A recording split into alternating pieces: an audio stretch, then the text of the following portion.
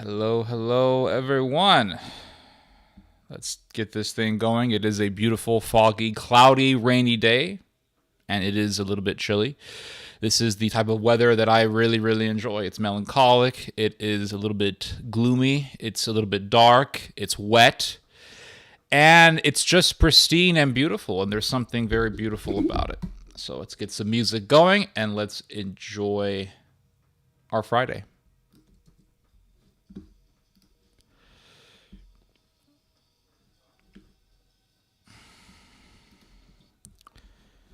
Oh, I forgot. Let me get the settings.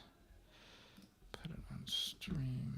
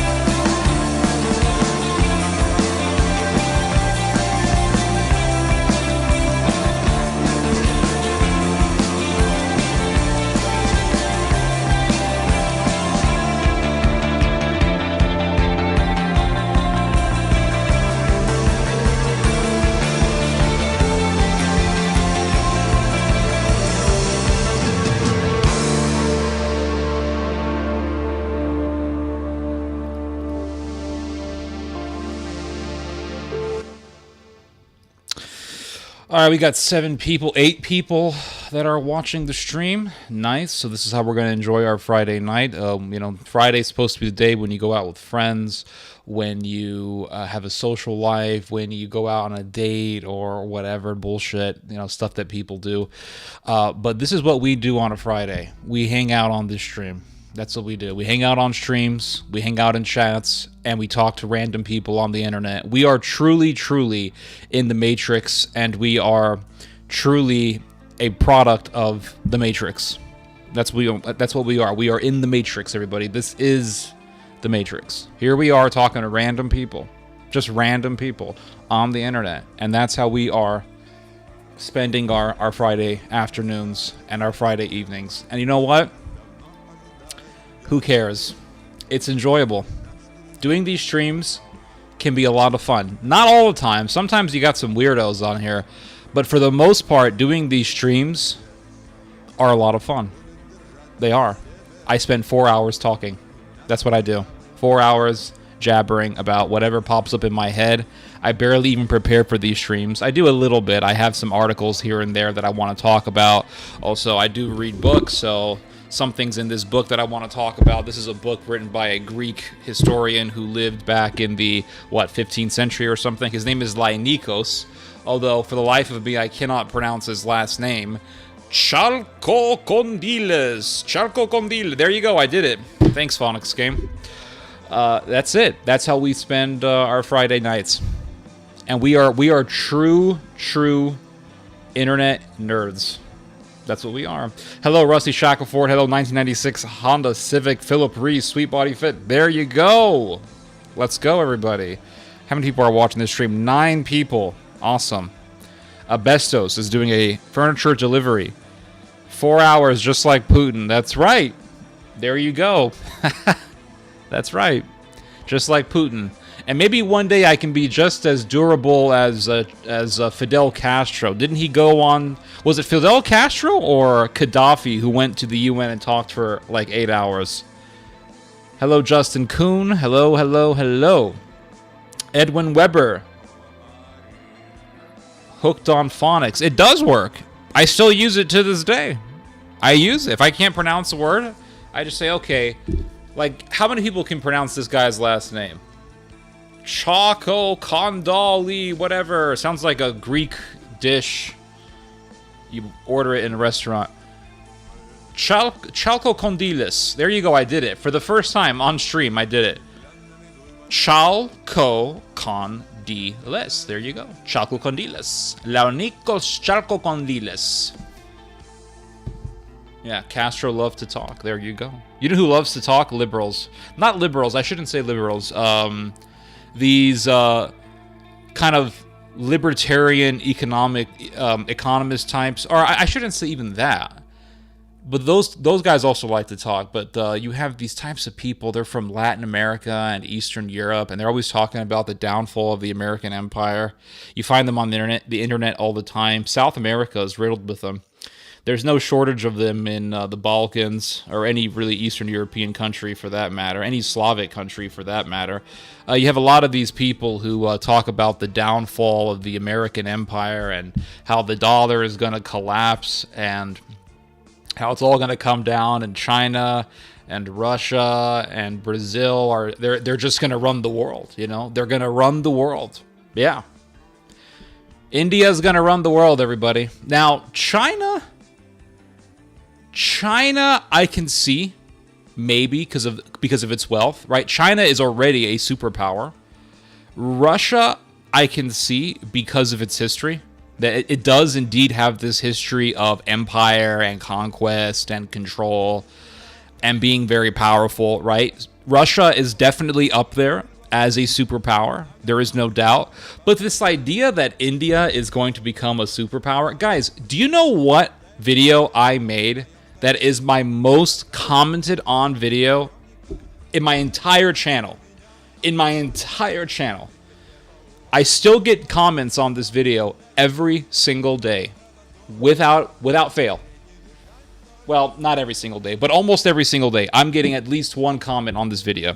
It is my video on how India will never become a superpower. That's the video. That video gets commented on almost every single day, practically every day. Like yesterday I got comments on it, day before I think I got a comment on it. I mean, it's just all the time, non-stop. It's absolutely, it's crazy.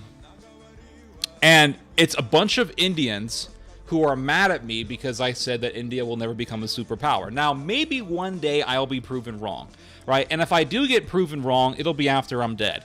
Because it would be a very, very long time before India ever became a superpower, a global power. I don't think I'll ever see that. I don't think I would ever see that day, I should say. Not will, because I'm not sure if that'll happen. I don't think that's going to happen. But I just do not see how India can become a superpower.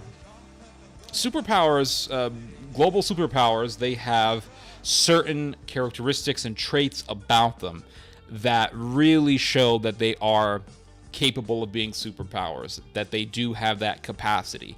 There's cleanliness, there is organization, there is a willingness to please your citizens. There is a sense of equity and fairness that comes in a country that is a superpower. For example, Russians love Putin. In America, I mean, we kind of love the idea of being American, although that is deteriorating. We do love the idea of being American, but we are more and more just becoming extremely rageful against the government. So who knows what's going to happen with America? America looks kind of bleak when it comes to its future, to be honest with you. And I hope I'm wrong, and I wish somebody could prove me wrong on this, that America's future is bleak. But I do hope that I am wrong about that. But looking at India, there is a tremendous lack of organization. There is a tremendous lack of cleanliness. The medical condition in the Indian society in general is awful. The religion of India, Hinduism, is detrimental to both the health and the psychology of the people. There is a very, very demonic system of society that they have over there, and they have this caste system. There are tremendous levels of poverty that are just for the Western world and for the developed world are just atrocious, absolutely atrocious. For them it's normal, but for us it's just atrocious. And a lot of Indians hate India. A lot of Indians run away from India. They don't want to live in India. They don't want to live in India. I went to Italy. Let me tell you something. There is this weird idea, that, not really weird. I can't say that it's weird because I can understand why people believe it. But there is this idea that Europe is just overran with a bunch of Muslims. And yes, there's a lot of Muslims who live in Europe. The EU has about, 23 million or so Muslims? That's a lot of Muslims, right? That's an entire Islamic country within the European continent. So that is a big deal, and it shouldn't be ignored. But there's another side of the migrant situation that is in Europe that people don't really talk about that much, and that is the Indian population in India. I went to Italy. I saw more Indians than anyone else. Honestly, I didn't really see a whole lot of Middle Eastern people in India. I didn't. I did not see a lot of Middle Eastern people in Italy. I saw a ton of Indians everywhere. I went to Rome. They were everywhere. Everywhere. Every bus. Let me tell you guys something about Italy. Italy is also a very disorganized country. Not as disorganized as India. Oh, it's a beautiful country, don't get me wrong. But there is a serious lack of organization in India. Sorry, in Italy, not India. Well, in India too, but in Italy, there is a serious lack of organization in Italy. For example, you cannot rely on the bus system there. You cannot be assured that your bus is going to come at the time that your ticket says it's going to come. Bangladeshi. Yeah, but those are Indians. I mean, Bangladeshis are Indians, right? They're all part of the Indian subcontinent. Pakistanis, Indians, Bangladeshis, they're all the same people. They're the same people. They're all part of the Indian subcontinent. They're all very much so related. So anyway, as I was saying, I went to Italy, and when you bought a bus ticket in Italy, so the way that you buy a bus ticket in Italy, I keep saying India. The way that you buy a bus ticket in Italy is you go to a cafe. This is how you buy a bus ticket, right? So you get yourself a cup of coffee. They have this is good coffee. They have very good coffee in Italy. And so you get yourself a coffee. You get yourself a what do they call it? Espresso or whatever. You get yourself a coffee, and then you buy a ticket. And usually a bus stop is going to be right next to a cafe.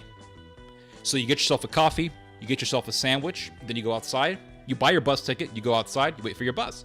The bus will tell you what time what is wrong with me today? The ticket will tell you what time the bus will arrive. So let's say the bus stop, the ticket says the bus will be arriving at 10:30 a.m.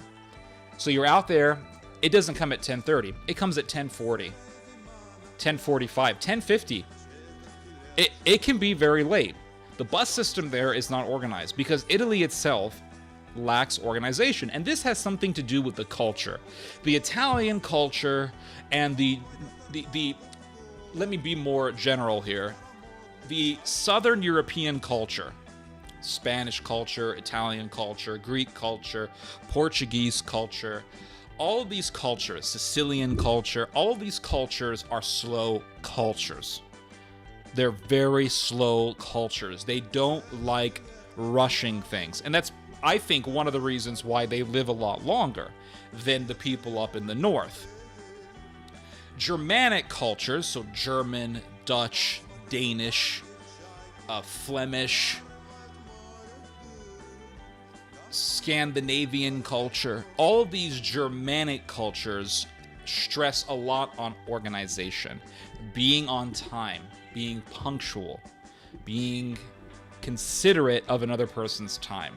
So when they make an appointment, they will arrive there early because they have this sense that it is shameful to waste somebody's time or to not arrive at a particular place at the time that you said you would be there. You can see this difference, for example, between the United States and Mexico. In America, we have more of a British/Germanic influence.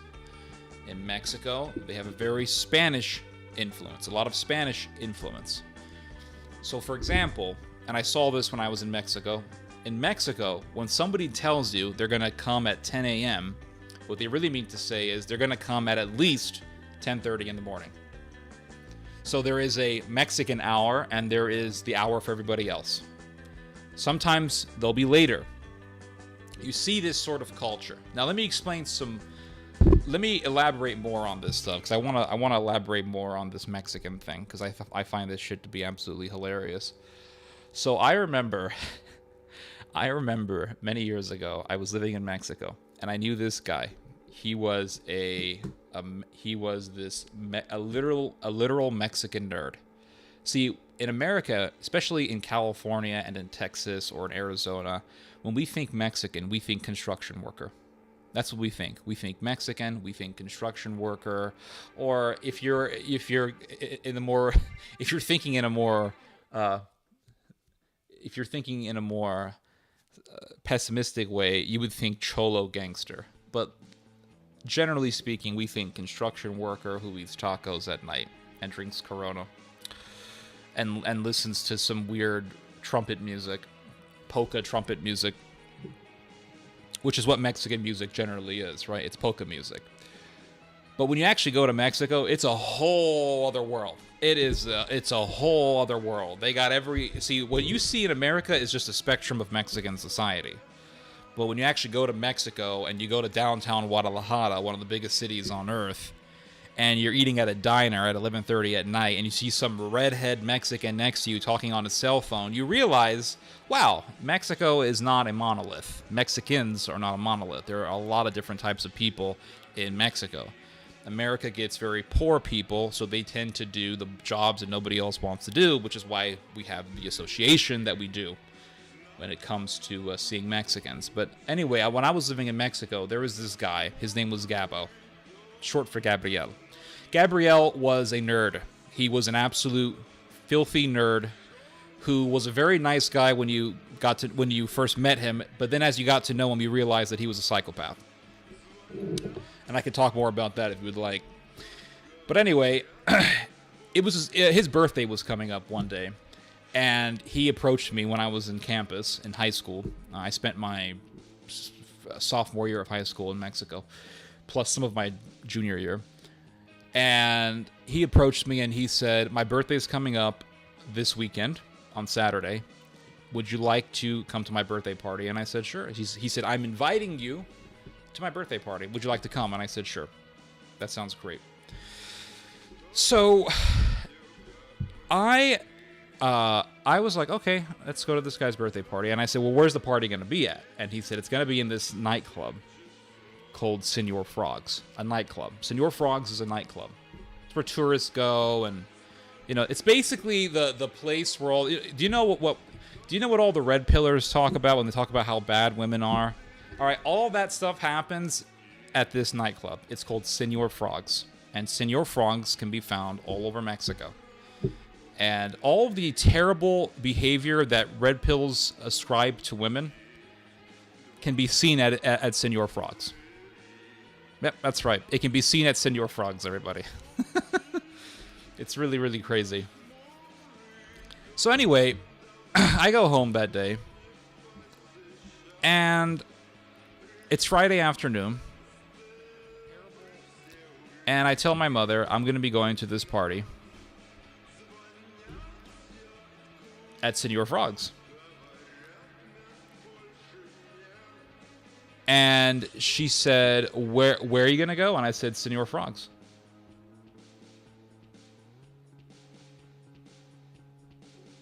She said, the hell you aren't. I said, what do you mean? She said, you're not going to go to some nightclub. Nope, no way in hell you're going to go to some nightclub.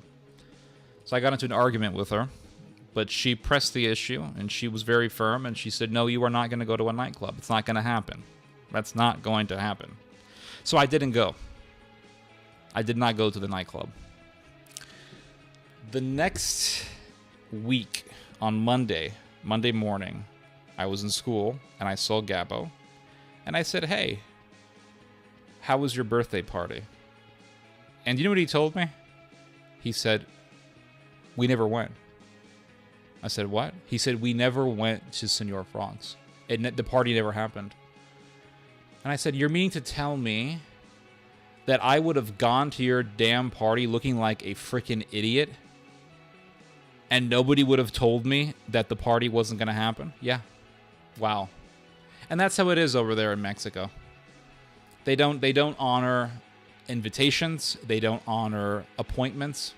That's how it is. And you see that sort of thing in Southern Europe, where it's not, I don't think it's as bad, but it's there. Punctuality is not there. It's just not there.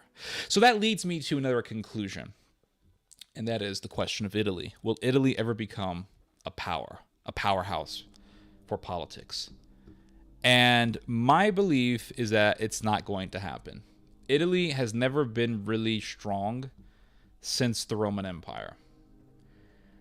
When Mussolini was controlling it, Italy wasn't that strong. Its military was a joke, and Mussolini ended up just giving Italy over to the Germans.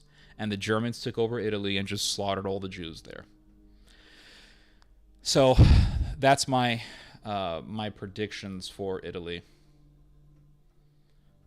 I don't think Italy will ever become a superpower. This idea, some Italians have this weird fascistic idea of, bringing back Italian power, but I mean, come on, when you look at Italy, it doesn't have the youth to be a strong country. Do you know that Italy has a very, very high elderly population? They don't have a lot of children in Italy. The young people are all depressed. They're living in apartments, contemplating suicide, complaining about the fact that they're making 1,400 euros a month for a part-time job that nobody else really wants to do. And then they complain and they beg for a raise and it never comes.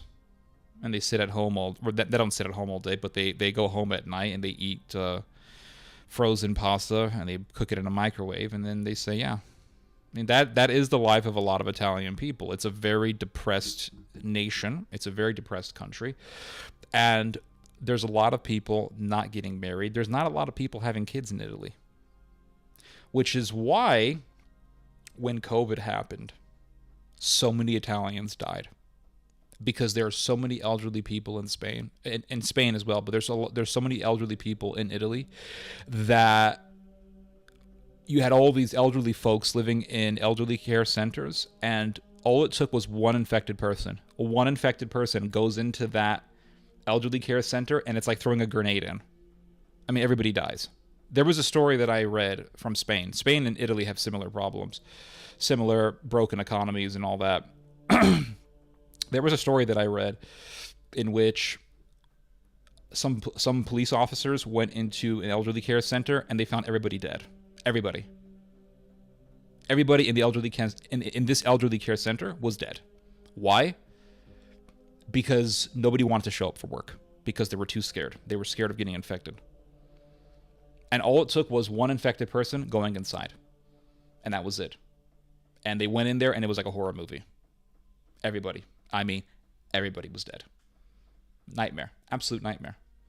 And I know a guy who lives in Poland whose mother was living in an elderly care center, and he took his mother out of the care center, and he moved her into an apartment that he was renting out. He evicted the renters, and then he moved his mom in because he said, I know that if I leave her in the elderly care center, she's dead.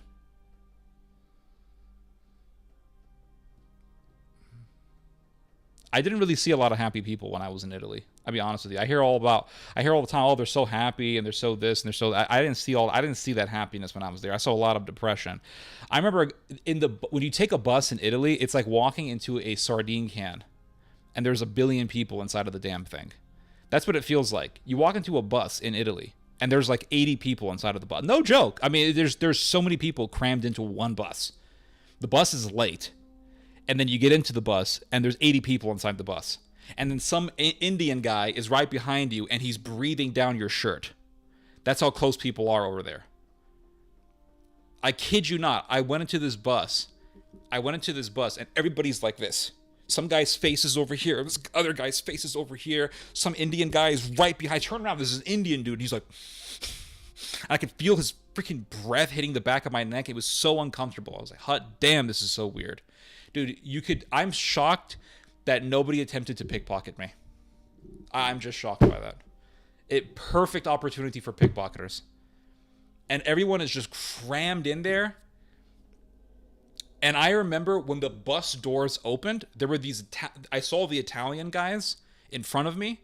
They're holding those poles, and they're right next to the bus stop. They're right next to the door of the bus. And they looked at us, and they went, "Ay, mamma mia." I mean, they just look miserable. When you go into Rome, it is inundated with smog. The air is filled with smog. It is so bad. And did I say India? No, in Rome. I'm pretty certain I said Rome. When you go to Rome, the air is just full of pollution. You're talking about pollution, guys. It is awful. Awful. The pollution there is so tremendously bad. It's horrendous. And I could not breathe when I was in Rome. I thought I had asthma. No joke. I thought I had asthma. I couldn't breathe. I couldn't make full breaths when I was in Rome. I made like maybe 5 whole breaths when I was there. Almost all the breaths that I took in Rome were short breaths. It's a miserable city. It's just a miserable city. It has very high rates of cancer. And I can see why. I mean, look at all the pollution in the air. It's just terrible. Then when I left Rome and I went to the countryside, I could finally breathe. All of a sudden, I was making full breaths. Which led me to the conclusion, it was the pollution. The smog in the air is so atrocious. I'm going to read your all's comments here. Hey, Ted, I sent a Christmas card to the Global and Theological Trends. Oh, I'm looking forward to seeing it. Thank you so much for that. Sweet Body Fit. Philip Rees, happy Friday. Hello. Happy Friday to you, sir. Honda Civic, hola senor, is currently on a furniture delivery. Awesome. Let's see here. Hello, Justin. Let's see here. Philip Reese says, cannot see India as a superpower. Saw a TED Talk where an Indian woman spoke of how dedicating in the open fields is a very common thing. Defecating. You said dedicating. I said, wait, what are you talking about there? What do you mean dedicate? I don't see a whole lot of dedication. I see a lot of dedication to Shiva and Kali. I don't see a whole lot of dedication to organization and cleanliness. Yeah, like I said, India is garbage. Look at the United States. The United States has its problems. It has its crimes. Don't get me wrong. It has its crime issue. But you go to America. You come to America. You see organization. You still see cleanliness for the most part. You see good customer service, care for the customer. That's another thing about America that you don't really see in a whole lot of other countries is care for the customer. Oh, that's a big thing in the United States. And I'm afraid that one day it's going to go away because of the Zoomers and of the next generation after that, Generation Alpha. So the generation that's after the Zoomer generation, they're calling it Generation Alpha, which is kind of creepy, because are these people going to be like SS concentration guard guys? Are they going to come in and be like, we are the Alpha generation, you millennials are cucked inferiors, and we're going to put you in a camp? I mean, it's kind of crazy, guys. It's kind of crazy. But I actually did some research on Generation Alpha, and one thing that I found out was that I have read that Generation Alpha is more than likely going to be a very nationalistic generation. Nationalistic. It's going to be heavily nationalistic, which reminds me of something that I heard years ago from some of these far-right guys on the internet, these Richard Spencer types. I heard from these guys that Generation Zoomer is going to be the most right-wing generation in American history. Now, is that true? We have yet to find out. Generations can change. You know, a generation can change culturally speaking. They can start out being very liberal and then go on to be quite conservative. I mean, we've seen this with the boomer generation. Don't get me started on the boomers. How liberal were they when they were young? They were very liberal. My father will tell you when he came to this country, everybody was a hippie, everybody was smoking dope, people were taking crack, they were taking drugs, they were very sexually liberated, they were very sexually promiscuous. There was a lot of that stuff that was going on. But then they went into Calvary Chapel ministry, and they got into the Calvary Chapel church. Oh, yes. Oh, yes. You best believe it. Absolutely. They found the Lord. They became Christians. They went to church. They all started voting Republican. Hardcore. I remember growing up in the 1990s, hanging out with these old church guys and these church couples, these older church couples, these boomers, and they would take us to pool parties. We'd go to pool parties, and we would go to restaurants, and we would go to the movie theater. We go on trips, and I thought, wow, these boomers are kind of fun to hang out with. And then you find out that when they were younger, they weren't even Christian. They were like, what? They weren't Christian? Yep, that's right. They were all hippies. They were smoking weed, and they were getting laid in giant Scooby-Doo vans. Hot damn! So they aren't these nice Christian folks. They are nice Christian folks, but they weren't always that way. So a generation can change. You know, things can change quite dramatically. I remember, you know, the boomers, how Christian they were. So the same thing can happen. I mean, we're kind of seeing this with the millennials. Kind of, sort of. I don't know if you guys have noticed this, but I've seen millennials who are very conservative. I've met them.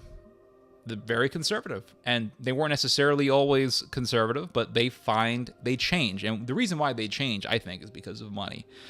That's one of the biggest reasons why. I think that's probably the biggest reason why they change. It's because of money. They start making money, and then the government wants to take money from them, and they say, "Oh my God, I want smaller taxes. You know, I want to reduce the taxes." And so they start voting Republican. And then when they have kids, you know, they start becoming more culturally conservative, and they'll say, "Okay, I don't want my kids seeing certain things or seeing certain ideas and things like that." So they become more protective. So they start voting more and more Republican. People will change. So I have heard that the Zoomer generation will be the most right-wing generation in U.S. history. That is yet to be seen, but it is possible. It is possible. Now, they're saying this also about Generation Alpha, that when Generation Alpha gets older, they're going to be a very, very nationalistic generation. And this is what I've heard. I'm not certain how true it is, but this is what I have heard. And that may be because of what the future holds. You know, there's a lot of scary things that the future holds, and this is just obvious. You don't have to be an analyst or a professor or a professional geopolitical observer to see this. You just have to be a simple, mere human observer to just see this. The future is bleak. Why is the future bleak? How do we know that the future is bleak? It's very, very obvious. Just read history. The history is very dark. And you see history. You see that history is full of wars. There's famine. There's pestilence. There's misery. There's misery. And I'm reading this book right now. I'm on part 2 of the histories by Laonikos Chalkon. Oh, gotta pop up the phonics game again. Chalkokondyles. Laonikos Chalkokondyles. And it's a book on it mainly deals with Byzantine history or Byzantine history in the 13/1400s.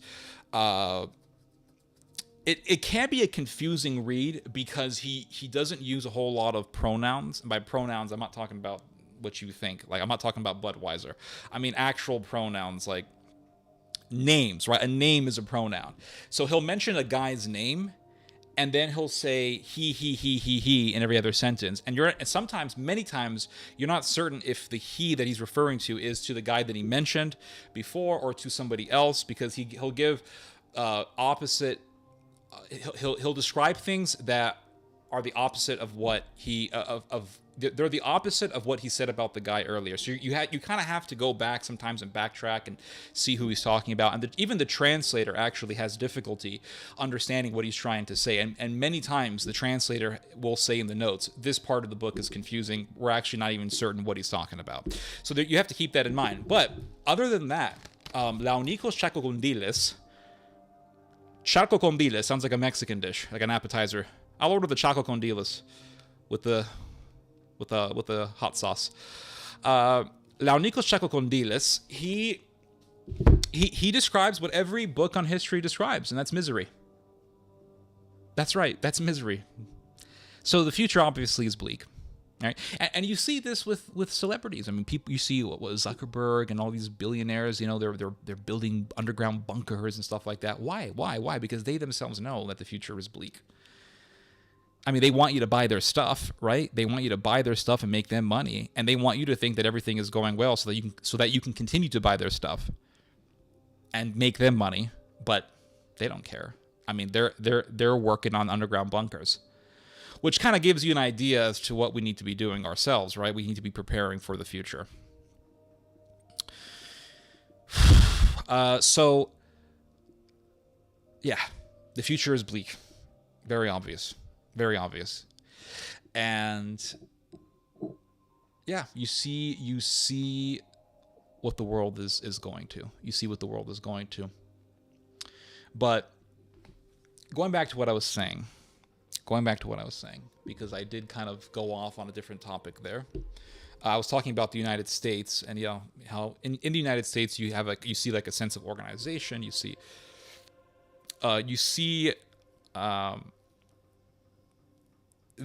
the stress on the importance of taking care of the customer, right? You still see that. There's still an emphasis on customer service in the United States, although I think people are abusing the hell out of it.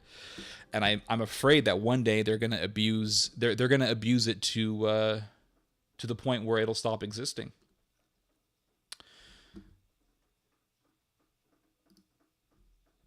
And that's it. But you go to different countries, and you go to different countries, and their policy is F the customer.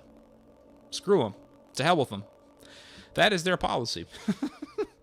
that is their policy. Like, I was talking to this guy. He's an American guy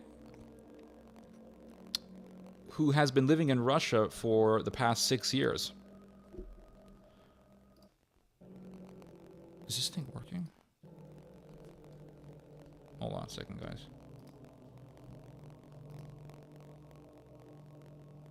Wait, is this thing working? Oh, there we go. I was talking to this American guy who... He's been living in Russia for the past 6 years. And... he told me about Russia, and he said that in Russia they don't have customer service. They don't. They don't have customer service. He says you call up somebody for help, and he says if you take more than 30 minutes of their time, they hang up the phone on you. They don't want to deal with you. He says you go to a store in Russia. He says you go to a store in Russia and you say, hey, I'm looking for something. And you try to explain you try to explain to the employee why you're looking for that type of product, right? Let's say you're looking for a particular power tool, and you're saying, "Listen, I'm doing this carpentry project, and I have this issue. So and if you start doing that with them, they'll say, "Get on with it, wrap it up. Come on, you're wasting my time." And they're very much like New Yorkers on steroids. They're New Yorkers on crack. And he said, So when you come to Russia, keep that in mind. People are not going to be as nice to you as they are in the United States. Customer service, what's that? That doesn't exist. Mexico is worse. I would argue that Mexico is probably worse. I remember going to Mexico. I kid you not. I went to dinner with this dentist and his wife, and I got my meal. His wife got her meal. My parents got their meals. The dentist never got his meal, and we waited like 2 hours. He never got his meal, and no one ever came up and said, "Hey, did you get your food?" No one ever comes up to you and says, "Is everything all right? Are you guys enjoying everything?" No one does that in Mexico. It's like, F you. They don't give a shit. They don't give a shit, dude. The culture there feels so Mexican culture, it feels like, it doesn't feel like it's a culture. I don't think they have a culture. I mean, they do, but it just feels very disconnected. Like, you're there, yeah, you see Mexico, you see Mexican things here and there, but when it comes to actually catering to people, when it comes to like respecting people's time, respecting people's business commitment, or respecting people's business, it's just not there. It's like you go to a restaurant and you don't even know if they're going to give you what you want. And sometimes you got to get up and say, "Hey, where the hell are you? What's going on?" Because they don't give a shit. They see you sitting on a table. They don't give a shit. And the restaurant may not even be that packed. It's crazy, guys. It really is. Like, once you leave the United States, I'll just say this because Canada is kind of like America. Once you leave North America, the world is very different. You know, the world is very different once you leave North America. It's very different. I went to Canada and I saw the same type of customer service as I would in the United States, because Canada is pretty much like a copy of the United States. But man, I mean, yeah, the idea of customer service is just not there. It's just not there. It's pretty crazy. And there's no free refills, and everybody wants to rob you. And they once they notice that you don't speak the native language, they start trying to take advantage of you. You go to Italy, they take... Now, in Spain, I didn't really see this, but in Italy, I saw this. They try to take advantage of you hardcore. Mexico, big time, they try to take advantage of you. Oh, they try to rob your ass. They see you not speaking Spanish, or they see that you're trying to speak Spanish, and they notice that it's broken. Ooh, they want to rob your ass. They want to rob your ass.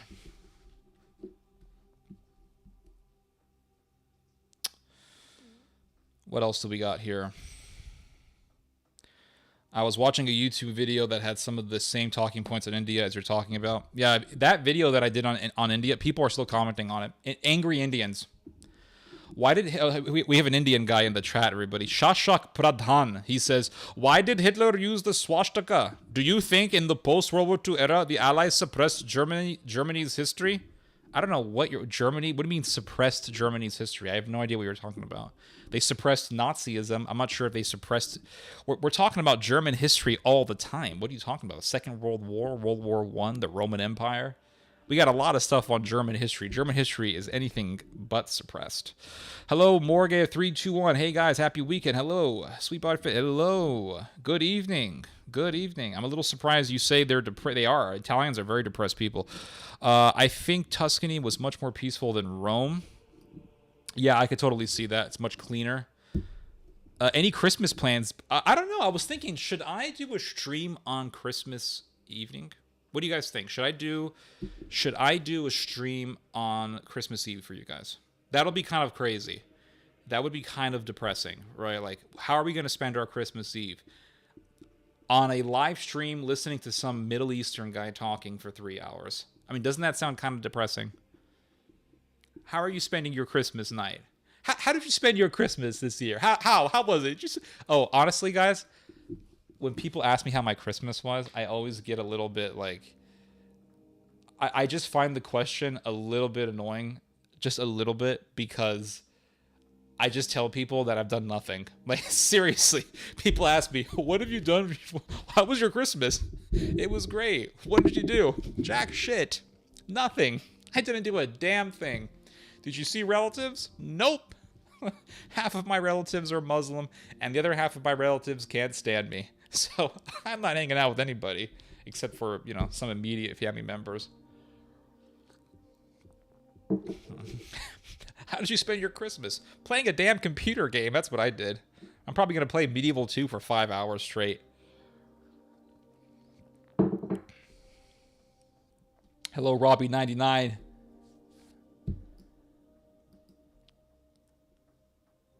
Mickad HD.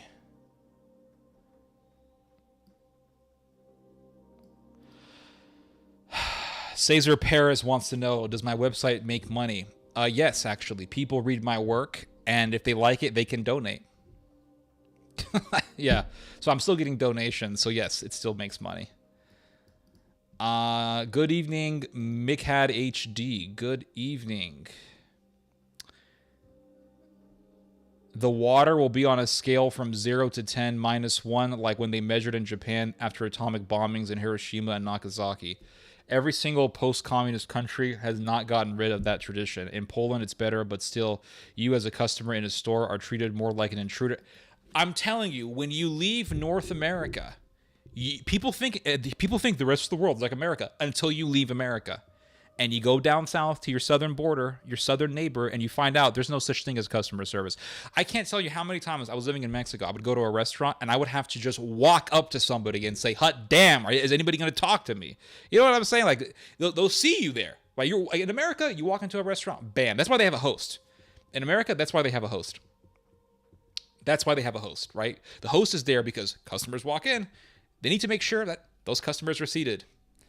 In Mexico, it's fuck the customer. That is their motto. In America, it's the customer's always right. In Mexico, it's fuck the customer. And this is how it is pretty much anywhere else in the world outside of North America. No one gives a shit. You walk into a restaurant. You know what? I'm so tired of censoring the F word. I want to say the F word. All right. The F word just makes sentences sound so much more direct. They make the sentences sound so much more robust. Fuck the customer. That is basically the motto. And I remember going to Mexico. I remember living in Mexico. I can't tell you how many times I would walk into a restaurant and it's like, you're just standing there and no one gives a shit. There's no host there to say, "Hey, how many people are going to be seated tonight?" 3, okay. You want something to drink? Like, that don't exist. In Italy, it's the same thing. I went to Italy, right? I went to this restaurant. And I realized this is like Mexico. Oh, I'm in Mexico again. This is Mexico, part 2. You walk into a restaurant in Italy, you walk right to an employee. Any employee, it don't matter. Customer, cash register, whatever. You walk right up to an employee and you say, "I'm hungry. Sit my ass down." And that's it. I mean, that's it. They don't give a shit. They see you standing there. They don't care. I'm telling you, I went to Mexico. I was living in Mexico. Right? I went to this state in Mexico called Michoacan. It's in the southern part of Mexico. Now, Michoacan is a shithole now, but when I was over there, it was actually quite nice. To be honest with you, Michoacan and Querétaro were the nicest places that I went to when I was in Mexico. Very clean. People were a little bit more organized. But I remember going to this restaurant in Morelia, which is the capital city of Michoacan, and I ordered a soup. I ordered some Mexican soup with corn or whatever, like a tortilla soup thing going on. I don't know. I forgot what it was. And I look at the soup, and there's a bug in it. There's a dead bug floating in the soup, floating right on the soup. Now, if this happened in the United States, I would tell the waiter, "There's a bug in my soup." That waiter would pretend to freak out. He would immediately get the soup out of your table. The manager would have come over. He would have gotten on one knee like he was going to propose marriage to you. This is how American managers work, by the way. He would have gotten on one knee and he would have said, "I am so sorry that this has happened to you. I am so sorry. Here's what I'm going to do. Order whatever you want on the menu and your entire bill will be on us." Really? Yes, absolutely. We are so sorry that this happened. And that's how it would be dealt with in the United States. When I was living in Mexico, I have never seen a bug in anything when eating in America. I've never seen it. I've never once seen a bug floating in a soda, soup, never seen it. But I saw a bug floating on my soup, floating on the damn thing. And the waiter comes over and I say, "There's a bug in my soup." You know what this dude does? I never forget him. He was a tall Mexican dude with no hair, completely bald. He looked Serbian. You would have guessed this dude's from Serbia. They are Mexicans who look Serbian, by the way. I've seen Mexicans. I'm like, that guy could be from Serbia, and I think maybe it's partially. I mean, you could. If I had to assume, it's because of the European blood that's in Mexico. There's a lot of European blood in Mexico, but there's a lot of Eastern European people who settled in Mexico back in like the 1900s. So, anyway, the dude looked like he could have been from Serbia. This dude does not say a word. Doesn't say, "Oh my God." He doesn't even pretend to care. Doesn't even pretend to give a shit. He picks up the ball and he just walks off. And he never came back. He came back one time to give me the bill. Yeah. And that's how it was in Mexico. Their motto is fuck the customer. That's it. And that's how it was in Italy. Although in Italy, I didn't see anything grotesque in Italy. The food came out, good, came out okay, more or less. Some places came out better than others, but I never saw anything weird like that. But nonetheless, I mean, you walk into a restaurant in Italy and it's just like you don't exist, like you're a ghost. And there's no free refills. And do you know how you're in a cheapskate restaurant? You know how you know you're in a restaurant whose motto is to hell with the customer? When they give you a can of soda and a glass of ice. That is the biggest red flag right there. They don't give a damn about the customer. If they come and they give you a soda can with a cup of ice, they're cheapskates. You ain't getting no free refills. And they're going to charge you $2.36 for that soda. Almost every Chinese restaurant does this. This is why I like food chains. Because with food chains, I am respected. In other restaurants, I'm abused. It's abuse. No free refills. To hell with the customer. You got a bug in your soup. We don't give a shit. You walk into a food chain, McDonald's. Free refills on soda. The food is cheap. I walk in there. I get myself a Big Mac, a French fry. I get myself the spicy chicken deluxe. And I'm good. I get McCafe. Dude, I go into Starbucks and they're charging now, dude, in some fast food restaurants, they have free refills on coffee. I think Burger King has free refills on coffee. They have free refills on coffee in some fast food places. But you buy yourself an iced coffee at McDonald's. It's delicious. It tastes good. And it's cheap. In Starbucks, they're charging people for iced coffee, $5 for iced coffee, $5 something for iced coffee. It's crazy, guys. It's crazy. Wendy's. Yeah, Wendy's is great.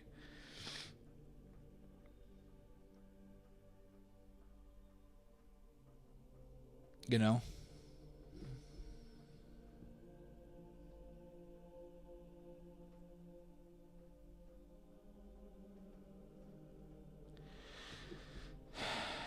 I went to Tijuana once and ordered a grilled cheese and a coffee, and they took for yep, that's right. They take for they don't give a damn. 5 hours, they don't give a shit. I was like, WTF is taking so long for a cup of coffee? Yeah, that is exactly how it is, guys. That's exactly how it is. They don't give a fuck over there.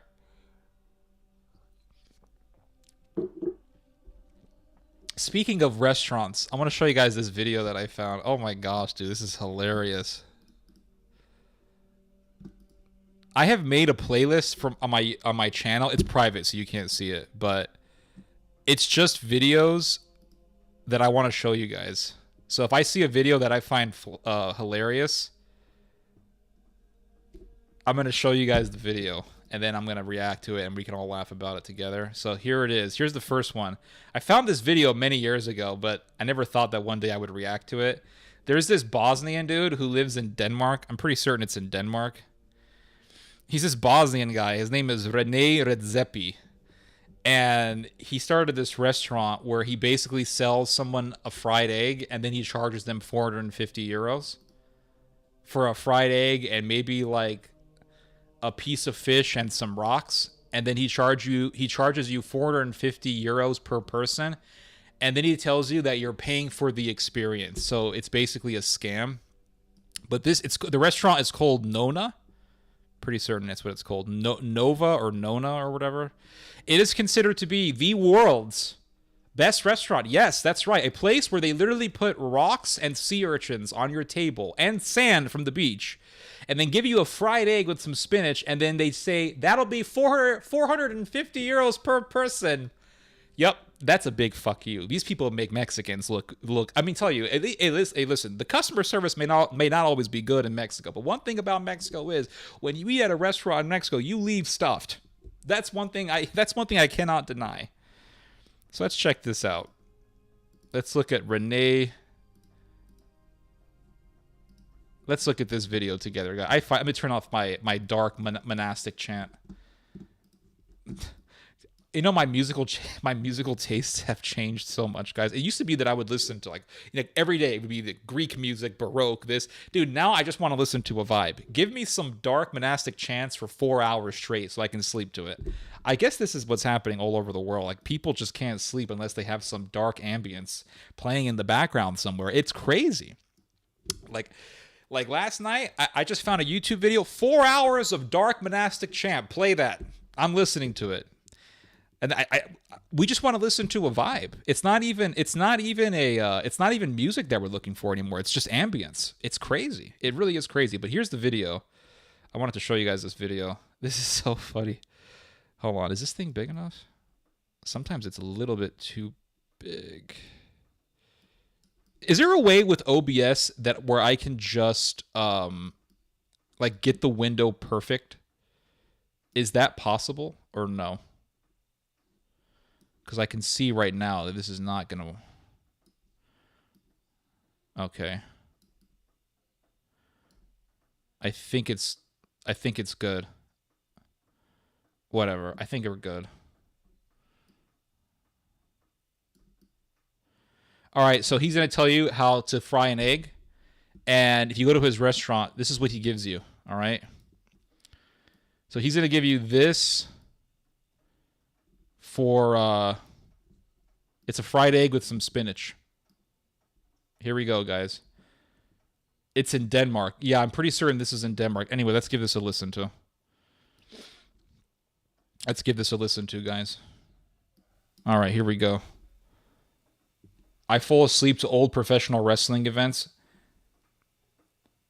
I'm not joking, guys. Lately, I've just been playing ambient videos. Just give them a listen. I'll find a video. It's like 5 hours. Perfect.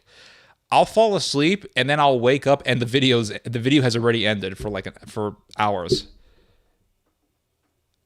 As in F the chat. F in the chat. I don't know what you're talking about. Oh, do I hit F? Is that what I do? Or Command F? Oh shit, Command F. Yeah, but I want it to fit perfectly. I don't want this other stuff around it. Wait, is this better? Oh, that's even worse. But isn't that better? Hold on. Command F. Hold on. I think this is better. I just need to now make the window bigger or something. Yeah, I think this is good. Let's make it... Oh, gosh. Let's make it... Hold on. Let's make it bigger. Yeah, I think that's good.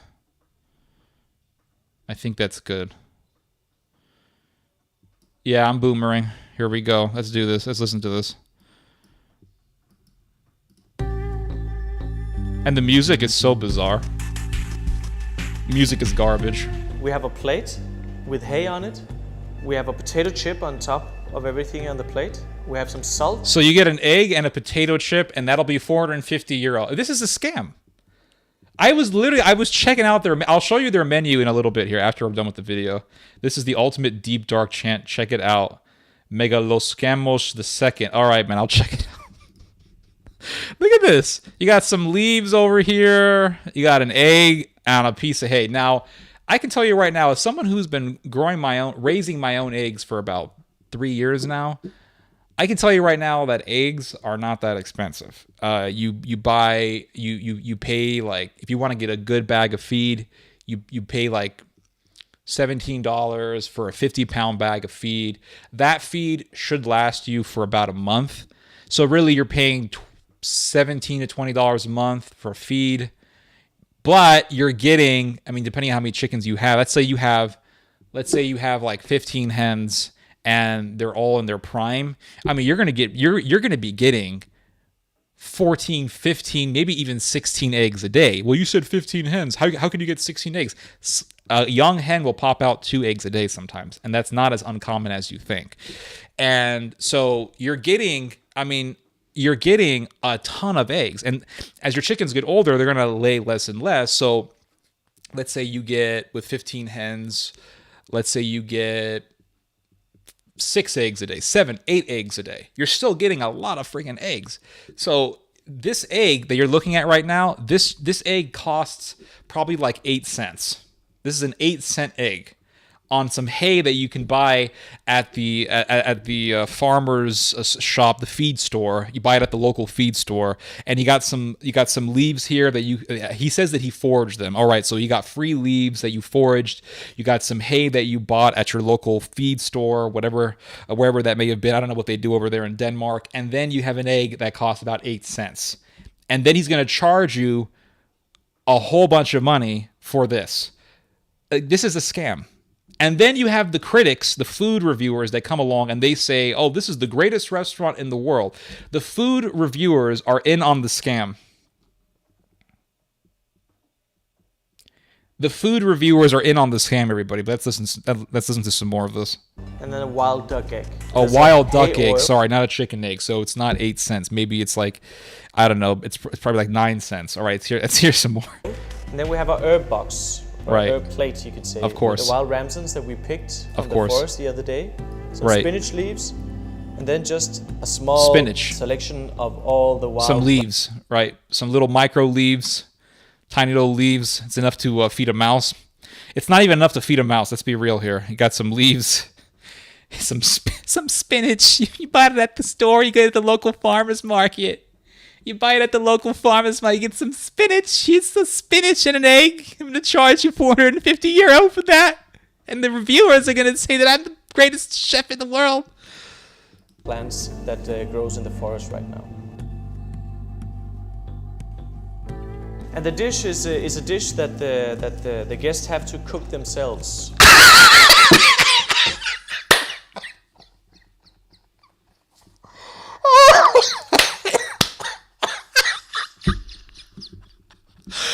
Oh my God!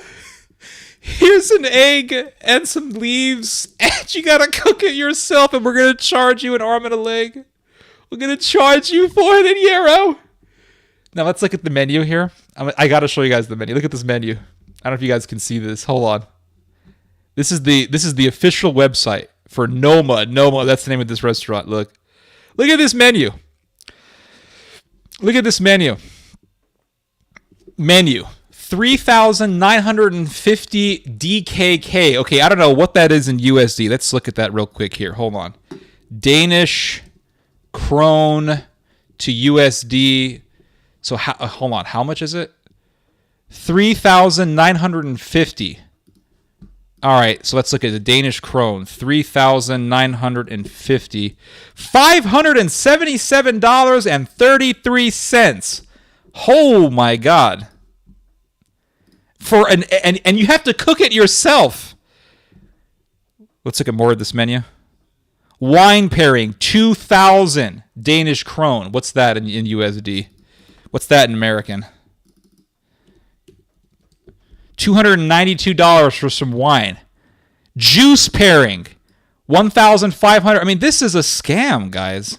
Absolute scam. Menu with wine pairing package, 6,150. A lot of money. It's a lot. I don't know what that exactly is in American, but I can tell you right now, it's a lot of money. Menu with juice pairing package. But this is not a scam, everybody. It's fine dining. No, this is literally the definition of a scam. It's called that because after you eat there, you won't have Noma money.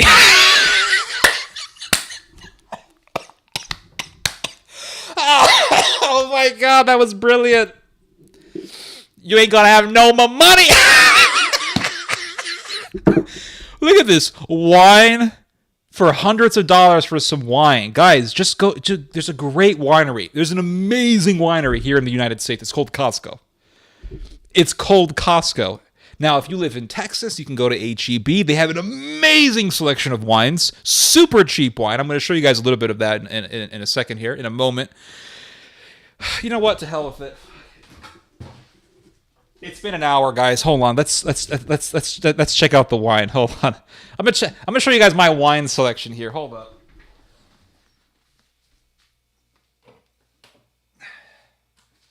So let me show you guys some fine dining over here.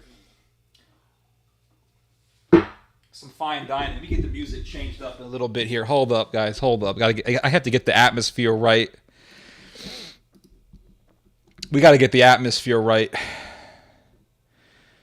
Got to get that atmosphere.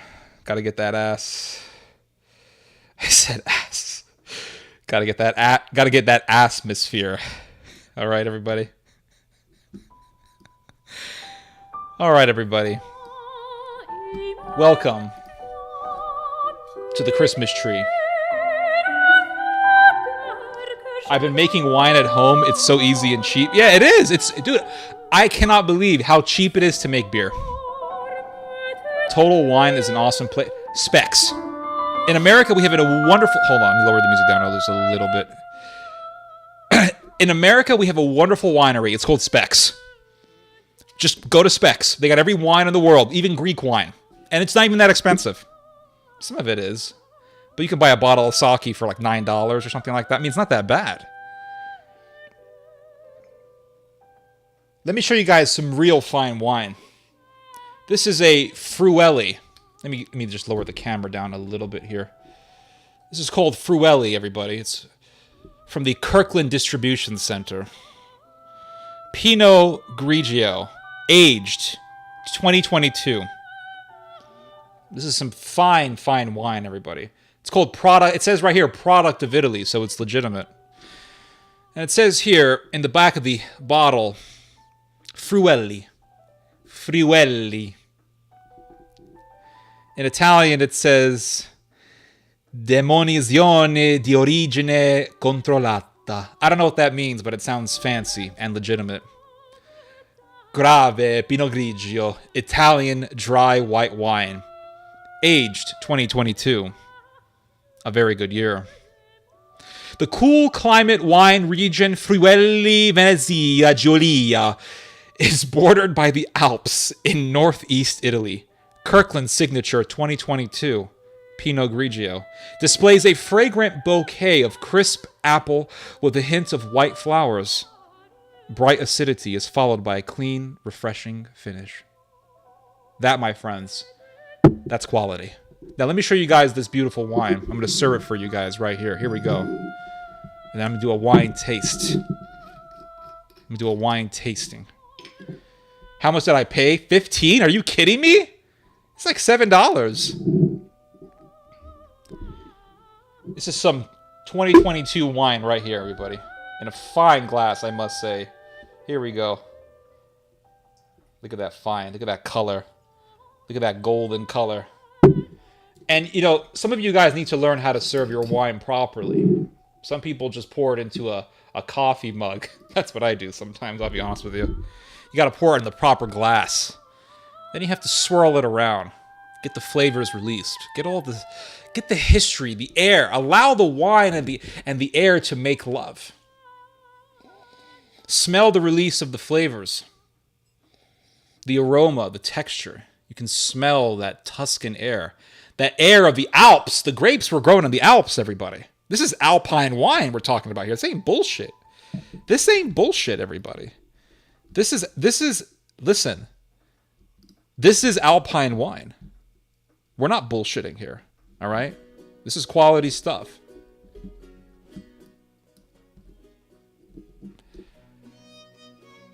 So when I swirl this wine around and give it a smell, I smell the air of the Alps. I'm no longer in America. I smell the air of the Alps. I can literally smell the elephants that Hannibal Barca marched across the Alps to invade Rome.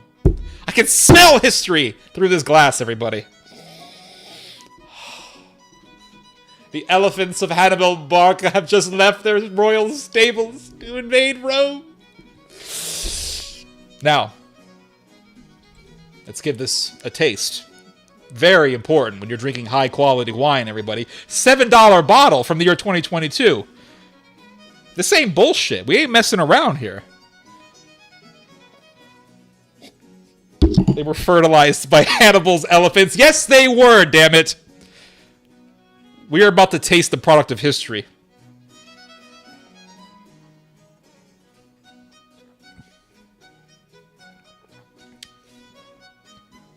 So good. This is the wine to live for, my friends. This is the purpose of life. I got a bottle of Evian. The perfect music? Oh, absolutely. I got a bottle of Evian, spring water from the French Alps. Wow. The very spring water that the elephants of Hannibal Barca drank before he embarked on his great adventure to invade all of Italy. That's right.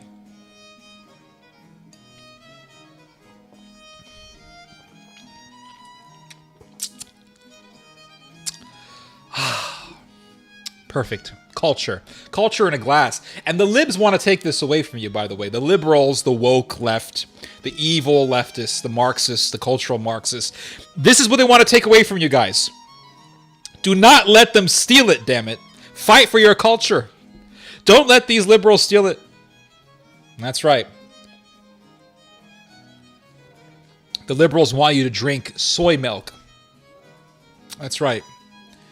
If we don't get rid of these damn libs, they're just we're not going to be able to enjoy anything at this point. It's all going to go downhill, everybody. Oh shit, just spilled some of it. Coca-Cola testing. That's a really fun idea, yeah. Jesus' first miracle was that's right, turning water into wine. Absolutely. Do not deny that by forsaking the greatest drink ever. Here we go, everybody.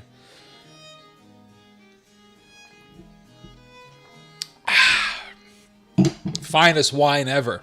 So you're telling me all I gotta do is buy myself a bottle for $6.99 and then charge people hundreds of dollars to drink it?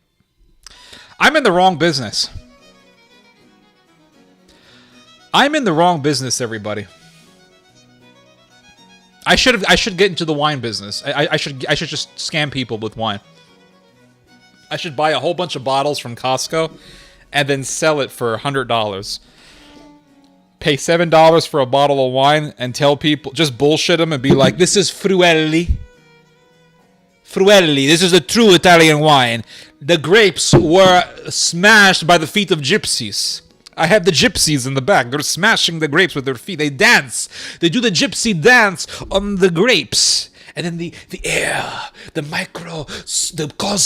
microcosmic bacteria, yeast in the air enters the grapes and begins to do its magic. And the air and the grapes make love. And then we say it's from the year 2022, a very, very fine year, everybody. First thing Noah did was he had a party. And then Ham spoiled it. Ham messed up the vibe. Noah had a vibe, man. Noah had a vibe. Yeah, he was vibing out with the wine. And then Ham came over, was like, why are you naked? Come look at him. Let's laugh at him all day. And then Noah cursed him.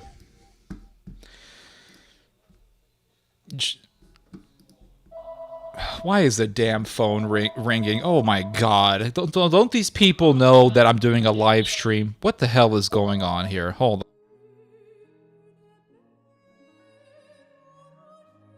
I am so sorry for that inconvenience, everybody. I hope you guys didn't hear that damn phone from ringing. What are you guys drinking? I think I'm going to pour myself another glass of this very fine, expensive wine, everybody. We're just having a good time right now. We're just vibing.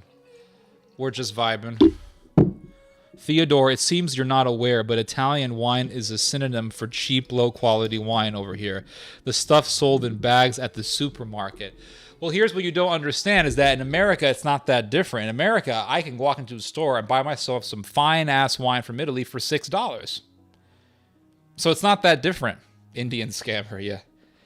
Ask them questions live. Yeah. Let me find some Baroque music that's good.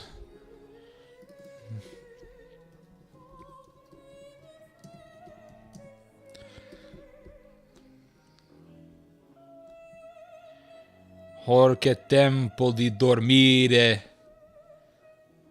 Il giardino armonico circonda Tarquino Morella.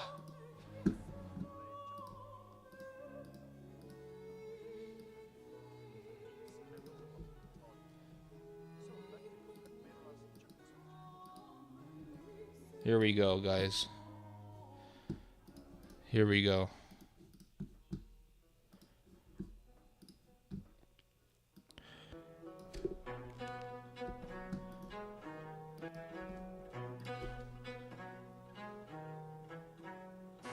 I'm on the 4th light beer. Awesome. I am drinking the rest of my eccentric Cabernet that I think I opened on last Friday's stream. Awesome. The point is, it's far from fine wine. It's borderline vinegar. My friend, to be frank, and as a Croatian man, I know that you appreciate frankness. I just think that your palate does not fully appreciate the fineness of the quality of this wine.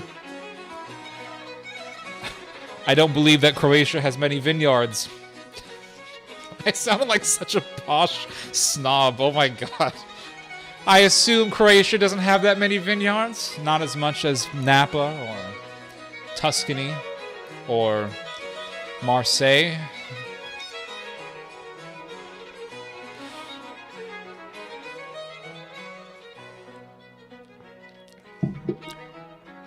Diet 7-Up. That's fine quality right there. Somehow manages to be even Sprite, vodka with OJ and ginger ale. Ooh, that's nice. That sounds cool.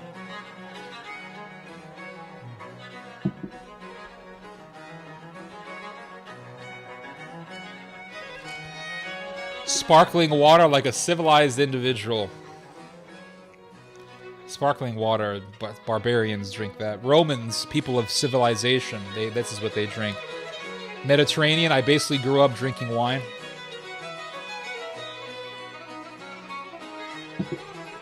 I'm assuming that Croatia didn't have any vineyards until the Romans conquered the Dacians. Oh! I broke the execution of that statement was not that good. I kind of stuttered there. Let me repeat that. I'm assuming that Croatia did not. Oh, I messed it up again. I'm assuming that Croatia did not have its first vineyard until the Romans conquered the Dacians. There you go, I said it. Southern Comfort and eggnog for the holiday win. Wow, awesome. Guys, this is just too good. This is how I enjoy my Friday nights, everybody.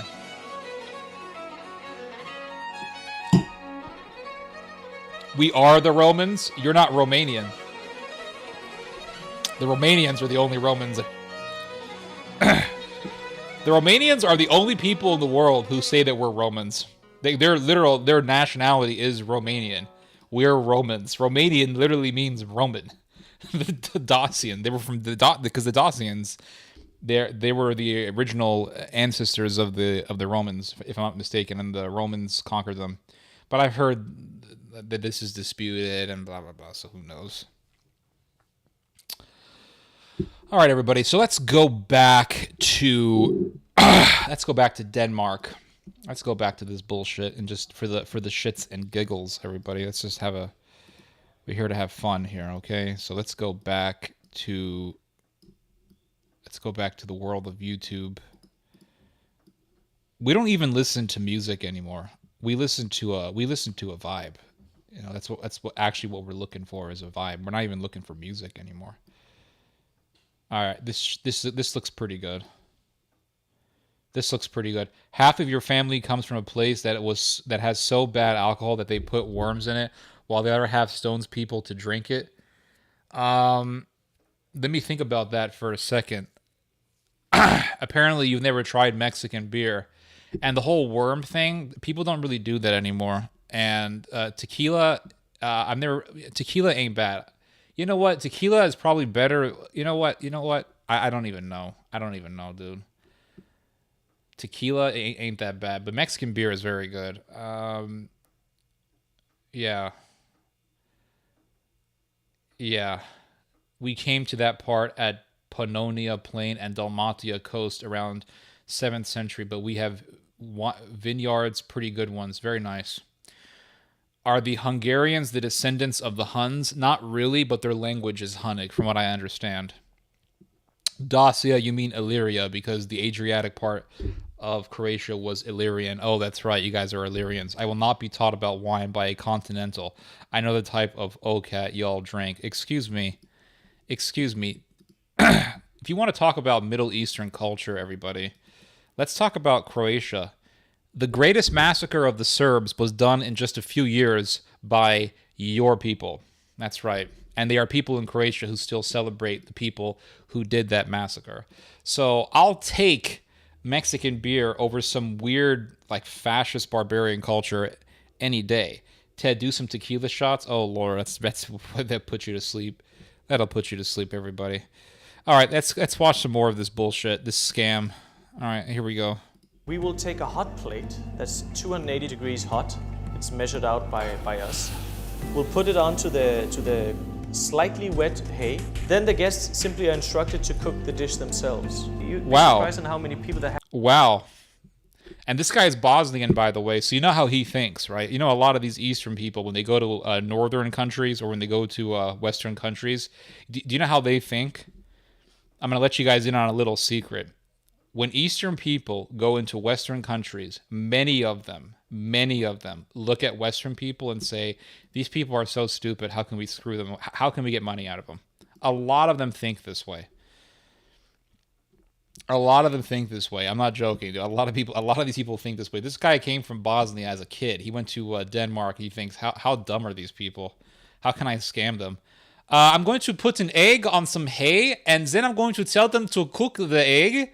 Right? Yeah. And then I'm going to tell them that you're paying for an experience. Yeah, you're paying for an experience. Yes, absolutely. Look how freaking evil he looks evil, this guy. He has some weird, crazy eyes. Hasn't cracked an egg before. So there you go.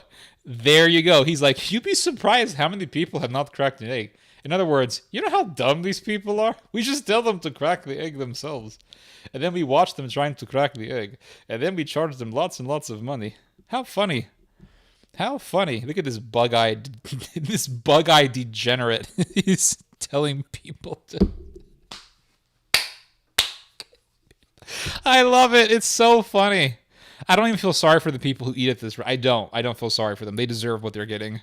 People, it gives them a little sweat on their forehead, but if it's a group of people, it creates dialogue, interaction. Wow, dialogue and interaction. By the way, these are potato chips. Oh, that's what you're paying money for. So you're paying money for some potato chips that look like the chips that you get in the big bag at Costco. They call it kettle chips, which is like what? You pay $8 and you get yourself a giant bag of kettle chips, and they look kind of like this. They're like Lay's potato chips, but better, and they're a little bit healthier for you, but they're better quality because they cook them in a kettle, whatever that means. And yeah, that's what this guy puts on some hay. So you're getting a plate of hay with some potato chips that you can buy in a giant bag at Costco. And then he tells you to crack the egg yourself, and you're paying for an experience, and you're also paying for dialogue, for community. That's what you get here. Yes, 450 euros for dialogue and community. That's right. Let's hear some more of this. Smiling. In a way, we're also showing how easy food can be if you have timing and you have a thought behind it. Wow. Once they have added the hay oil to the pan, they crack the egg, and then they start the timer. Wow. It's on 2 minutes. I am the guest right now.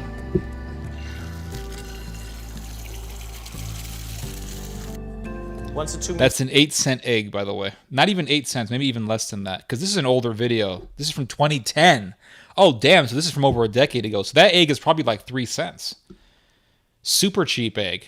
But you're paying for an experience, everybody. That's right. Are gone. They add this thyme butter to the Wow. pan. Wow, butter. Wow. So fancy, guys. Wow. I am just absolutely astounded. I am flabbergasted. This is just profound. Butter, everybody. Butter. I've never seen this before, ever. I have never in my life seen this before. This is just amazing. Then they cook the spinach leaves and the wild ramp leaves. Then they're instructed not leaves. Okay. to do anything else. We keep an eye on when they crack the egg, and then we start our timer to 3.5 minutes. And when our timer in the kitchen is 3.5 minutes out, we come with a sauce and we pour over wild ramson sauce. Wild Ramson sauce. So basically, he just takes some leaves from some herb, and then he mixes it with some olive oil, and then he puts it in a blender. He just blitzes it in a blender and gives it a fancy name. And then he just pours it on the egg, and then he charges you $100. Brilliant. Absolutely brilliant way to make money off of a bunch of idiots. And finally, the guests, they take all these small wild Flowers. Don't forget the flowers, guys. Very expensive. Yeah, that's very, very expensive. Wow, I've never seen this before, plants ever. and sprinkle all over this egg dish. And then crumble over the potato chips. You know what? That's right. Once a week, every Friday, I spend my Friday nights promoting what? Community and dialogue. And that's why we talk about Croatian people every Friday night. Because we're all about that community and dialogue. You're paying for an experience. I made up this bullshit on the toilet. Speaking gibberish. Yeah. He looks more German than Bosnian. That's probably because he's been pretty much raised in Denmark. So he's been Denmarkanized. Oh, we got ourselves another Balkan war. Look what I've started here. This is the dialogue that I start. This is the community and the dialogue that I'm promoting. Healthy conversation, healthy dialogue, healthy discourse between Balkan people. And look what I started here. We got the Romanians and the Croats pissed off at each other already. But I'm here to promote peace. I want peace between the Balkaners. Teo, you speak about Croatia like you know much. Less generalization, please. Oh, I'm so... hold on. What did I say that was wrong? I can't believe there's people dumb enough to actually pay... Yep. What did I say that was wrong about Croatia? I said the Ustasha, right? The Ustasha did not the Ustasha butcher hundreds of thousands of people? Seriously, everybody, this is a historical fact. Give me a break. In 90s Poland, I could have meals like that made at home for free, paying for the experience of being a sucker. Hold on, Polish people wouldn't eat stuff like this, would they? Polish people eat like boiled eggs and beetroot soup and all that stuff, right? But do Polish people eat stuff like this with eggs and like herbs and stuff like that? Theo's Bar and Cafe the Burdock would never peddle such nonsense. Absolutely. I have more respect for people than to do something like this. You keep accusing whole nation. No, I'm not. I'm not accusing... Ustasha. Did not the Ustasha... And are there not people in Croatia who actually praise the Nazis who did that? Like in Ukraine. It's just a simple question. I never once said all Croats are Nazis. It's all because of the freaking eggs. Paying for these yeah, I know.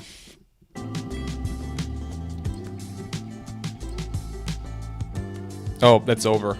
Oh, there's more. There's more to this. Hold on. Here's a 2,222 euro lunch in Spain, everybody. It gets worse. Here we go. Let me play this for you guys. This is hilarious. This is just hilarious. Let me get this thing just right. Smaller percentage than in America. I never got any not necessarily anti-Semitic. I think the Croats were more focused on killing Serbs than they were on killing Jews, if I'm not mistaken.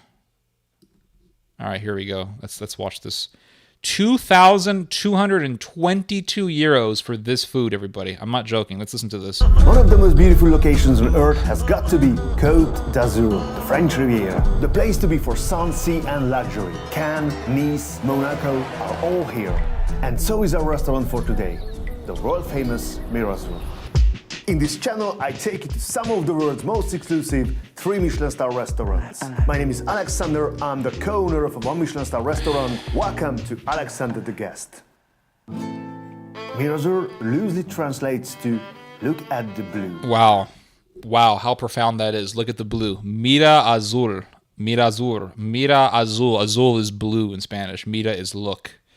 With this view, it's hard not to. Wow. Mirazur Believe it or not, this is so stupid, guys. Look at the view. Look, it's such an experience. Let's look at that view again, that stupid view.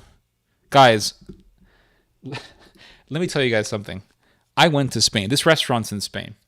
I went to Spain back in 2015. How do I say this? How do I put it to you guys in a simple way? I went to this restaurant on the freaking beach view, okay? Looking at the ocean, looking at the Mediterranean Sea. And I paid like €4, €4. And for €4, do you know what I got? Do you know what I got? I got a giant platter of sea freshly caught from the ocean. Sardines, squid, different types of fish, all in one giant platter. $4, €4. So 5 something in USD. On the beach!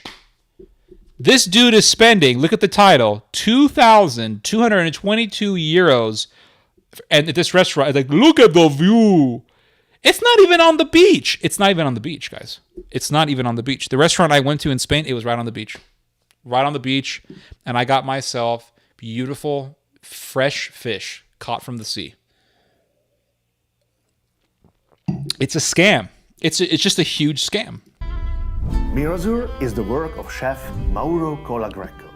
He was born in Argentina in 1976, the Italian parents. Argentina. When he became a chef, he came to France to learn from the greats. After living in Paris, Colagreco decided to slow things down a bit and open a restaurant here in Menton. Chef believes in an ultra-short supply chain. They grow most of the ingredients. The vegetable garden has 30 types of tomatoes alone. Everything harvested and served in the shortest possible time frame. That means the mushroom pumpkins, green onions. I think I'm seeing some lettuce. This looks like lettuce here. And what else do we got? Tomatoes. Yep, that sounds about right. That's €2,000 for that. That sounds about right. Mirazur opened in 2006 and got its first Michelin star within a year. In 2012, it got the second. It got the third in 2019. That year, I visited for the first time. This was a big year for Colagreco, as Mirazur was named #1 in the world's #1? So, so they said the same thing about Noma. Noma's greatest restaurant on earth. Now Mirazur.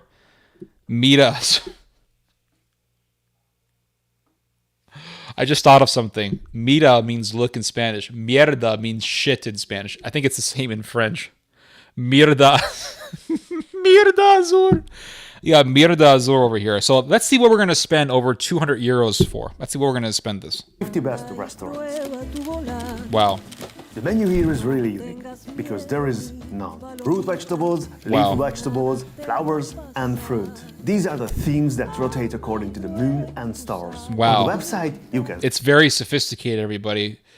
It's not just food, everybody. It's food that's dedicated to the moon and the stars. We track the moon and the stars like Christopher Columbus did when he's on the ship. Like Christopher Columbus did when he was on the ship looking for Cuba, when he was looking for the New World. When he found America, that's how we found it. The very stars that guided Christopher Columbus guides us in this restaurant, and that's why we charge you €2,000. Somebody got to pay money for all of this very, very sophisticated stuff. You don't understand the power. You don't understand the wisdom that we're emanating from our minds when we make this food, everybody. That's why we're charging you €2,000. That's why. In fact, we could charge you more. But we charge you less. Because what we're giving you is so good, so sophisticated, so beyond your feeble little mind, okay? So it transcends so much your mind, everybody. So beyond your own comprehension. You will never understand it. We could charge you $1 million for this, but we charge you $2,000. Why? €2,000. Why? Because we actually have compassion. We have compassion, okay? And we have humanity. We don't want to rip people off. We could have charged you more. Somebody had to pay for all this. Somebody had to pay for all this wisdom. Somebody got to pay for all this hard work. Somebody got to pay for all this knowledge. We go deep, okay? We transcend humanity. We go to the archives of human knowledge. The very stars, the very moon that guide the Christopher Columbus, that guide the Aztecs, the Maya, that guide every civilization that ever existed in human history. Guide this restaurant, everybody. It guide the restaurant. Somebody got to pay for all this. Who gonna pay? Who gonna pay? We have a grand wizard who live in the back of the restaurant. He talked to the stars. He talked to the moon every night. He tell us what to do. He actually writes the menu. Who gonna pay for all that? Who? You tell me who? Who gonna pay for all of it? Who gonna pay for all of it? You tell me. You tell me who gonna pay? You? You're not gonna pay. You're gonna give me 2,000 euro. But most of it goes to the wizard in the back. That's right. Most of it goes to the wizard in the back. I'm not playing around. This is not bullshit. Oh shit, man. We got the Balkan War going on, man. We got Croatia versus Macedonia. Oh shit. This is dialogue right here. We're gonna solve world peace.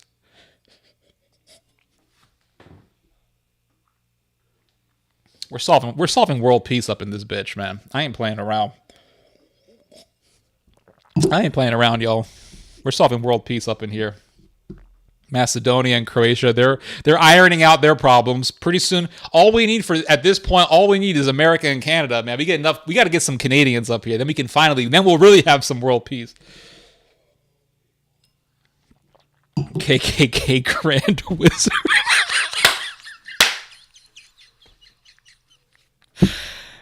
The dialect, yep, that's a mafia dialect. Portugal is very good at seafood. Oh, I'm sure it is. Spain also, yeah, they're all near the ocean. Suckery at its finest, absolutely. Europeans are masters at it.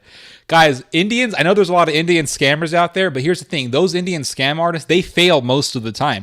Indian scammers, they ain't got nothing. They ain't got nothing on European scammers. Nothing. European scammers are much smarter. They come along and they're like, we have here the finest herbs, the finest ingredients ever. You don't understand. This is growing in the finest soil from the very volcanic rock that erupted when Pompeii was destroyed. The ashes that fertilize the soil for the food you're eating actually has pieces of the burnt flesh of the people of Pompeii who were burned alive by the volcanic rock that erupted here 2,000 years ago. You don't understand this level of sophistication. Like European, come on. No one has shit on the Europeans when it comes to scamming. All these Americans go to Europe and they're like, wow, volcanic rock wine. I hear that it's fertilized by the burnt ashes of people who were burned alive in Pompeii 2,000 years ago. Pompeian wine. I can taste the burnt. I can taste their screams. It's so amazing. Wow. Brilliant. What war, Ted? I was just talking with Croat. You tripping. Yeah, but there's some Balkan dialogue going on right now. So Balkan people really hate each other. So the way the Balkans work is everybody hates the Serbs, right? So Croatians, Bosnians, Albanians, Bulgarians, they all hate the Serbs from what I understand. So if we can just get Balkan people to start talking, that's actually one step forward. So we're actually making progress at this point. Ted, I don't have the heart to tell you. They're just wishing each other a good night. Oh, zdravo. Okay. We go deep inside your wall. That's a good one. Yeah. Oh, damn, dude. It's hilarious. Didn't that one chef who taught Gordon Ramsay and is the youngest chef to get 3 Michelin stars give them back because it's all bull? Yup. Yeah, you know who runs Michelin? The Michelin Tire Company. So why in the hell is a tire company determining which restaurant is the best? And a lot of these restaurants, when they say this is the best restaurant in the world, that's a scam. That's a lie, because the greatest restaurant in the world is McDonald's. No joke, and everybody knows this. The greatest restaurant in the world is McDonald's. There is no restaurant greater than McDonald's. The greatest restaurant in the world is McDonald's. And everybody shits on McDonald's. Everybody and their mama shits on McDonald's, but they all know that shit's the bomb. They all know that stuff is the bomb. How do I know this? Let me tell you guys something from experience. I went to Mexico. Do you know the one restaurant that everybody wanted to go to in Mexico? McDonald's. Absolutely, McDonald's. And do you know how people thought of McDonald's? They said McDonald's, that's for the rich folks. That's what they would tell me in Mexico. They said McDonald's, that's for the rich folks. If you went to McDonald's, that was a status symbol. You were seen as high status. You were seen as a high status person. A man walks into a McDonald's and gets himself a Big Mac. That's a high value male right there in Mexican culture. That's a high value male right there. He orders Big Macs and a fries, and he slaps some fried chicken on top of that, some chicken nuggets. High status male right there. No cap. I'm starting to sound like a damn Zoomer. No cap. We go in there lit. Yeah, some Zoomer talk. I went to Italy. Do you know the one restaurant in Italy that was packed all the time? Now, you would see all the Italian restaurants galore. Italian restaurants everywhere. Every block had like 10 pizzerias. Everywhere you went, every corner, gelato, pasta, pizza, gelato, pasta, pizza, gelato. Do you know you would see these restaurants empty? They would have like 5 people. Sometimes you would see one guy. I remember walking down. I went to this one place called San Marino. It's supposedly not a part of Italy. They say, San Marino, that's a country. We're not part of Italy. What language do you speak? Italian? Where are we in the map right now? We're in Italy. Okay, we are in Italy. They say, oh, this is a country. Yeah, your country's got like 20 people. So I was in San Marino at night, walking around at night in the middle of San Marino. Nobody around. I feel like I'm in a ghost town. I walk past this lonely pizzeria. They got one German dude outside of the restaurant sitting on a table eating a pizza with a knife and a fork. Some German dude who looks like he's a member of the EU Parliament with a fitted suit eating a pizza with a knife and a fork. That's who was eating at that place. Do you know which restaurant was always packed full of people? Do you know which restaurant was always crowded, jam-packed, no matter what time it was? McDonald's. McDonald's is the greatest restaurant in the world. It's not Nona's. It's not this fucking shit that I'm looking at right now. It's McDonald's. Well, this is the greatest restaurant in the world. The only reason why you say that is because it appeals to your sick elitism, and you think that you're like in a special plane of existence because you eat at this fucking restaurant that most people can't afford. Is bullshit. The best restaurant in the world is McDonald's. Okay, KFC is right up there as well, but McDonald's, it's always freaking packed. Israel Project. I literally have read your messages. You told me the same thing 3 times already. I can read English. Okay? Music time. I get it. It's going to come. Relax. I am right now in a vibe. I'm in a roll right now. I'm talking about this other stuff. You want to talk about music? That's fine. We're going to get to that point. Let me do my thing. This is the live stream that I do every Friday. Didn't know Mexico was such a shithole. Even here, McDonald's is a synonym for shit food. That is. See, you're just saying that. You're just saying that right now because your ethnic national pride is kicking in right now. Because you don't like the fact that I said that McDonald's was the most popular restaurant in a country that neighbors with the Balkans. Because when we're talking about Italy, we're like one step away from Serbia, right? You guys are right next to each other, right across the sea. This is the reason why when you read the Aeneid the Aeneas by Virgil. The Aeneid by Virgil, ancient Roman book on like how Rome was founded and all that. This is why when you read the Aeneid by Virgil, it says that when the Trojans escaped Troy after Troy was destroyed by the Achaean Greeks or whatever they were called, where did those Greeks go? The Trojans, they fled to the Balkans, and then they crossed the sea and they were in Italy. That's how close Italy is to the Balkans. I was in a car that drove. We were driving right next to the Adriatic Sea. I could literally see the Adriatic Sea. I'm like, oh shit, right across the sea is Serbia and Croatia and all the rest of them. So when we're talking about Italy, we're getting very close to your territory. So now your ethnic national pride is kicking in. Like, oh fuck, we don't eat that shit over here. Nah, hell no, man. Here in Croatia, we're eating kebabs. We're eating like arvash, eggplant with tomato, ajak, whatever the hell you guys call it. I know what you Balkan people eat. I can almost guarantee you, if I took a trip to Zagreb, which I never will, but if I ever took a trip to Zagreb, I can almost guarantee you McDonald's is packed. McDonald's tastes like paper. You're just deceiving yourself. You're deceiving yourself. Everybody, you're not deceiving me. Everybody, oh, McDonald's is good. Let me tell you guys something. What country in the world is one of the biggest concentrations for revenue for McDonald's? Which country in the world has one of the highest concentrations of revenue for McDonald's? Which country is it? Oh, is it Mali? No. Is it Mexico? No. Is it Argentina? No. Is it Burkina Faso? No. Is it New Zealand? No. You know which country it is? The last country you would suspect. France. France has one of the highest concentrations of popularity for McDonald's in the world. Everybody. A huge concentration of McDonald's money comes from France. France is one of the biggest customers, one of the biggest consumers for McDonald's, everybody. The freaking French. All right? And the Frenchies are always talking about how they have the best food in the world. And, we have the best food. Parlez-vous français, we have the best food in the world. We're the best. We're French. Blablabla, pepe le pew, and all this crap.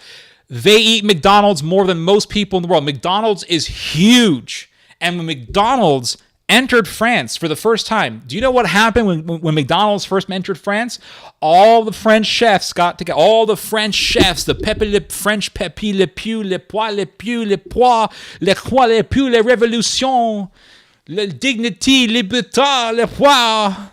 All the French chefs got together and they protested to the government, and they were urging the government to literally ban McDonald's so that because they said it's going to destroy the culture.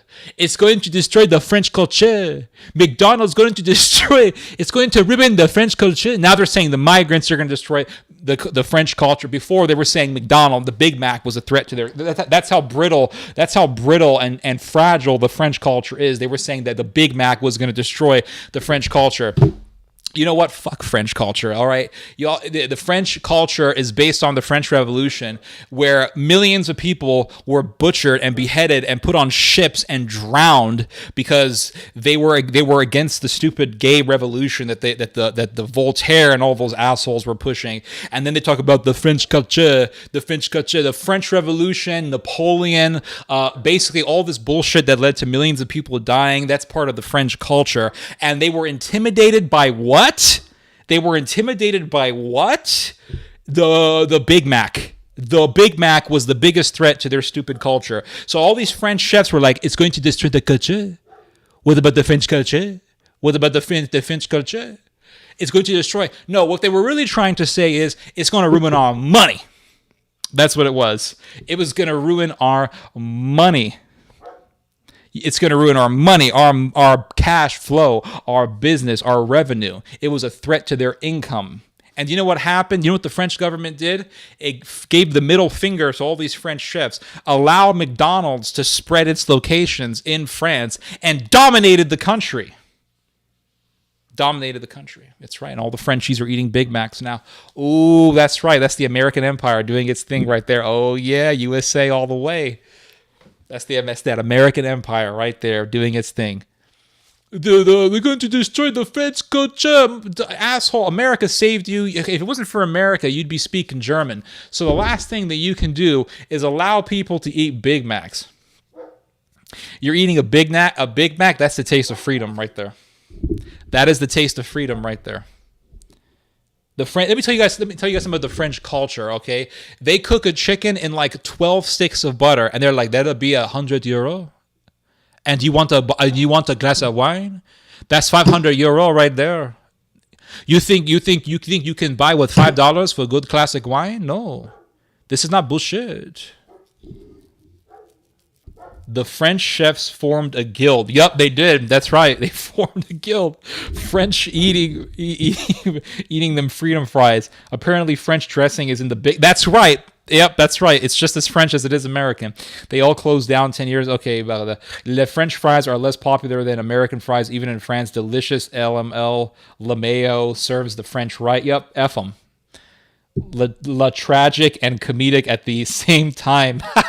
McDonald's and other fast food is the common people's food and others. People love to bash McDonald's, but then they eat there. That's right. You're supposed to say it's crap. Yep, you're supposed. You know what McDonald's is? McDonald's is Nickelback. Everyone says Nickelback sucks, but everyone still listens to Nickelback. Everyone still listens to Someday, How You Remind Me, Photograph. Everyone's listening to that music still. Creed, the same thing. Oh, Creed sucks. They're still listening to Creed. People are still listening to Creed. But why do people say that it sucks? Because like you said, they're supposed to say that. They're expected to say that.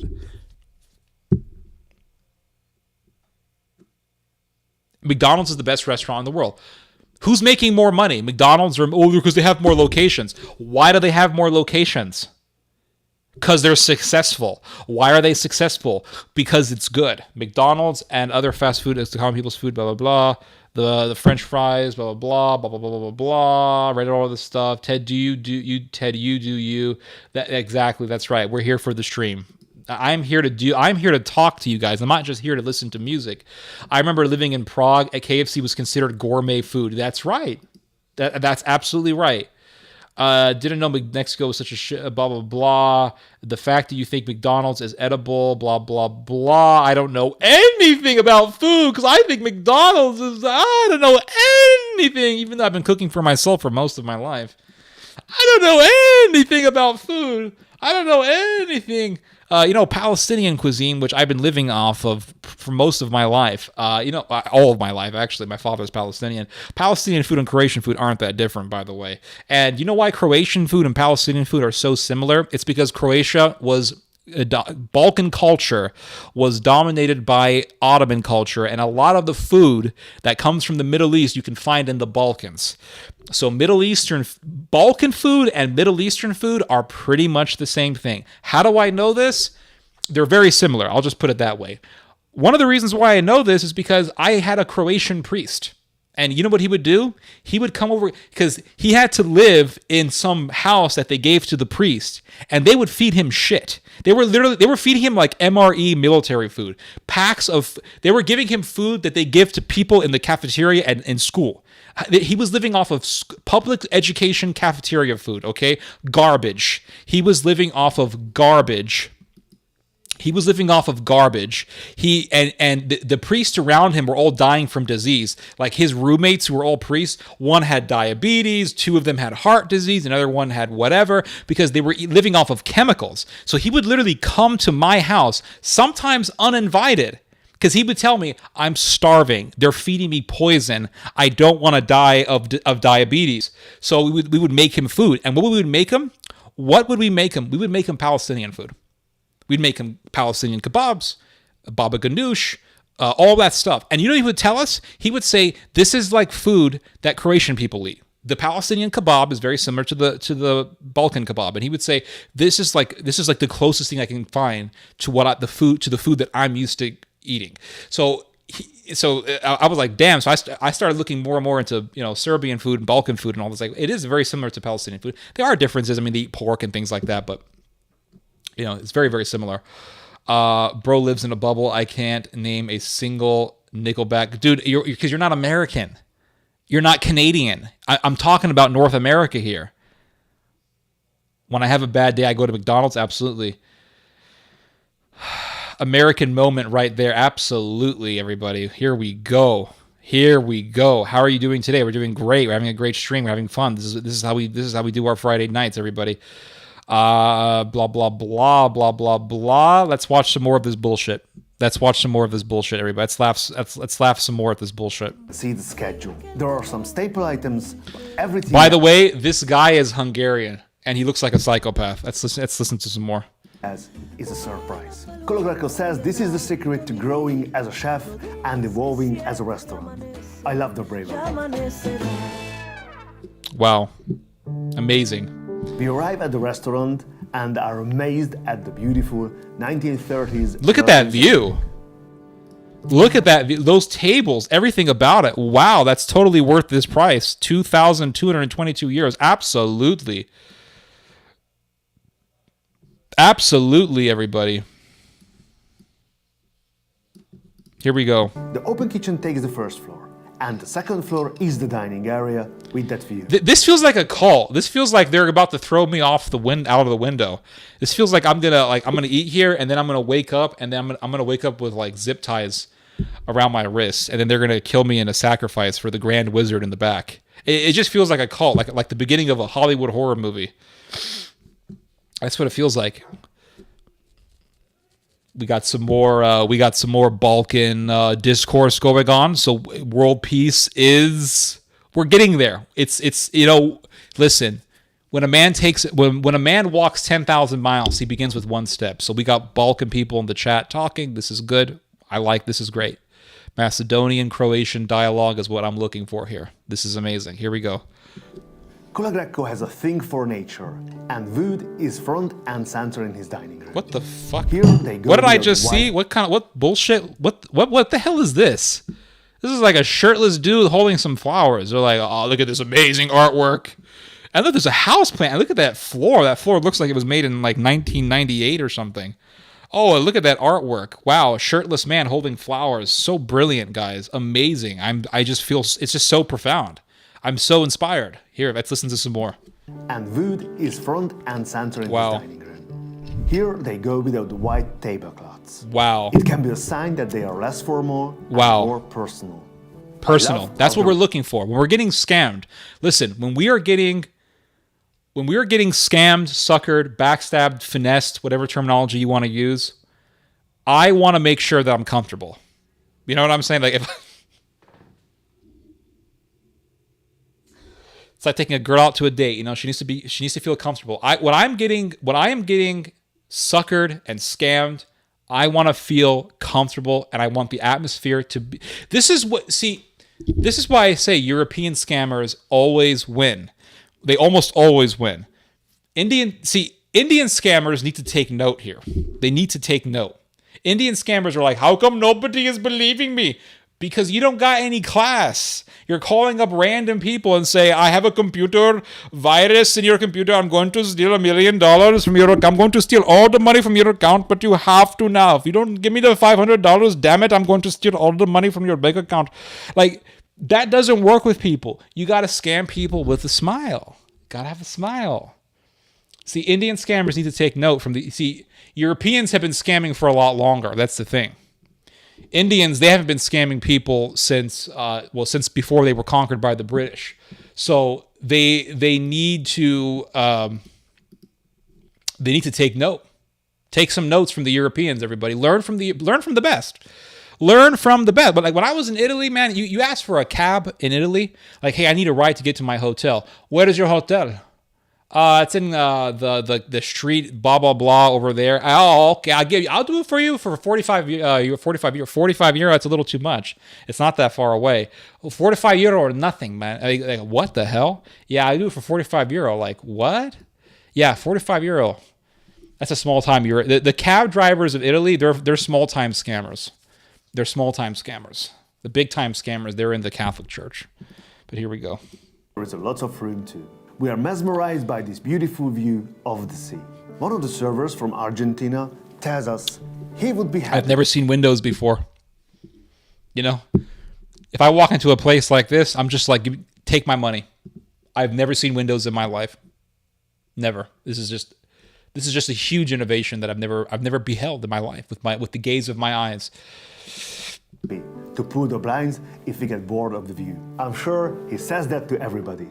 But his delivery was spot on. His delivery was spot on because he's a master scammer. That's right. They know how to scam. See, when we think scammer, we think what? Indian, maybe Chinese, maybe Russian, gypsies. But we don't really ever... when we hear European, the last thing we think of is scammer. That's how good they are at scamming people. They're so good that you never associate them with scamming. That's a sign of a good scammer. Gave us a good laugh. I'm happy to see the service that is light and carefree. That's you can right. tell this attitude is baked right into the culture here at Mirazur. That's exactly how I like it. That's right. We go for the tasting menu for 300. That looks like the same exact wine that I got from this bottle right here, by the way. $6.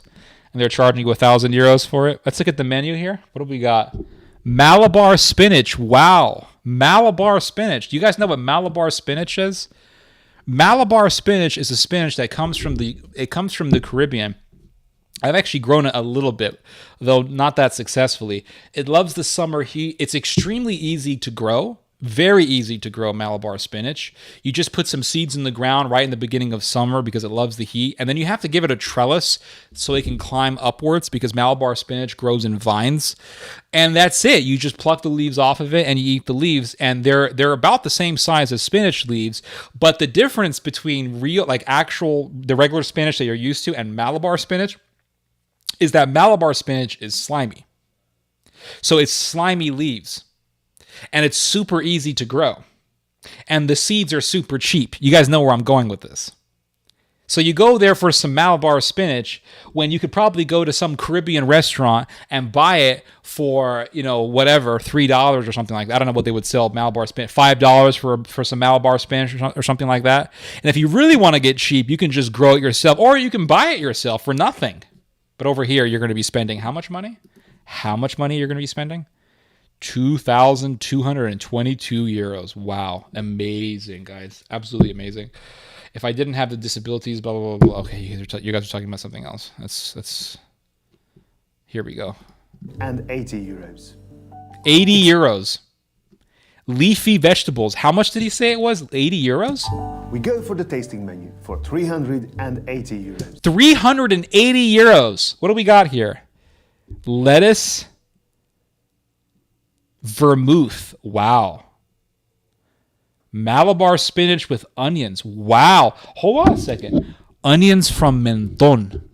These aren't just any onions, everybody. No. These aren't the onions that you're used to at McDonald's. Oh no. These are special. These are the special onions, everybody. The special onions, everybody. The special onions. These are onions desde Menton. Cebolla desde Menton, everybody. What else do we have here? Squid. Oh, wow. Squid. 380 euro. Absolutely. What else do we got? Catch of the day. Pigeon. Vanilla and fennel. Amazing. Theo, did you see how one of the Polish MPs extinguished? Yep, I saw that. Extinguished the menorah in the Polish parliament using. Yep. And that guy actually comes from a Jewish family, which leads me to believe that he wants to be accepted. I guess he hates the fact that he's Jewish, so he wants to be accepted. So he's like, let me show you how un-Jewish I am. Let me extinguish the flames on a menorah in the middle of Parliament for the entire world to see. Yeah.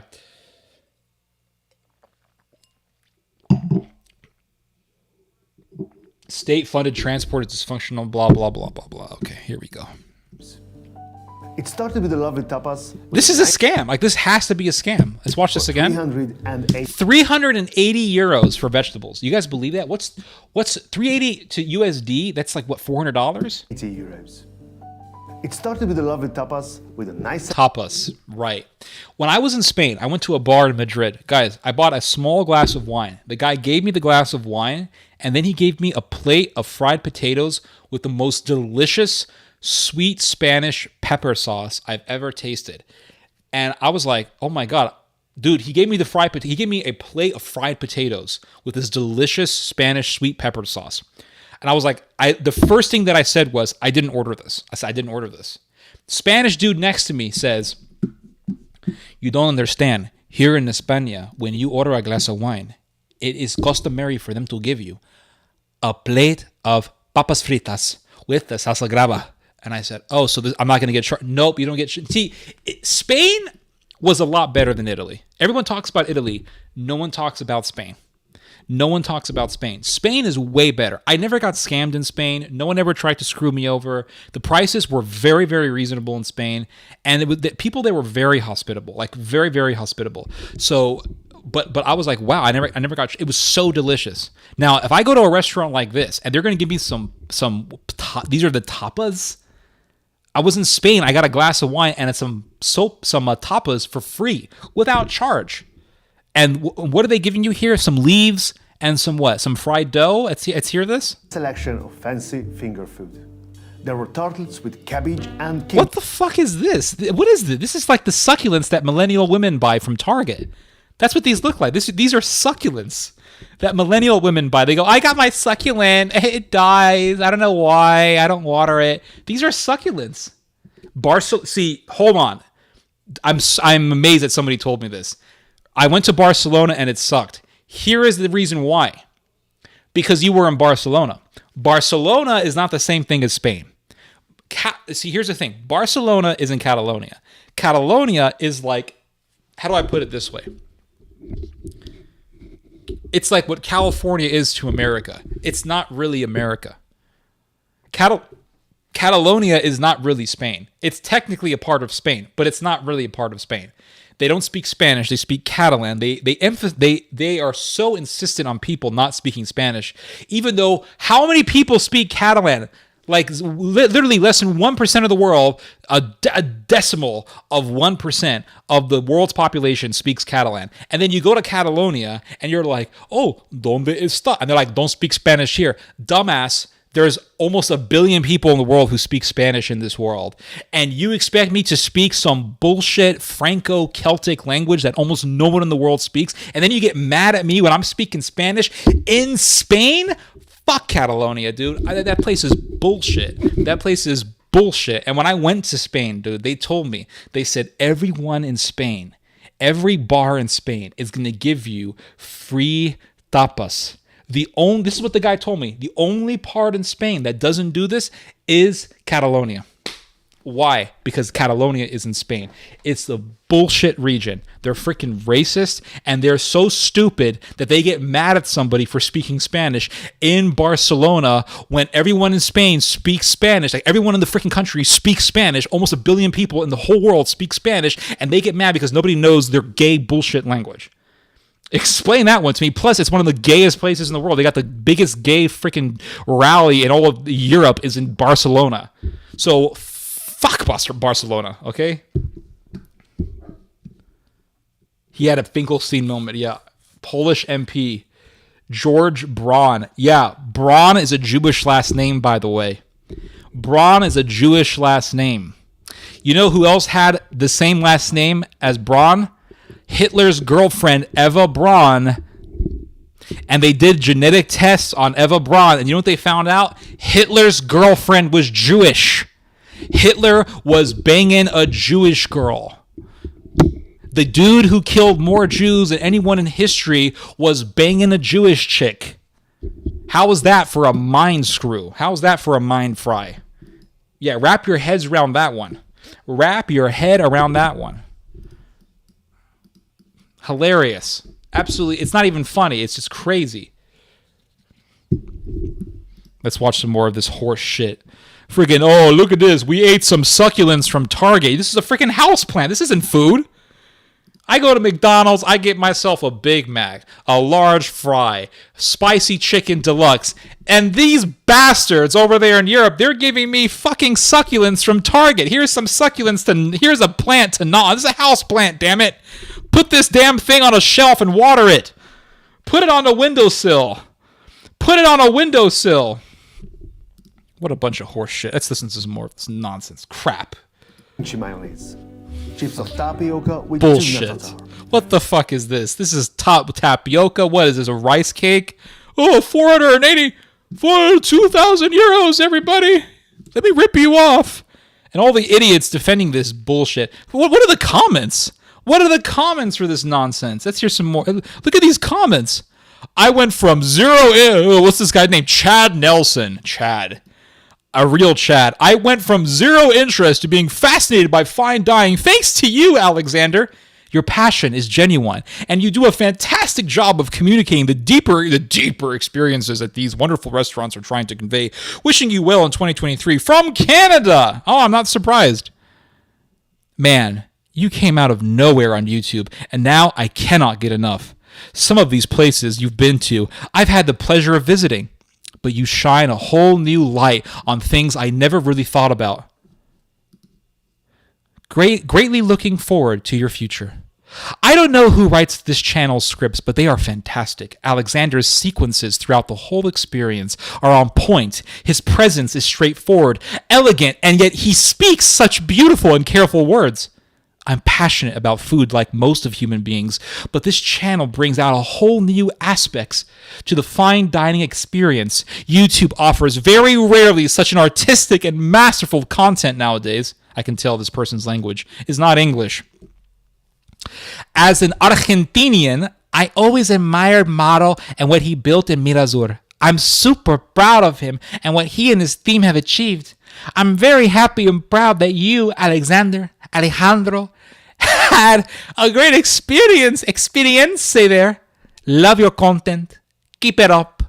Greetings from Buenos Aires. What a bunch of horseshit. Subway is better than McDonald's. Well, that's your opinion. Listen.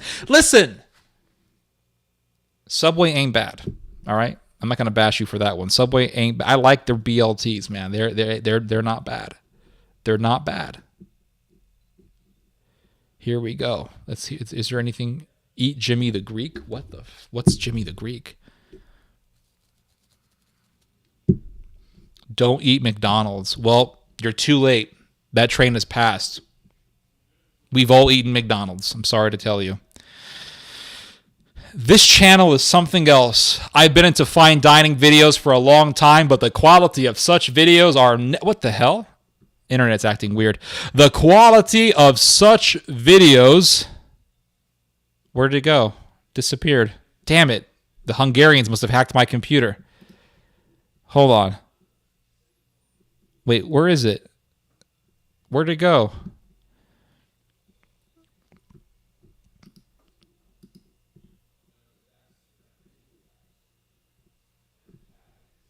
Here we go. This channel is something else. I've been into fine dining videos for a long time, but the quality of such videos are never seen anywhere else. 1 million subscribers coming really soon. Keep up the amazing job.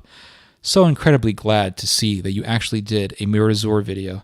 Seeing the restaurant again brings back fond memories from my time there years ago.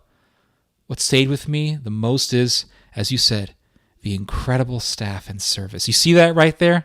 You see that right there? I don't want to be scammed with some obnoxious Indian accent. Scam me with a smile, please. Just scam me with a smile.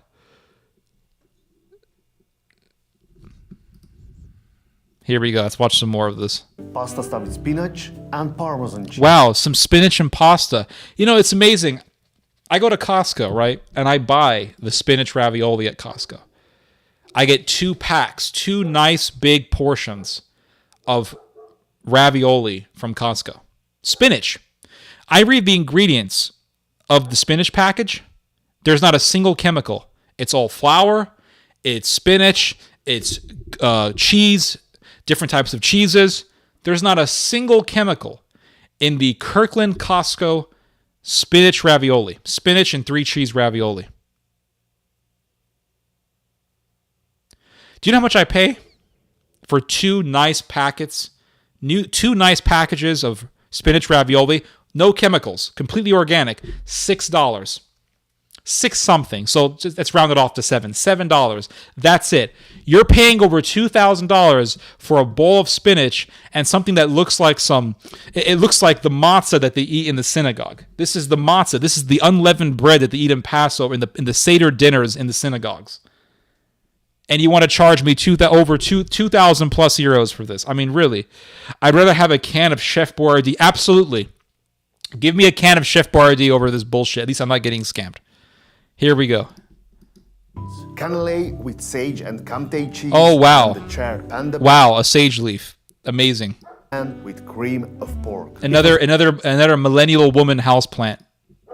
Oh, I got it at Target. The chair panda ban with Wow. cream of pork. Wow. It was a nice way to open the meal. Then came the sharing bread.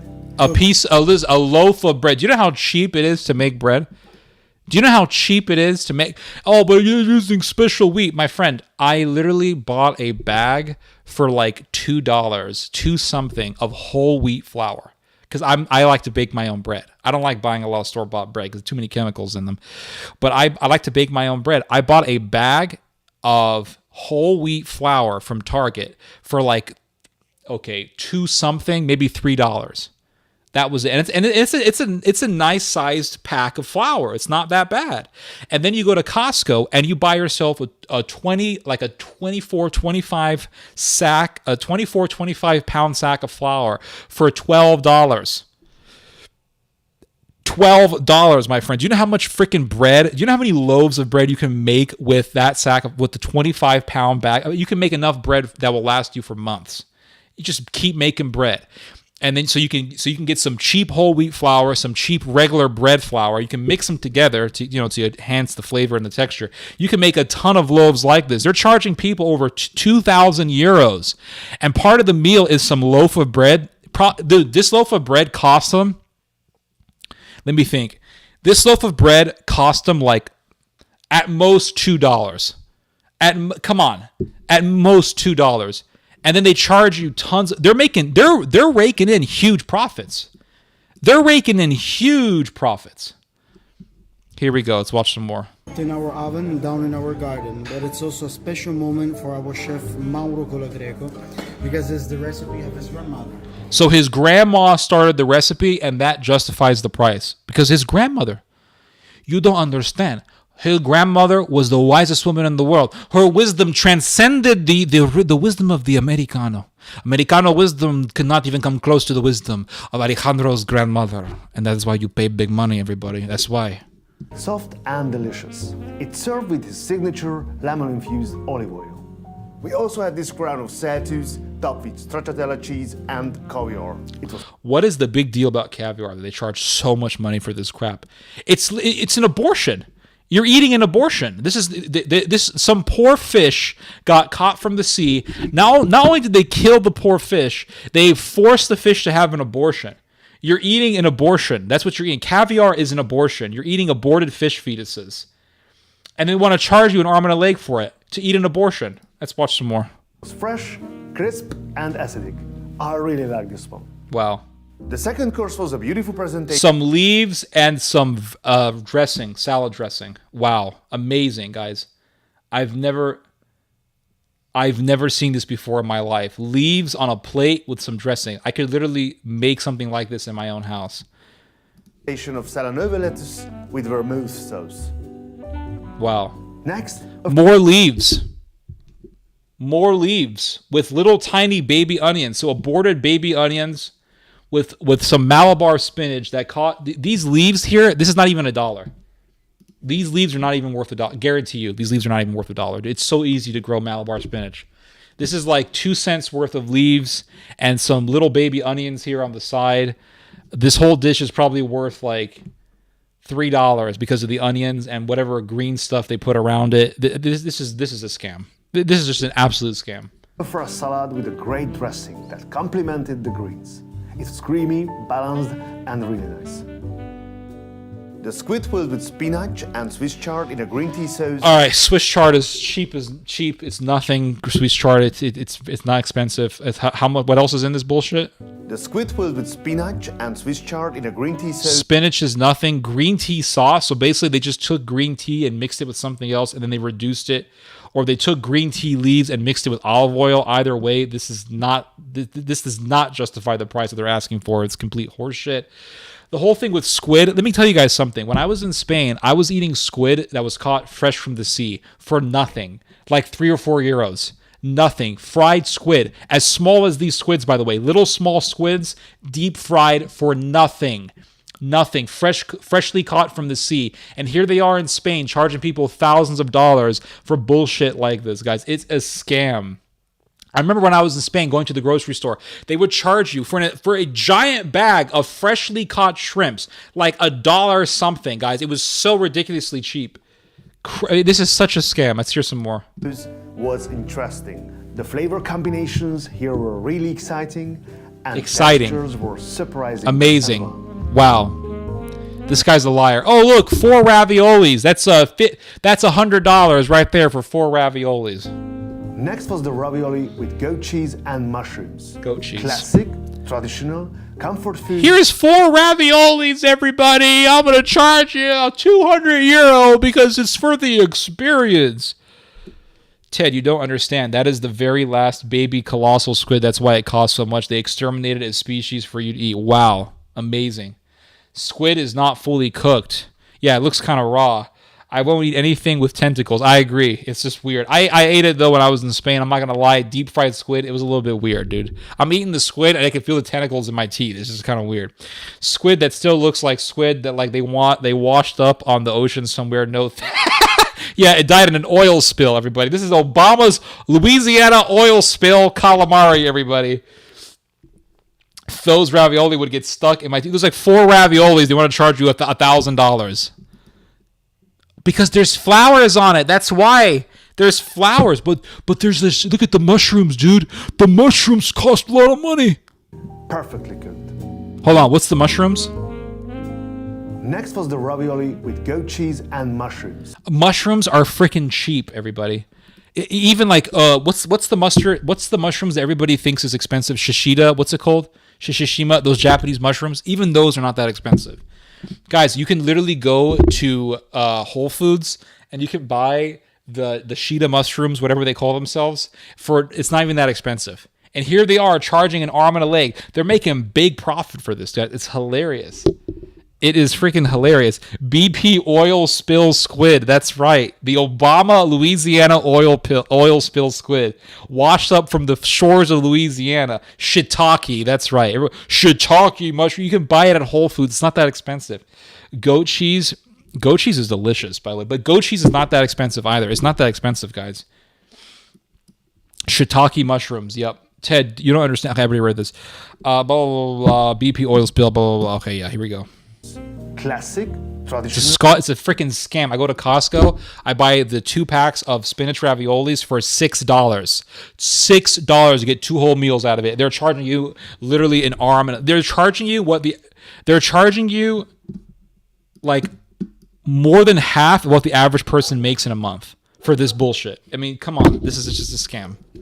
Comfort food, perfectly cooked. Garbage.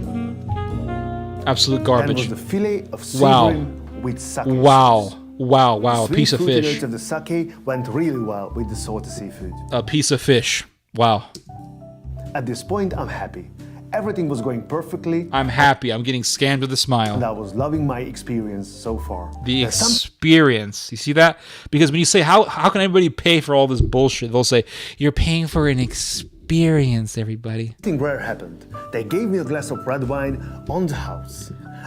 I know what. Understanding I'm that- so sick and tired of hearing about this red wine bullshit, guys. I went to Italy and I tasted the wine there. Tasted the wine there, guys. It tastes just like the cheap shit wine you buy at your local grocery. You go to Walmart, you buy the same thing for $6. It's bullshit. It's just bullshit. It's complete horse shit, okay? You go to Walmart, you pay $6, you get something like this. It comes from Italy, $6. It gets you drunk. Why do people drink wine? Let's be real here. It's the same reason why people drink Miller Lite. People shit on Miller Lite all the time. Miller Lite is garbage beer, blah, blah, blah, blah, blah. Really? Really? Do you know what Miller Lite does when you drink it? Miller Lite is amazing. It's just like Keystone Light. Keystone Light, one of the best beers ever. I love Keystone. Everyone's like, oh, the best beer in the world is some German shit. Some German name that I can't even pronounce properly. The best beer in the world is a Vorsteiner. It's these Americans who think they're so smart. They think they're so clever. The best beer in the world is a Vorsteiner. Volsteiner. It comes directly from Dresden, Germany, made with grilled barley seeds, grilled barley grains, and it goes all the way back to a peasant recipe in the Middle Ages. During the 30 Years' War, that was in the Middle Ages. During the 100 Years' War, some French peasants fled to Germany, and then they introduced this idea. You see, then the English came, and the English burned. You see, there was this recipe. The French people made it when they were in Germany. The Germans were like, what's going on? The Frenchies came out and they're like, dude, we've been fighting for almost 100 freaking years with these damn English people. What's going on? If Frenchies moved over to Germany, the Germans were just drinking beer, chilling, nothing's happening. They're like, I heard the Frenchies and the English people, they're like killing each other over there. And the Frenchies are like, man, let me go over there to Germany and hang out because they're chill. I just want to calm down. So the Frenchies go over there. Then the English came and they burned down a whole village. What they didn't know was that they burned down the grains. They took the grains that were burned, fermented them, and then they came out with a German beer. So it's burnt freaking grain. That's why German beer tastes kind of burnt. So everyone's like, the best beer is the Vorsteiner. That's the best beer. Or like, the best beer in the world is some beer that comes from a monastery in Belgium. Some like pedophiles run it or something like that. Like, no, dude, what is the point of beer. Beer doesn't taste that great. Let's be real here. Okay, what is the point of beer? What is the point of wine? The only reason why you drink wine is to get your ass drunk. It's to get lit. That is the only reason why you drink wine. Is to get lit. Is to get drunk. That's the buzzed up. That is the only reason why. Oh, that's not true. I appreciate the little hints of flavor that comes from the air of Tuscany and the air of France and blah blah blah blah. That's not the reason why I drink. Why I drink? What? No, dumbass. Bullshit. Bullshit. When I go to the beer section at Target, they say non-alcoholic beer. Who's buying non-alcoholic beer? Mormons. That's who's buying non-alcoholic beer. Mormons. All right. Mormons are drinking non-alcoholic beer. Who the hell is Mormon? Almost nobody is Mormon. No one's buying that shit except for people who follow Joseph Smith, and those guys are scammed anyway. The reason why, listen, if I told you I have some non-alcoholic wine, has the best flavors, very good flavor, but it's non-alcoholic, who's going to drink that shit? Mormons. And you're not Mormon. You're not Mormon, so you're not drinking it. So why do people drink wine? It's to get drunk. The only reason why people drink beer or they drink wine is to get at least buzzed up. They want to get lit. That's it. So if that's the reason why, then why in the hell are you spending so much money on a beer where you can get for the same exact effect that you can get for very, very cheap? Just by buying a Coors Light, a Miller Lite, or a Miller High Life, or a Coors Banquet, or whatever, a Miller, or a light beer, a Michelob Light, things like that. Why? Oh, I spend so much money on this expensive beer. Why do you spend that much money on the beer? Well, you want to get lit off of it, right? You want to get buzzed off of it, right? Okay, well, you can get buzzed off. The buzz doesn't change. If I drink an expensive beer versus drinking a Miller High Life or a Keystone Light, which is like the cheapest beer in America, the buzz is the same. The taste might be a little bit different, but the buzz is the same exact thing. The psychological effect is the same exact thing. Same thing with wine. I can drink a really expensive wine. I can drink a bottle of wine that was made back when Napoleon was walking the earth. The buzz is the same freaking thing. The only reason why the bottle that was bottled up when Napoleon was walking the earth is more appealing than the $6.99 bottle that some Southern women in Alabama are buying is because of the fact that it was bottled when Napoleon was walking the earth. That is the only reason why it is more popular than the wine that Southern women in Mississippi buy. That is the only reason why. Other than that, it's the same shit. It's all psychological. The buzz is the exact same. So why are you spending so much money for a buzz that you can buy for $6, $5, $4? Go to Trader Joe's, by the way. Trader Joe's. Dude, I don't know how it is now. I haven't been there in a while. I went to Trader Joe's years ago. Dude, $1 bottle of wine. $1 bottle of wine imported from Argentina. Not exaggerating. It's the same shit, everybody. It's the same garbage. Oh, this wine was around when Hitler was walking the earth. This wine was around when Obama was the president. What's the big freaking deal? This bottle of wine does the same shit. Let's listen to some more of this bullshit, everybody. I'm a wine lover. They predicted I would want a red wine with the next course. And they were right. They took my experience and made it even better. I love how this guy can act like he's not... I love how he can act that it's not a scam. I love how he can just smile and act super comfortable as if this is not a scam. It's almost like he's in on the scam. Some beers are stronger than liquors. The alcohol level, yes, absolutely. Most beers are not that strong, but there are some beers that are very, very high in alcohol. The beer that I make is super high in alcohol, by the way. But you know what? Do you know how much? Listen, making my own beer and making my own alcohol made me realize just how much they're overpricing beer and wine. I make my own beer. I make my own damn beer, and it is so cheap. It is like 8 cents a bottle. That's how much it actually costs me to make my own beer. 8 cents a bottle. That's it. I calculate it. It's about 7 or 8 cents more or less. So you go to the store and you're paying like $12 for a 6-pack beer. It's overpriced, guys. They're making big profit off of that. They're making huge profit. That's why when I buy beer, I like to buy like Miller High Life, Coors Light, Michelob Light, or if I'm really feeling cheap, I get myself a Keystone Light. Keystone Light beer is really good, by the way. It's people shit on it. It's actually really good. They give you big ass bottles. It gets you lit. It does the job. That's all that really matters. You drink it on a Friday night, on a cold winter's evening. Ooh, it's like Christmas magic, everybody. Ooh, it's like Christmas magic.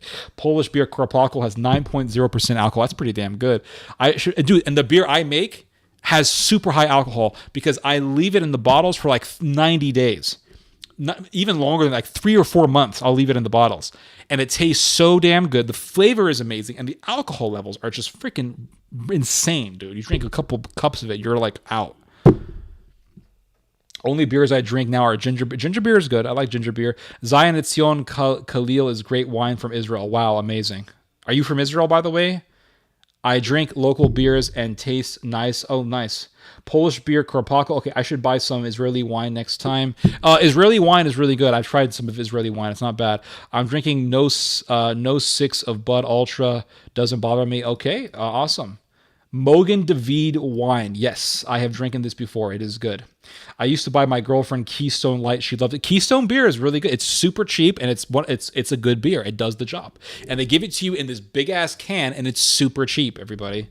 It does the job. And you get those nice big tall cans. That's what I love. Let's hear some more of this asshole from Hungary. Let's hear some more of this. And they were right. They took my experience and made it even better. Wow. The main course was pigeon, marinated with a sea plant, harvested from the sea. Pigeon. Oh my God. They got a billion of those shitting all over the streets of New York, and here they're charging you $1,000 for a pigeon. Okochim Mochne, 10% also Polish beer. Awesome. Awesome. I wish we had Polish beer here in the American market. Treat. The meat was moist and succulent, and giving it some kick was the yuzu sauce on the That looks like a damn pigeon took a shit in a bowl. Let's watch some more. side. Yuzu is a tiny Japanese citrus fruit. It kind of looks like By the way, these yuzu lemons, they grow all over Australia. They're seen as a weed in Australia. They grow everywhere. So yuzu lemons are free in Australia. Here they are charging you $1,000 for a yuzu lemon. It's just bullshit. an ugly lemon. It grows green and ripens to yellow and has an exotic flavor profile of sweet, sour and tart. Chefs can use it to add zing to everything, from dressing to desserts. After the main course, we often see a cheese trolley in the fine dining. Wow. And here, Wow, cheese. Wow, I've never seen this before. What's that? What's cheese? I've never seen that before, ever. What's going on? Mirazur was no different. It was full of amazing top quality cheeses from Wow. artisans in the area and the range of bread. Yeah, I gave you some, what were those things that they used to give you as a kid when you went on a field trip back in elementary school? What was it? Lunchables? I gave you some cheese, some slices of cheese in your Lunchable. That'll be $1,000. Here's a Lunchable, $1,000. Yeah, I'm gonna give you some slices of cheese. This is not worth the price they're asking for, by the way. It's just horse shit. You can buy this at the grocery store. You'll notice if you actually went out of your way to buy this cheese at the grocery store, you'll notice why. You'll notice why it's a scam. From soft and tangy to heavy and nutty. The leafy theme I have to laugh at this one. I'm sorry. Pigeon fresh from the New York train station. Oh, that's great. Look at this. What is this horse shit? What is this? Cheese? Okay, I got the cheese. Got it. from soft and tangy. Here's some more cheap bread that we're overpricing. Okay, here we go. What did I say? $12 for a 25-pound sack of flour, and for like $2 something, you get yourself a bag of whole wheat flour from Target. Yep, and then we're gonna overprice it. to heavy. I'm in the wrong business. I should not be streaming. I should not be here right now. I should not be here on a Friday night talking to strangers locked in the Matrix over here. I should be running a restaurant. I should be running a restaurant, baking cheap-ass bread, and telling people it's my grandmother's recipe so I can overprice the shit out of it and take a lot of money from the customers. I am in the wrong business, everybody. Inflation rate. I am in the wrong I should not be here right now. I should be in a New York City restaurant scamming people, telling people that this food transcends their understanding, and that's why I have to overprice it. I'm in the wrong business. and nutty. Wow. The leafy theme still continues. The desserts really showcase the chef's master of temperature, flavor, What the fuck was this? continues. What is this, dill? Do you know how cheap dill is? You go to the grocery store and you buy these little sprigs of dill. They're charging you like $2 for it. It's such horseshit. Dude, dill is like the easiest plant on earth to freaking grow, by the way. It is so easy. Go watch my latest garden video, my winter garden video. You can see my dill plants. It is so easy to grow dill. It is the easiest vegetable on earth to grow. There is nothing easier than dill. Nothing. There is literally the closest thing I can think of to dill in the sense of how easy it is to grow is radish. Radish and dill. If there is two vegetables in the world that no one can screw up growing, it's those two, dill and radish. And they're both very, dill is one of the most delicious things you can ever eat. I love dill. You get some dill, you cut it up, put it into salad, absolutely delicious. Put it in some sour cream, make some dill sauce, serve it with a little bit of fish. It is absolutely amazing. Dill is one of those herbs that just get very, very underappreciated, but damn it, it grows like grass. And if you grow yourself enough dill, allow it to flower, allow it to go to seed naturally, and then let it self-seed, the next year you'll have double the amount of dill that you grew the year before. And it just keeps on growing. Allow dill to self-seed itself, my friends. You will have dill probably every year. It's like a weed. It'll become a weed. It grows everywhere. It's amazing. It tastes amazing, and it's super cheap. I mean, you buy a bag of dill seed for $1.23, $1.09, something like that. You just throw it in the ground during the fall or in the early spring. You water it, and bam, you got yourself a bunch of dill. It grows very fast. You can put it in salads, like I said. Put it in your borscht, in your soup. Put it in sour cream. Make dill sauce out of it for your fish. Make tartar sauce out of it, dude. It is just an amazing herb to grow. It's one of the most beautifully tasting herbs in the world, but it is so damn easy to grow. Like I said, you buy $1 for seed, you plant it in the ground, let it self-seed by itself, and the next year you will have another yield of dill to enjoy.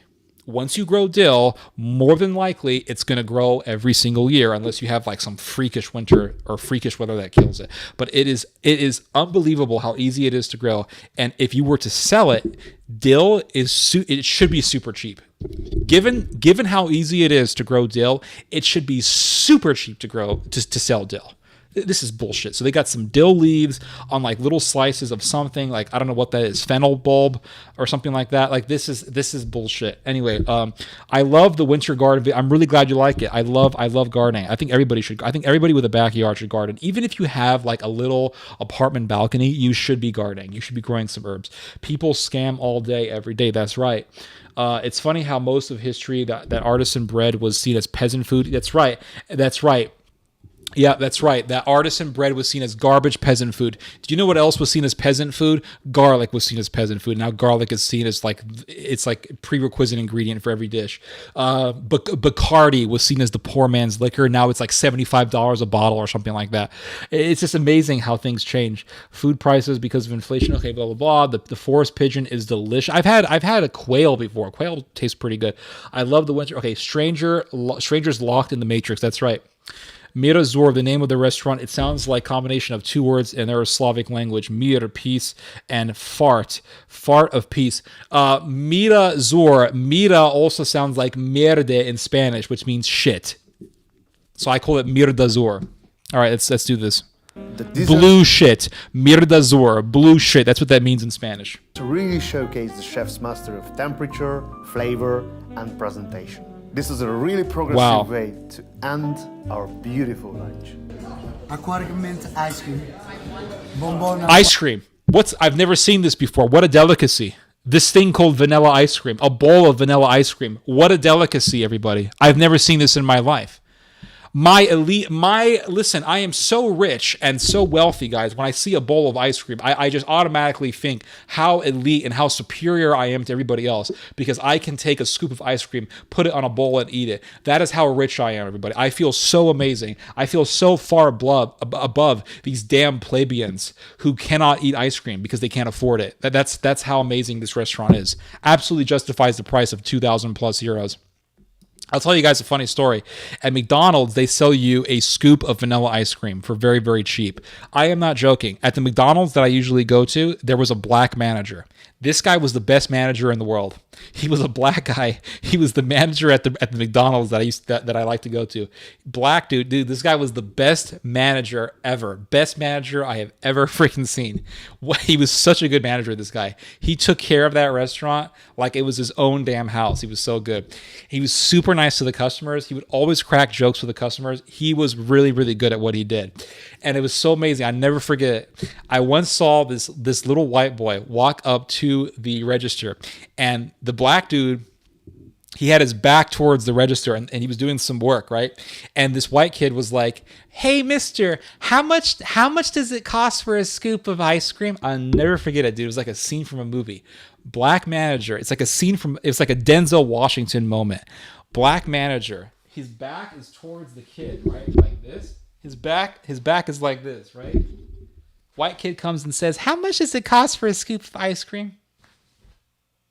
Black guy turns around. He puts his hand on the counter like that.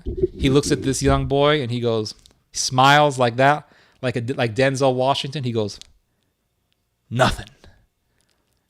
It was like a scene from a Denzel Washington movie. He just turns around and gracefully, perfectly executed the most perfectly expressed nothing I have ever heard in my life. He goes, "Nothing." And the boy goes, "Really?" He goes, "That's right, young man." And he just put a scoop of ice cream on an ice cream cone and just gave it to him for free. I was like, dude, this is the nicest manager I've ever seen in my life. He's such a good guy. He was such a great guy. I loved going to McDonald's because of him. It was so great. It was so great. He's like, "Nothing." And dude, you can get yourself a scoop of vanilla ice cream at McDonald's, and if the manager is nice enough, he'll give it to you for free. And these people are like, "Here is a scoop of vanilla ice cream for 80 euros. Here we go, guys. Let's watch more of this scam. White chocolate and absinthe. Bowl of truffle and powder of Vivin. Jelly of lemon and thyme. And tartelette of sage. Wow, sage. Do you know how cheap it is to grow sage? Sage is one of the easiest herbs to grow in the world. The most difficult herb, from my experience, the most difficult herb in the world to grow is parsley. I know that sounds weird, but it's difficult. Like parsley, 80 gyros. Yeah. Parsley it has its challenges. It's not the most difficult thing in the world to grow, but in the world of herbs, it has its challenges. Because the thing about parsley is that it's super sensitive to heat. It does not like heat, but it also does not like super cold temperatures. So you have to wait for the temperature to get right in between cold and hot, just like perfect temperature. Put the seeds in the ground, water it every day, and it grows really fast. But the problem with parsley is that once it gets warm, it starts to diminish in quality. So it has its challenges. Sage, on the other hand, can grow in moderately cold temperatures, but it can also grow in somewhat hot temperatures as long as it has some shade. The thing about sage is it's super easy to grow and it's super cheap to grow. Go to your local garden store, your local garden nursery, buy yourself a couple sage plants, plant them in the ground, take care of them, water them, give them a little bit of fertilizer once every blue moon or so. And let me tell you guys something. That sage is going to grow back almost every year. Okay, I've had the same sage plants that I've had for years. They grow back every spring and they stick around. If they have enough shade, they can endure through a good summer. It is such bullshit. Here's some sage. It's the easiest herb in the world to grow. So basically, you got to be in California to grow. No, you can grow it anywhere. You just have to know the right moment. So if you live in a place that has very harsh winters, wait for the early spring to come. Grow your parsley so that for the spring, going into the early half of summer. The first half of summer, you can enjoy parsley. Once it gets hot enough, once the summer kind of kicks in and the temperatures really increase, then the parsley, it's not going to die, but it's going to start to flower. The leaves are going to turn bitter. And then that's when you want to just allow the plant to go to flower and then go to seed. What I like to do is I like to harvest some of the parsley seeds and then allow the plant to seed itself. So that way, the next year, I'm going to have a bunch of parsley plants popping up by themselves. In the world of gardening, we call this volunteer plants. We call these volunteer plants. I have a lot of parsley plants. I didn't really show this in my garden video. Well, I did, but I didn't specify. A lot of the parsley plants in my backyard were from self-seeding, like literally just allowing the parsley plants to do their own thing, live their own lives, go up to flower. I didn't uproot them. I didn't get rid of them because I want to come to the point where my weeds are my food. That's one of my goals, all right? That's one of my gardening goals. It's actually one of my life goals. I want to come to the point where I can just go outside and see, oh shit, there's some parsley popping up randomly. I'm going to eat some of that. Got some dandelion popping up, got some fennel popping up. And the way that you do this is to just allow nature to do its thing. So many gardeners, when they grow food, they just uprooting everything, killing everything. Let nature do its damn thing. Let nature do its damn thing. Plants go to seed. Allow at least one, if you have a bunch of parsley plants, allow at least one plant to go to flower, to go to seed by itself, and just self-seed. So that way next year, you got a bunch of parsley plants that you didn't even grow. And those seeds are completely conditioned to the atmosphere of your yard, so they require very, very little maintenance. They're not very demanding. I love gardening. Me too. I think it's a hobby that everyone should take to whatever limit they have. Let me see here. Sounds like a commercial. It does sound like a commercial. That black manager, he was one of the best managers I've ever seen, dude. He was such a good manager. McDonald's really is the greatest. It is. It's amazing. It's a place where dreams come true. It's just an amazing place. I still can't believe vanilla cake from America. Can't imagine all desserts before 1500 were flavored with honey, cinnamon, and cardamom. Amazing. Yep, medieval cooking. Old world cooking is amazing. Oxtail, peasant food, blah, blah, blah. That's right. They eat it in Jamaica all the time. Anyone has any idea how to tag the Israeli guy? I think you just hit the @ button and the guy's name. I'm not entirely sure.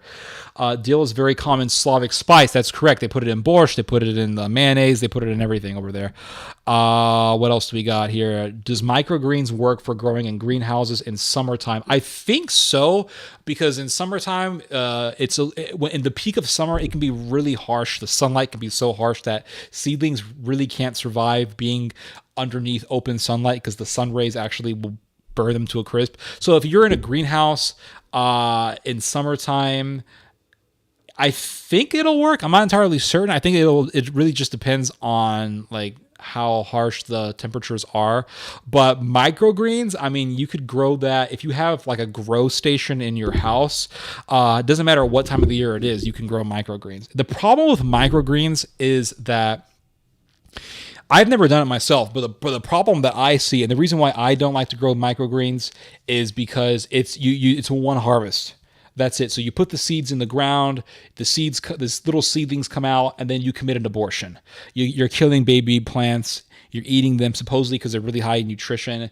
But I just don't see what the purpose of growing and eating microgreens are. Well, I don't see what the benefit is, because you put the seeds in the ground, you wait for everything to germinate, and then the poor damn things are growing, and then you just cut them, you decapitate them you just cut their heads off, and then you eat them. And then the problem is they don't grow back.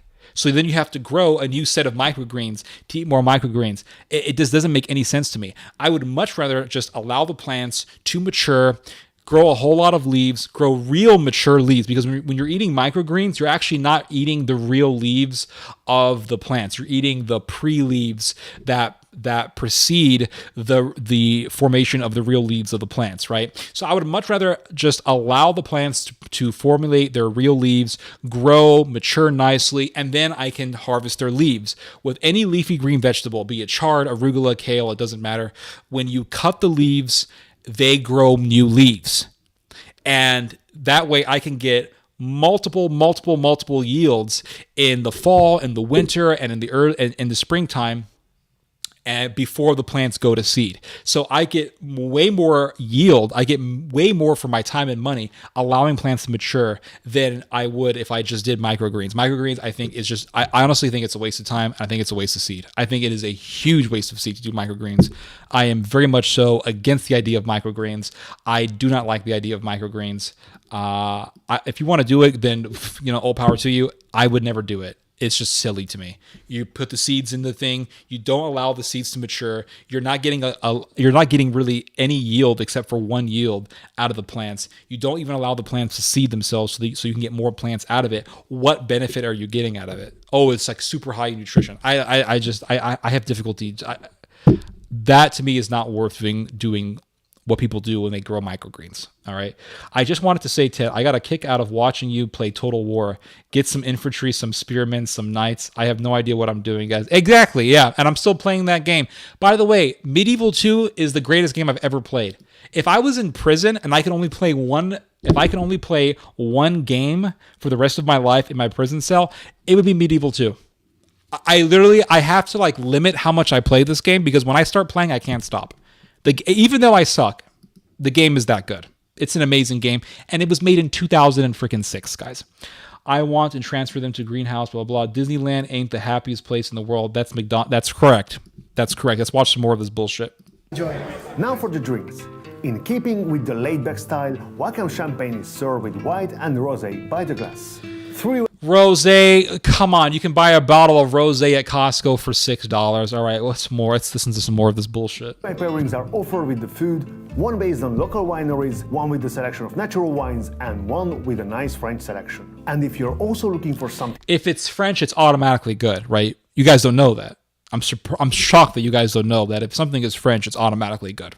really special, you can ponder the difference between two Drapia champagnes from 2008. One aged in 2008, a very good year. But you know what? I got a bottle from 2022. Yeah, doesn't beat 2008. and the By the way, 2008 was the year that I graduated high school. Yeah, I'm an old man. other aged on the bottom of the sea. Wine aged in the sea is a new concept. In 2010, a shipwreck from the 19th century with hundreds of bottles of champagne was discovered in the Baltic Sea. Many of them were drinkable, and they turned out to be really good. Wow. So the bottles were fermented, the bottles of wine fermented underneath the ocean, and that means they're superior. Yeah, I totally believe that. Because they're under the ocean, of course. Just throw some bottles in a pool and yeah, I mean, they're obviously superior wines. Say the temperature, pressure, and gentle sway on the seafloor age the wine to perfection. That's when submarine wine was born. Today, winemakers around the world are experimenting with aging wine underwater. It's a great scam. This wine aged underneath the ocean. It was around when Napoleon's boat was around on the ocean, and some Nazi U-boats went around it. So it justifies the price. It's really better. I wanted to find out for myself. I just enjoyed the game of finding the differences. And now for my final thoughts on Mirazur. The space. It's not the typical 3 Michelin star experience.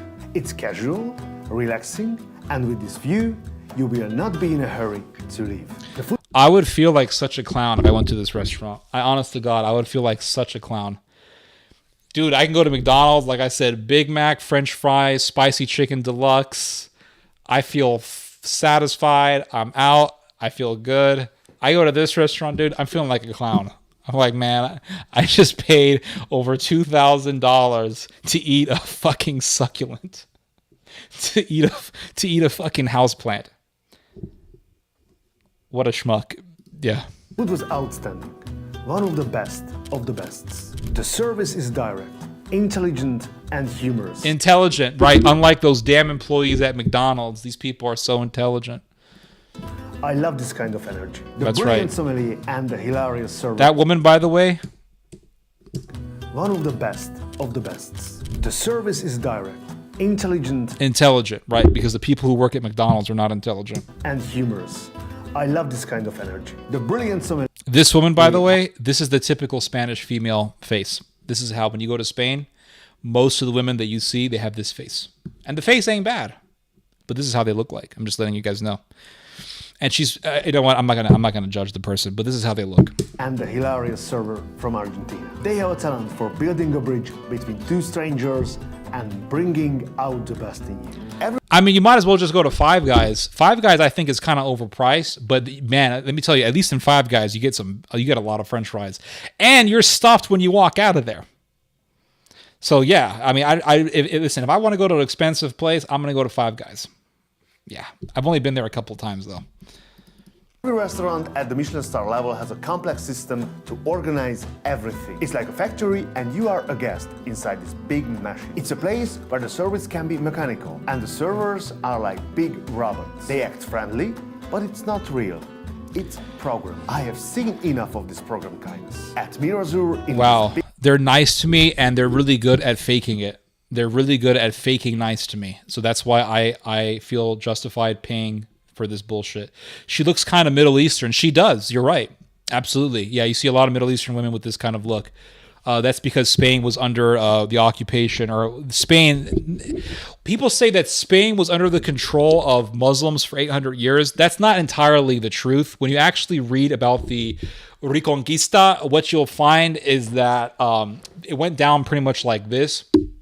So let's look at the example of Valencia, just for an example. So Valencia was once under the control of Moors. Then the Spanish came and retook it from the Moors. And then the Moors came back and retook it from the Spanish. And the Spanish came back and retook it. And the Moors came back and retook it again. So it was like tug of war. So it really wasn't so much an occupation as it was just a war.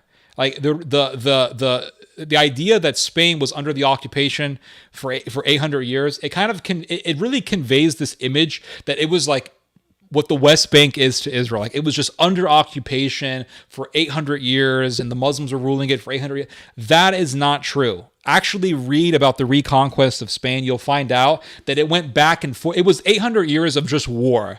It was 800 years of territories being taken by the Moors and then being retaken by the Spanish, and the Moors taking it back and the Spanish taking it back. It was just 800 years of absolute fighting and bloodshed. And that's what it was, right? There really wasn't an 800-year occupation. Like, it was under the control of the Muslims for 800 years. That is not really the case. That's like a half truth. It's not even a half truth because it's not even true. There was just a war that lasted for 800 years in which the Muslims and the Spanish were just taking territory back from each other over and over again. My family is the Porta Benveniste is one family that supported Muslim invasion of Spain. Hot damn. Looks like that show Westworld. Europe, where in order to have food customer service, you only have to pay $1,000 for a stick of bread. That's correct. That's right. That's right. They're very good at scamming in Europe. Let me tell you something. In Italy, they're so good at scamming. You go to an Italian restaurant in Italy, they're giving you breadsticks that you don't even order. You're like, oh wow, this is like compliments to the customer, right? No. This is just us scamming you because we'll charge you €9 and we'll put it on the bill after the fact that you've eaten it. After the fact of you eating it. Passive aggressive. She looks kind of Middle Eastern. Yup. Blah, blah, blah, blah, blah, blah. So yeah, but the reason why some Spaniards look Middle Eastern is because there was a lot of Moors who were there and they were rapists. So that's the reason why. I'm sure not all of them were rapists, but I'm certain that a lot of them were rapists. So let's play some more. big machine, you feel like a human being. They somehow Wow, I have to feel like, so I got to pay over €2,000 to feel like a human being in a subpar building with a woman with a giant nose as big as the cheap French fries that I could be getting at a fast food joint. Wow, ingenious, amazing. manage to add emotion and humor to make the whole thing come alive. This places Mirazur to the top. They are experts in hospitality. Wow. The best in my life. What is the difference The between best in my life. And I'm pretty certain that you left that restaurant somewhat hungry. If I leave a restaurant somewhat hungry, guess what? I ain't going back to that restaurant. I got to feel satisfied. service and hospitality? The best answer I have read is that service is black and white and hospitality is color. If this is the case, then Mirazur has every color in the rainbow. And that does it for this episode. All right, there's another video that I want to show you guys. This one's hilarious. So check this one out, guys. So this is the state of America right here.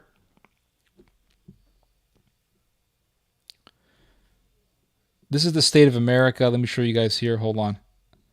So our country just had a Christmas video from the White House. Every single year,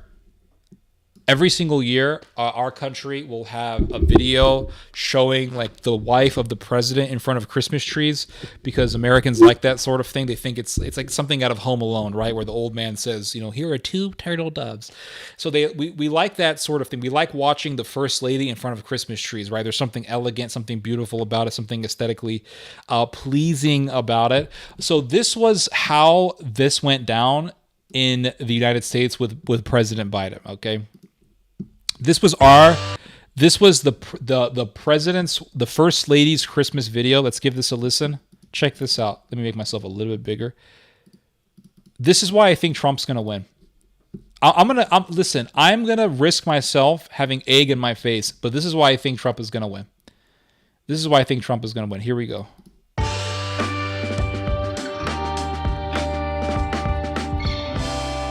So this is the Christmas video that Joe Biden had. Americans don't want to see this. I'm sorry to say it, but they don't want to see this. They don't want to see like this open attempt at at appearing diverse. People just don't want. I don't control the culture, but that's just how the culture is. Anytime, like for example, I saw recently the Video Game Awards, and I heard that a lot of YouTube channels were live streaming the Game Awards. So it's like the Oscars for video games. And what I heard is that anytime a non-white person got on the stage, people in the live streams were screaming like, woke, this is woke bullshit, this is bullshit, diversity, blah, blah, blah, blah. Like a lot of people are pissed off at this attempt at appearing racially diverse and all that stuff. So Joe Biden is doing this, right? And a lot of people are laughing at this stuff. They just don't want to see it. What people want to see is like a white first lady in front of Christmas trees. And it looks like a scene out of Home Alone when the kid goes to the toy store and the old white guy is like, here are 2 turtle doves. That's what people want to see. So my chat right now, even though I have a small audience, my chat right now is reflecting this reality. When I went to Italy, all restaurants make you pay 20% of the bill just for the right to be in the... Yeah, it's garbage. Let's watch some more of this. Here we go. Yep. And they got this weird shit. Like, what the fuck is this? What is this? What is this? What is this? She's like not even dancing. Hold on. There's no proper dancing here, right? We don't know what the fuck that is. Some guy with a flower on his head, like some weird shit, like something straight out of Sodom and Gomorrah. Like what? This is some weird shit. But this is Biden's America, right? So So people look at this. And they're like, "What? Where's the first lady? I want to see a beautiful." This is what people are thinking. I want to see a beautiful woman, the wife of the president, in front of Christmas trees. You can't get that with Joe Biden. You can get that though with Melania Trump. Look at this bullshit. Anytime I see somebody with like an stuffed animal mask or whatever cover, I automatically think furry. Anytime, it never failed. I don't care who it is. Anytime I see somebody with like fox ears on, bunny ears on, I automatically think degenerate. That's the first thing that comes to my mind. I'm thinking godless degenerate. First time seeing this, I hate it already. You see, there you go. It's not dancing, it's called twerking. There we go. Twerking in the White House just desecrating the holy holiday, the holy day of Christmas. Holiday is just another way of saying holy day, by the way. Hit the like button. I mean, really, I'm telling you, this is why I think Trump is going to win. I'm going to risk it. I know I said Trump was going to win last time. I'm going to risk having egg on my face. I'm going to say Trump was going to win. I think Trump is going to win this time. Here we go.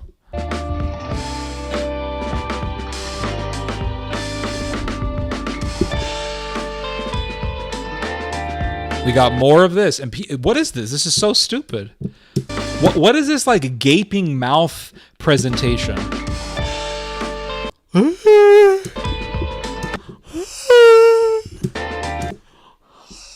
like when Hillary Clinton sold the fireworks. Remember that?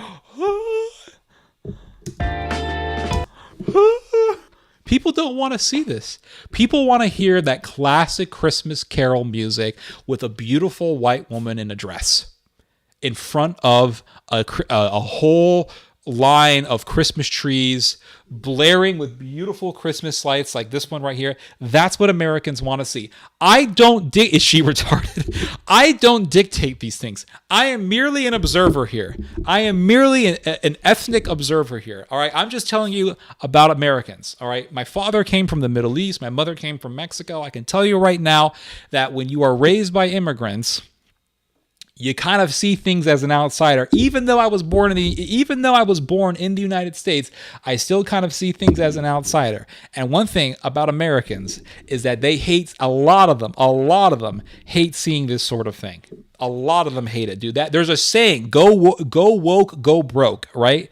Go woke, go broke, right? I think that is pretty much true. And so when they start doing this thing where it's like, well, let's make The Little Mermaid black, or let's make Batman black, or I want to see a movie about Adolf Hitler and they get a black actor to play Hitler. I want to see that. Let's just do it. Let's just do that right now. Seriously, let's do a World War II movie.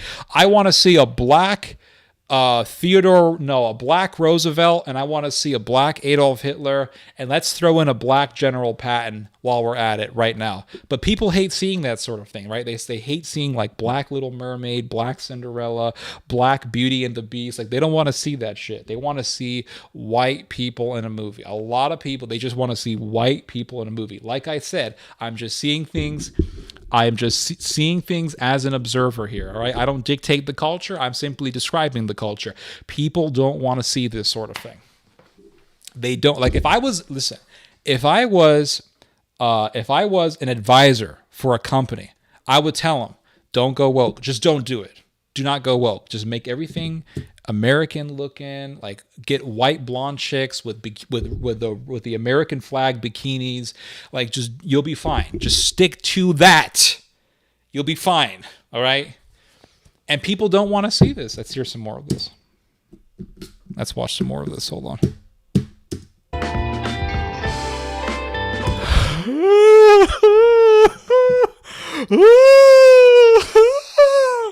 She is like a living version of the emoji. You know when you're texting somebody and you put emojis and your face, when you put an emoji, I don't care if it's a smiling emoji. The worst is the laughing emoji that has the tears running down its eyes. You put that in as a response, dude, your face is like this. When you're doing that LOL emoji, this is your face. You're texting, you're like, you're not even, your face is as flat as a frying pan, all right? And you're making that emoji on a phone. You're not even expressing anything close to that emoji. And you put the emoji with the big gaping smile, that emoji with the big giant open mouth emoji that looks like he's smiling. Dude, no one makes that kind of expression. The first time, she is a living emoji. You have to post this section as a separate video. Dude, this is a living, you're right. This is a living emoji, everybody. This is right here. This is a living emoji. Let's watch some more. She's like, ah. Here we go with the flower power, the flower head bullshit. More degeneracy. Look at this degeneracy. I mean, a guy with a flower on us. Like, this is what happens when we reject God. This is what happens when we have abandoned God, everybody. This is the result. You got men with flowers on top of their heads, dancing, desecrating our most sacred White House, desecrating our most holy day of Christmas. This is what happens when we have rejected God, everybody. Let's watch some more.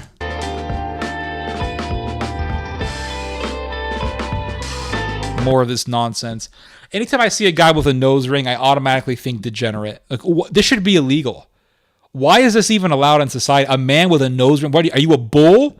It's amazing. They talk about slavery all the time, but yet you have men with rings on their noses as if they're cattle, and they're talking about, slavery. You have a freaking nose ring on your nose, like cattle, like the bulls with the rings around their nose. It's disgusting. Anytime I see anybody Anybody, man or woman, but especially a man with a nose ring, I'm thinking the first thing that comes to my mind is degenerate. I have seen beautiful women with beautiful women. I'll be like, man, I would totally ask you out, but you got that damn thing on your nose and you look like a fucking cow.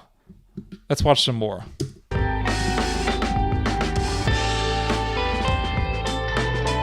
More bullshit.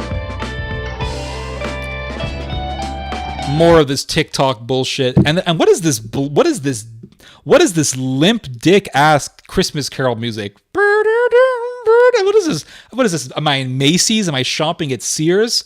Am I shopping in the am I buying a washer machine in the Sears department, in the Sears furniture department? What is this bullshit?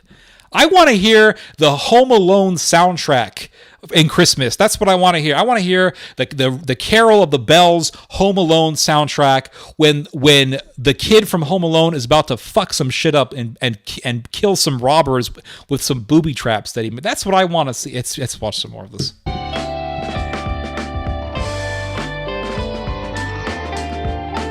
More degeneracy.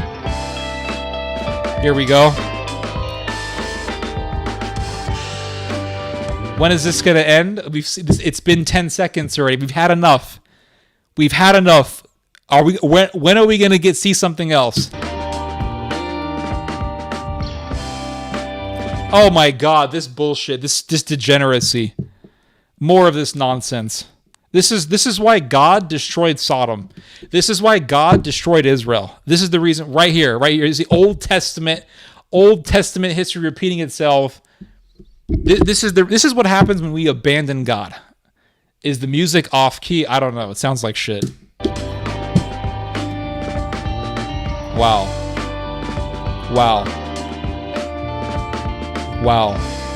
More bullshit. And that's it. Oh, there's more. Hold on, there's more. I thought that was the end. There's more. Oh, more of the nose ring. Flower guy, nose ring, degeneracy, TikTok dancing. Got the furry in the White House celebrating Christmas. I mean, what world are we living in here, everybody?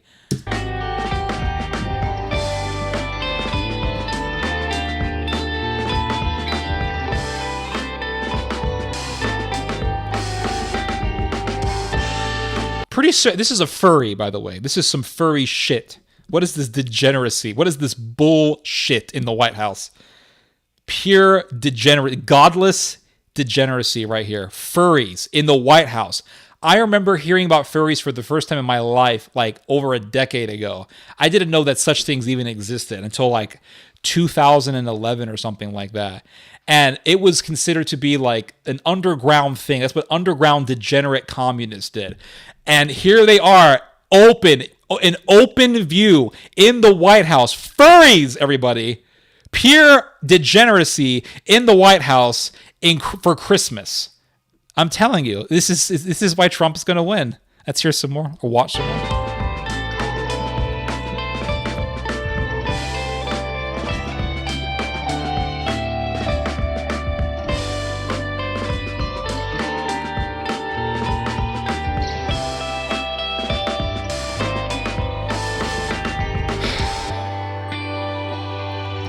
I can't take any more of this. Too much insanity. Too much AIDS. Too much. We're going to get AIDS watching this. I'm afraid of just becoming HIV positive watching this. We're going to have to go to the hospital we're all going to have to go to the doctor after watching this to get checked. Because this is just AIDS material right here. This is AIDS. Pure fucking AIDS, everybody.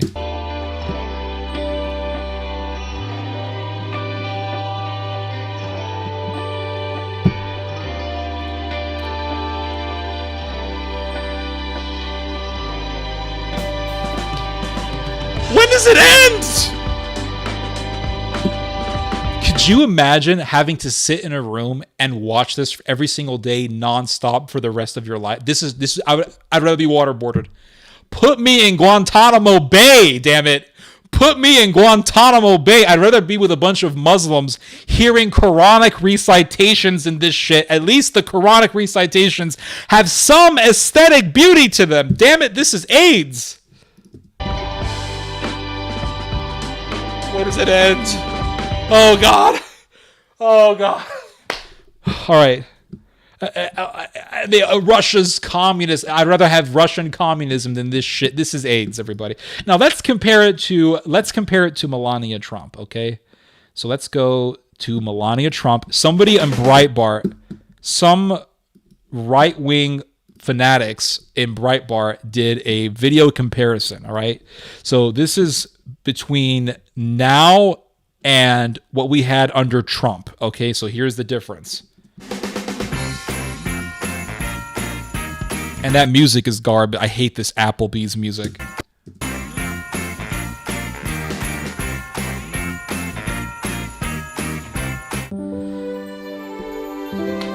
This is what people want to see. They want to see Home Alone. Remember Home Alone, the movie, when the kid goes to the store and he gets the little turtle doves, and then after he fucks up some robbers, you know, he's in the street and the little turtle doves were there, and he goes back to the old man. Nice Christmas trees and white people and everything looks. That's what people want to see. That's what people want to see. Let's watch some more of this. How elegant and nice this is. So elegant and nice. Let's watch this. They got the Beauty and the Beast music playing in the back. Remember when the teacup? Oh, remember when the teapot starts singing? Tale as old as time. Da-da. Remember that song? Oh, they got that playing in the background.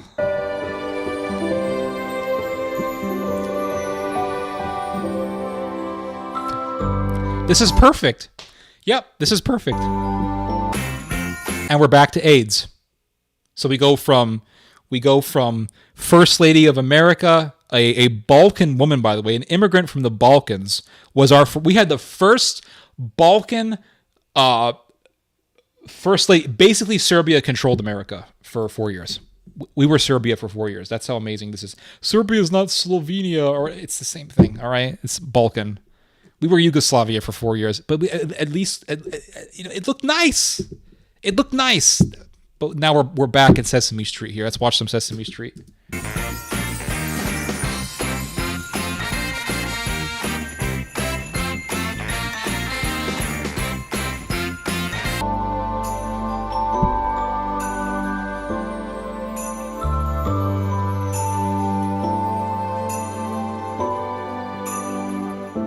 Tale. This is the Beauty and the Beast music. That I love that song. I gotta play it later on.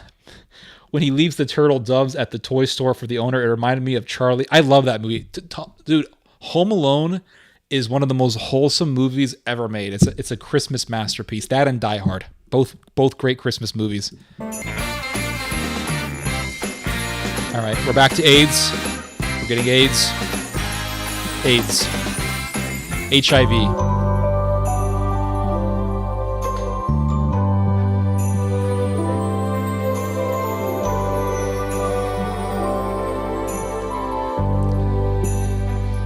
That's what people want to see. They want to see a white first lady with a skirt on walking through beautifully embellished Christmas trees.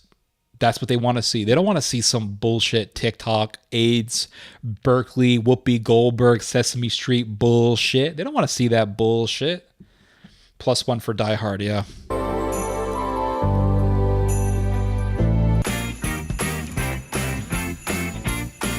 Oh my God. Such AIDS. AIDS. That's what we want to see. Elegance. We want to see elegance. I am telling you, I have seen white families in America that are more elegant than Europeans. I have seen them. I'm serious. I'm talking like super fancy Christmas dinners with little sprigs of rosemary in between the napkins next to each plate. Beautiful classic Christmas music playing in the background. They are families just like this, and people like that sort of thing. They don't want to see like HIV disease ridden people dance. They don't want to see that bullshit. They don't want to see that people got nose rings like they're bulls in a farm somewhere. They're dancing and they call it freedom. They don't want to see that crap. Cancer. No, this is not cancer. This is AIDS. Cancer is something else. This is not cancer. This is AIDS. At least she's trying. All right. Elegance, beauty. That's what people want to see. That's right. America. Real America. Back to AIDS and the furries. Furries, everybody. Furries.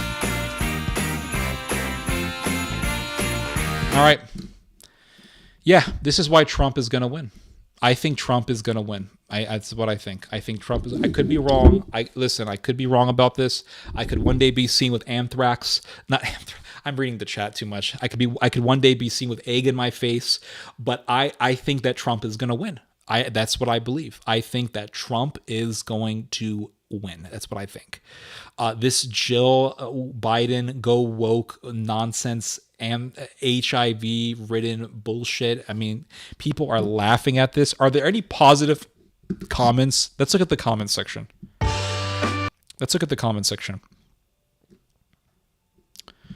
Are people saying Merry Christmas and Happy Hanukkah on the comments? This is a perfect representation of the Biden White House. It is one freak show after another. The disturbing part is that this is not the most disturbing thing to come out of the White House in at least 3 years. This is a creepy, psychotic nightmare in every way. Anyone that doesn't see how uncomfortably gross this is deserves to, said with heavy German accent, own nothing and be happy. Like, this is crazy. Get them clowns out of the White House. This circus has got to come to an end. I've seen better choreography and coordination from my granddaughter's kindergarten tap class. This is jaw-droppingly bad. I wish I could see the faces of leaders from the countries that hate us.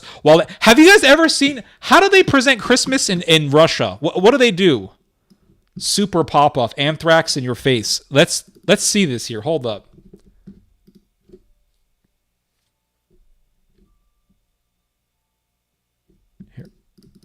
What does Putler Christmas look like? I say Putin is Hitler and he's evil and all this stuff. What does a Putin Christmas look like? Let's see this. Hold up. Putin Christmas. Orthodox Christmas. What is the Christmas? What is the hold on. Russia Christmas Christmas celebration. Let's see. What do they do over there in Russia? Christmas Mass.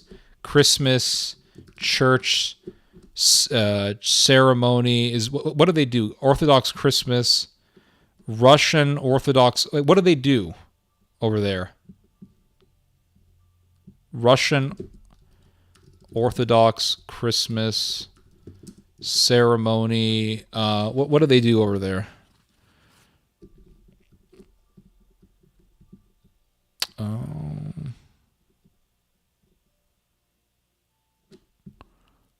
Putin celebrates Christmas. How does this look like? Does this look interesting to watch? No, it does not, because it's AHP. Celebrate Russian Orthodox Christmas. Oh wow. Yeah, but I've seen whatever. I don't know. I've seen some pretty beautiful Christmases in Russia. Yeah, but the services that Putin attends, they aren't really that big. Anyway, it doesn't really matter. It's Sesame Street versus It's a Wonderful Life. That's right. Let's see. He does better Christmas than Kali Mala Temple. Wow. Amazing, guys. Amazing. This is just amazing. This is what America has become. Yeah. I think Trump is going to win. My friend is a convert to Orthodoxy, but his dad is evangelical and just said he read an evangelical book that says the real presence was invented in the 11th century. Wow, what a bunch of bullshit that is. Anyway, all right, guys, let's do music. We've been here for over 3 hours, so let's do musical recommendations. Let's start now. What songs do you want to be played? I will play them, and we will review them and have more fun. So let's get right to it, everybody. Come on. Let's get your musical recommendations. Before you do, I'm just going to start playing music. I'm going to start playing music here until I get like a song out of you guys, because you guys take forever. But let's play a little bit of Iranian music. How about some Iranian music? These uncivilized, savage Iranians. Let's hear some of their music.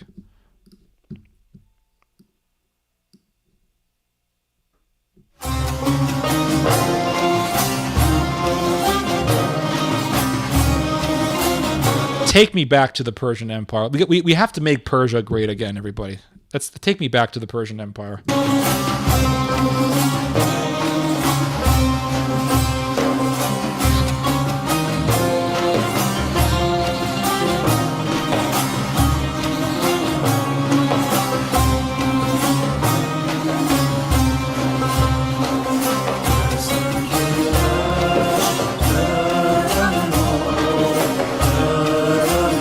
Is this Iranian or Islamic music? I don't know. What are the lyrics for it? I don't even know what it's saying. I like how it sounds though. But what are the lyrics for this?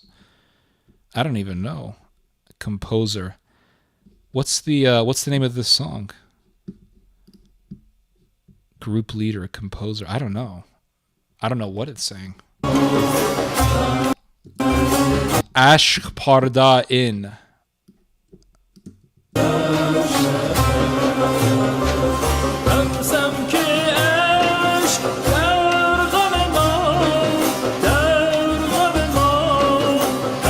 By the way, the Iranian guy who sings this song looks like he could be from freaking Texas. Just to show you guys that the Iranians are not Semitic. They're actually Indo-European. Dude, look at this guy's face. This dude could literally come to Texas, and if he had a southern accent, nobody would ever suspect that he's Iranian. Nobody would ever suspect that this dude is Iranian. Look at this guy's face. Doesn't he look like he could be from like Missouri? They're not even Semitic people. They're Indo-European people. A lot of them got Arabized, which is why you see them look kind of Middle Eastern. But this dude is definitely not one of them. His ancestors are just pure Iranian.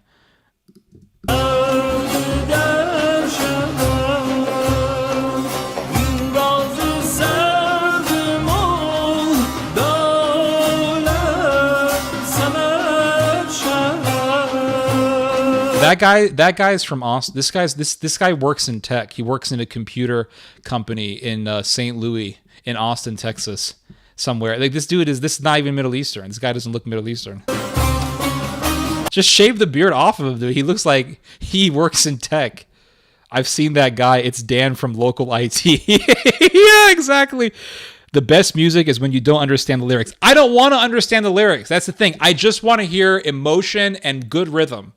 It's weird how conservatives love Greece and hate Persia like it's the pre-Muslims. When the Greeks persecuted God's people and the Persians were the only empire to help. The Persians, I think the Greeks were worse than the Persians in some ways.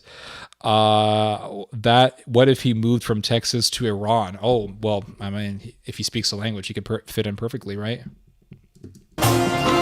But this is proof that the Indo-Iranians, the Indo-Aryans, they came from Iran and then they went eastward to India and then they just took over India. Indians and Iranians are related.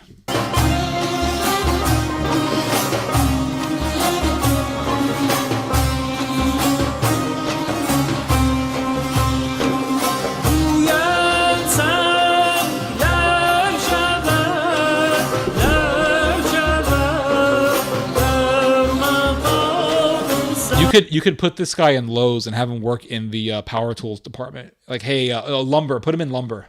Yeah, we need you to do an inventory. How much wood do we have?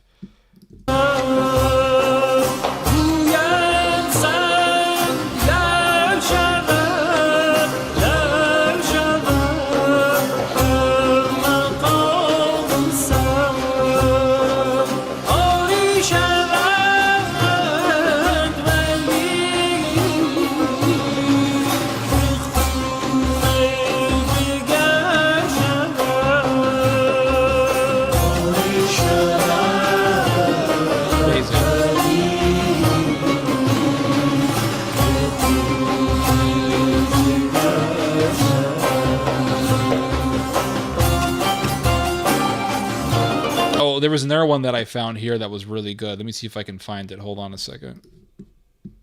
There was one that was really good. It was an Iranian song. I'm going to play your guys' music. Don't worry. I just want to show you guys some Iranian music.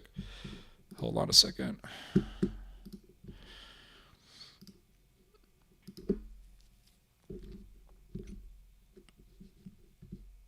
Oh, man. Where is it? This one here. This one's really good. I love this song, by the way. This song is fire. This song is awesome. This is an Iranian, a real classic Persian song. He does not look anything like Patrick Bet David. Patrick Bet David.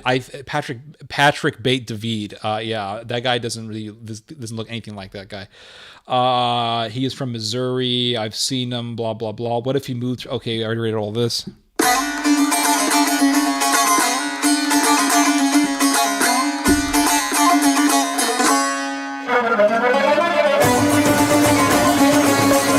Got some serious rhythm in this song. Like, there's some serious rhythm going on here.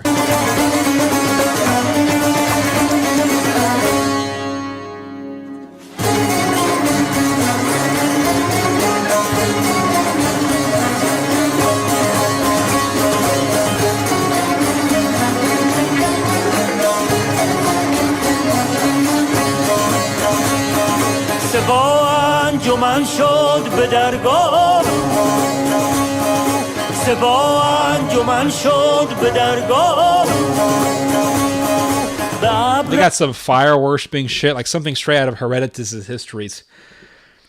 Looks like something that Herodotus would describe, how the Persians would worship fire. But that's what this looks like fire worship, dude. There's like, this is some ancient music. This has to be pre-Islamic.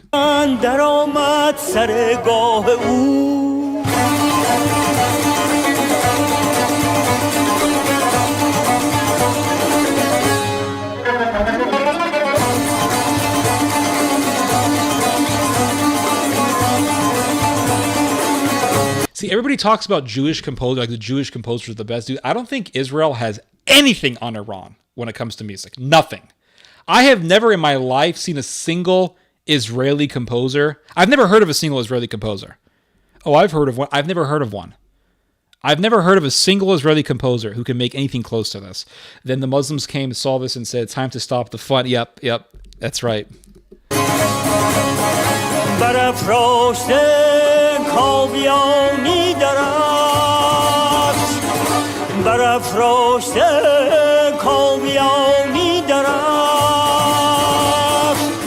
I'm just imagining, like, when you read the Bible, how Daniel describes how the Persians had this huge orchestra for the king, and it describes their instruments like dulcimers and table harps and all drums and all this stuff.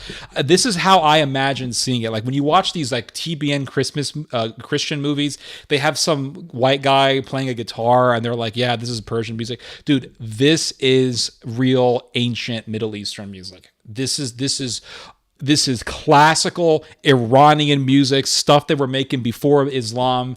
This is how it was when they were invading Greece, when King Darius was walking the earth, King Cyrus was walking the earth, Cambyses, Queen Esther was around. Like, this is what they were listening to, dude. This is not bullshit. They don't mess around over there in Iran when it comes to music. Let's hear some more of this.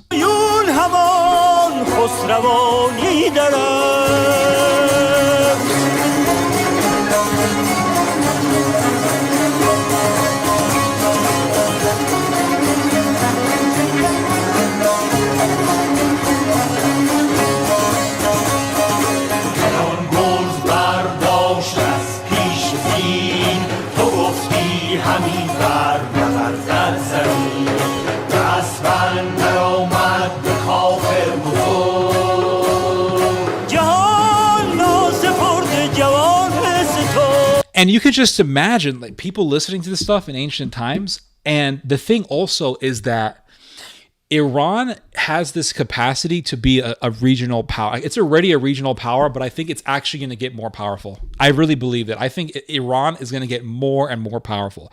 And the sense of being Iranian, like pride of being Iranian, is really going to be shown to the world. Like, Iranian pride, I think, is going to become a big thing in the discourse of foreign affairs and current events and things like that. You're going to be seeing more and more of it, and you can see it in this music. You can see that Islam was never really able to destroy Persian culture.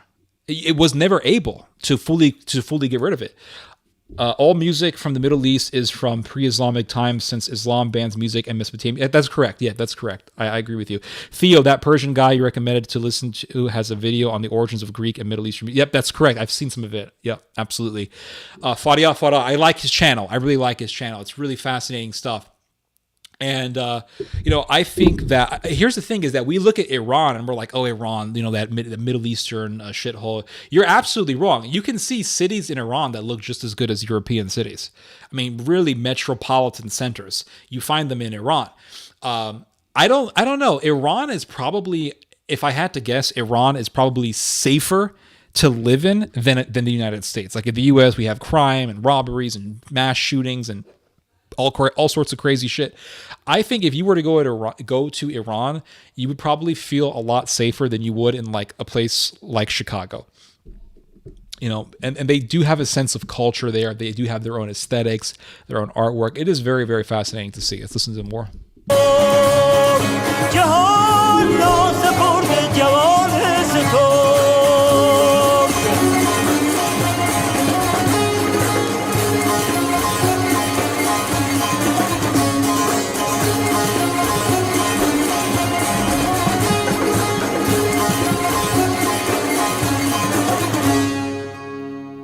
سرانشان به گرز گران کرد پست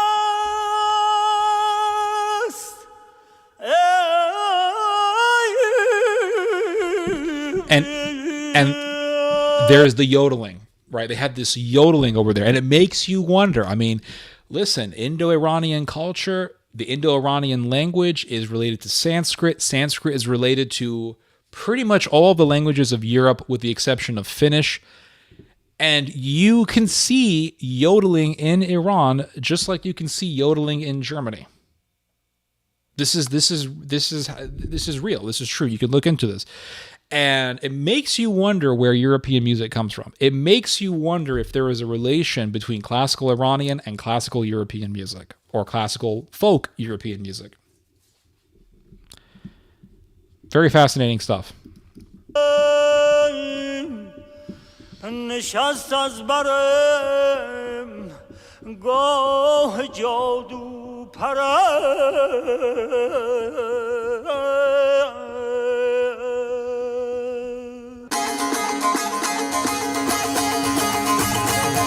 rocking it with that guitar.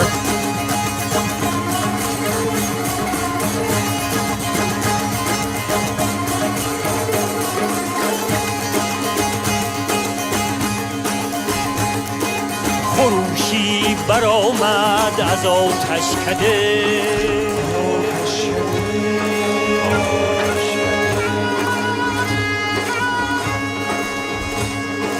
خروشی برآمد از آتشکده. I don't know what he's saying, but I like it.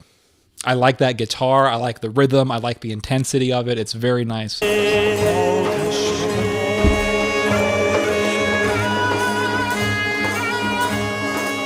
خروشی برآمد از آتشکده. Nice. There's that fire. There's that fire worship that Herodotus was talking about.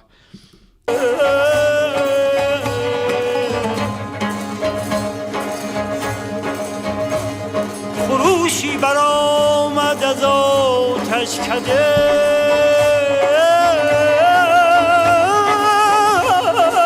Now, that is some serious yodeling. The way that he goes from like one octave or whatever you call it to another, like one pitch to another, is very impressive. That is some seriously clean yodeling. And you listen to German yodeling, ain't got shit on the Persians. German yodeling ain't got a damn thing on the Persians. Man, they know yodeling. I think that the Germans were basically like the ancient Iranians that nobody wanted around. That's what I think. Now, if you read the Prose Edda, which is like one of the old medieval Scandinavian texts that talk about the ancient history of the Scandinavians, you will read that Odin originally was a man who owned a lot of land in the Caucasus Mountains in Turkey. So part of the Caucasus Mountains is actually in Turkey. That's where Odin lived. Now, if we look at a map, right? So let's look at a map, Turkey, Iran map. We can kind of see where the Germanic peoples popped up based on the Prose Edda. So right there, so the Caucasus Mountain, let's see, Turkey, hold on. Let's see, Turkey, Caucasus map. Let's check this out here. So Caucasus is like right up here, Armenia, all that region. So according to the Prose Edda, can you guys see this? Oh shit. Yeah, according to the Prose Edda, so let's look at this map here. Google kind of sucks right now. Like, you can't really look at images that well. So that's actually not bad. Okay, this is pretty good. So according to the Prose Edda, Odin, the god of the Vikings and the ancient Germanic peoples, originally was a man who owned a lot of land, very powerful, and he lived according to the book, it says that he lived in that Caucasus region of Turkey, Anatolia, where a lot of the Indo-European peoples lived. So he lived like right up here somewhere, right? So here's the Caucasus Mountains. He lived right around here somewhere. Iran ain't that far away, by the way. Iran's over here. So Odin was hanging out around here somewhere. And then it says in the Prose Edda that he just went upwards. So he went upwards. So he went up north, up to like Russia and things like that. And that actually makes sense, because when you look at the like these ancient Indo-European cultures from archaeology, you will see archaeological what's the word for it? You will find like relics from archaeology or ancient items, ancient burial grounds from Indo-European cultures in archaeological digs found in southern Russia, up in the middle of Russia, Ukraine, Belarus. You find them in these areas, and you also find ancient Indo-European architecture in Turkey and things like that. So this actually makes sense. And he went upwards. So I'm guessing he went up to Russia, and then he just continued upwards until he eventually hit Scandinavia. And the Germans weren't actually around. Like, the Germans weren't in Germany as we know it at this time. The original inhabitants of Germany were actually Celts. They were a Celtic people. The Germans actually came from the north. They came from Scandinavia southward down to Germany. So really, these Germanic peoples, they originally came from this part of the world. They came from that part of the world where you have Iran, Turkey, the South Caucasus meet up, North Caucasus meet up. That's where they originally were. They also were in the rest of Anatolia, and they just went up northwards. So my guess is that the Germanic peoples, when they were living in the Caucasus, they were kind of seen as like the backwoods people, like those barbarians up there in the north type of thing. And I don't think they were very much welcomed. I don't think they were liked very much, because, you know, why else would they have gone up northwards all the way up to Sweden? They just kept traveling. So they were like the backwood yodelers. Like, their yodeling wasn't that good. It was inferior. They didn't have the classical culture, that sort of thing. Then they went up north. That is my opinion on that. I have a Damascus knife with similar motif like those. Whoa, wow. Yeah, a lot of Persian influence all over the Middle East, especially in Iraq, Syria, things like that. I like the Persian shirt. Awesome. Theo, I love this music, even though I don't know what they say. Fire is the one God, may he burn 1,000 babies. Yeah. Theo, the archaeological word is called material culture. Yeah, I'm not sure. It's like relics or archaeological remains. You use the term material. Yeah, we can use materials. That's fine. So many invaded distant worlds with sword and axe in the name of Odin. Yeah, there was a lot of invasions that went on. And what we know now is that these Indo-European peoples, they traveled all the way. They were called the Viziana people or something like that. I don't remember exactly, but they were like this ancient Indo-European people. They came in from southern Russia. So it's very fascinating, because I read this book years ago by this Indo-ologist from Finland. And he did a whole book. It was called The Roots of Hinduism. It's a super fascinating book. And in this book, The Roots of Hinduism, he talks about where do the Indo-European peoples come from. And he concluded that, based on archaeology, he concluded that they came from southern Europe. So over here where my mouse is, over here, that's southern Russia. So sorry, he says that they came from southern Russia. So they came from southern Russia, basically near, adjacent to the South Caucasus and Turkey, Iran, all that. They came from this area, southern Russia, and they just kept going north. This is what this book concluded, that they just kept going north. That actually coincides with what it says in the Prose Edda. It says right there very clearly in the Prose Edda that Odin was living pretty much in that region of the Caucasus that is adjacent to southern Russia, and he kept going up north. So it's very fascinating to see how old texts that we consider mythological actually reflecting what is found in the archaeological data. That is super, super fascinating, guys. I love this kind of stuff. Anyway, let's go back to Iran.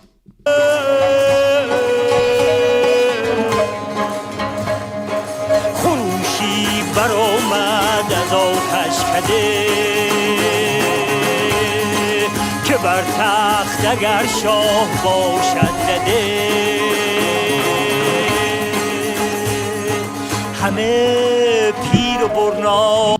Somebody in the comments said something that is not entirely true. Celtic people are from Scotland. Celtic people were in Spain, they were in France, they were in England, they were in Ireland, they were in Scotland, they were in Germany, they were in Austria. Celtic people were found all throughout Europe. In fact, when you read Julius Caesar's account of his conquest of Gaul, he says that it's very fascinating. I didn't know this until I read Julius Caesar. The Celts of England would actually militarily support the Celts in Gaul, in what is today known as France. So the Celts in England were like, hey, our people are being invaded by Romans down south. Let's help them. That is actually the reason why Julius Caesar invaded England. Julius Caesar invaded Britain because he wanted to stop the military support that the British Celts were giving to the Gaulish Celts. Very fascinating stuff. Very fascinating. فرمان بری یکایک ز گفتار او نگذری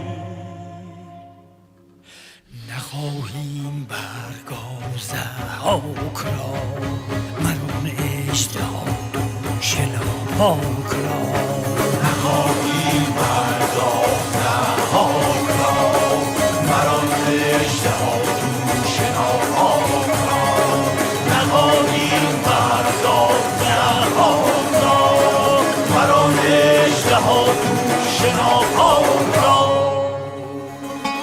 I love this part here. This is a really nice transition point where he kind of calms down, but then he returns back to the same movement, but with more intensity. Listen to this.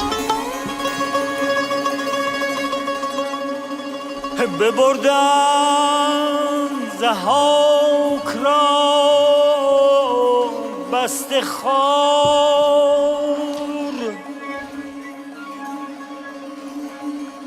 ببردن ضحاک را بسته خار به پشت هیونی برافکند زار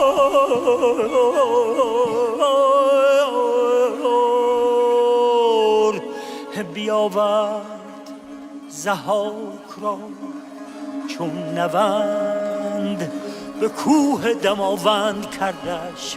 I don't know what he's saying, but I like it. Baku. It sounds nice.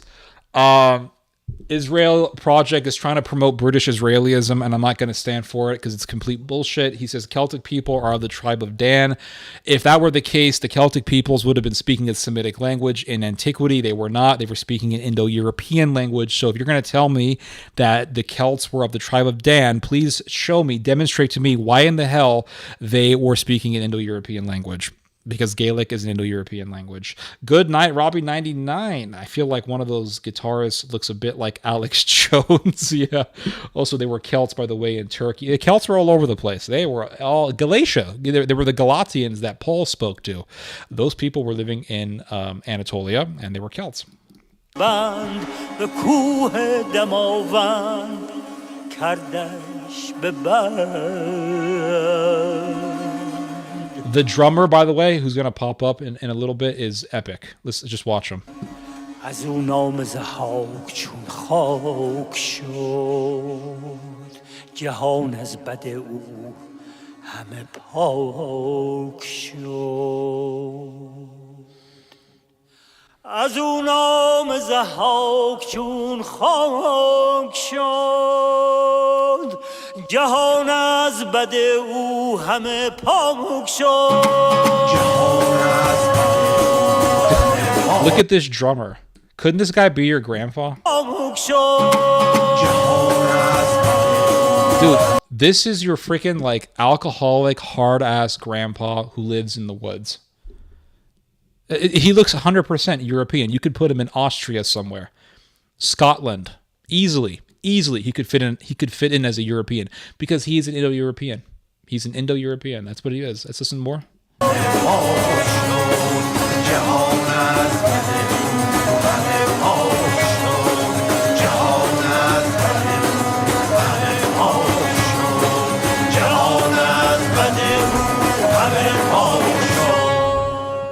Amazing.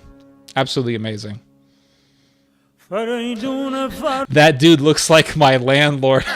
Yeah, exactly. Boudica, Queen of War. Oh, yeah, fascinating. Don't worry about it, Israel Project. We're not here to be right or wrong. We're just having a discussion.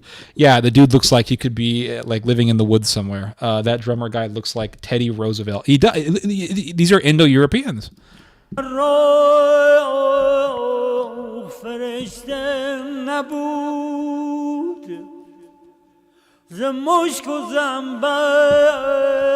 back to the fire worship.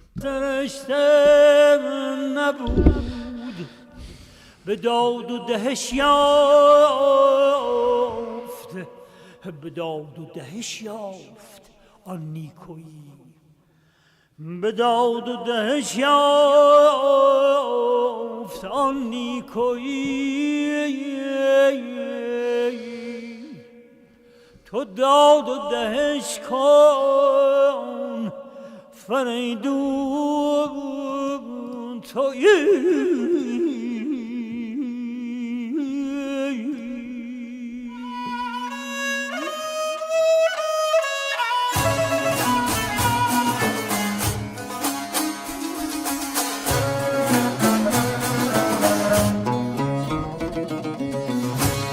This part is actually my favorite part of the song. I love this solo. It's just an instrumental solo, and it just sounds so epic.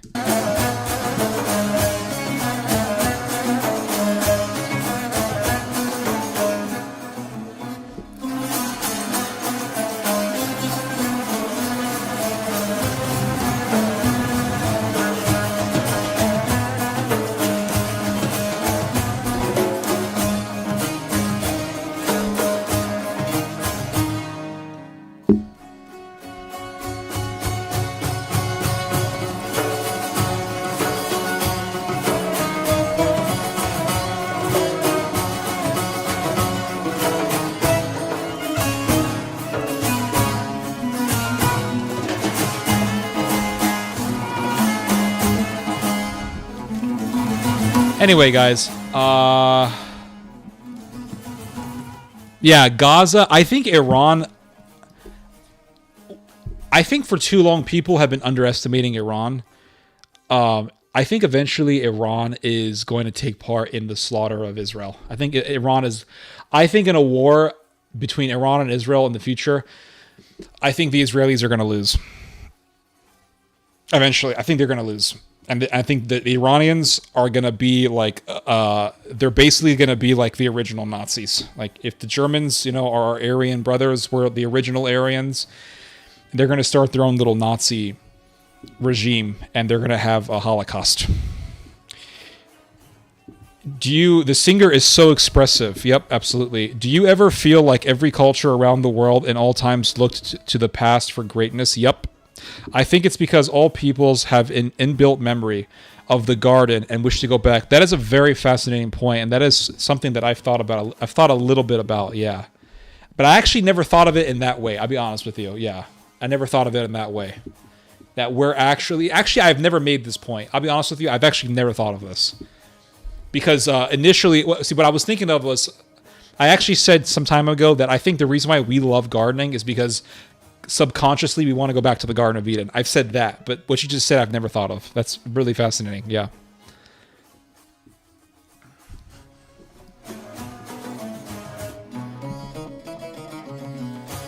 Anyway, that's a masterpiece. So let's get to your guys' music. Let's get to your guys' music here. So what music do we have here? So you got any songs? Monkey Brain gives this song a 10 out of 10. I agree. Israel Project gives it an 8.9 out of 10. Somebody recommended to me some songs here.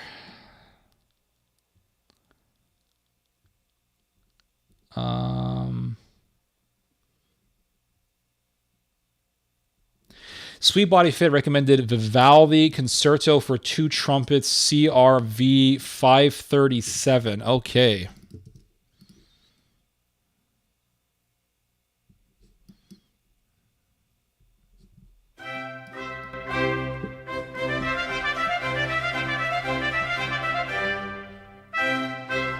Awesome.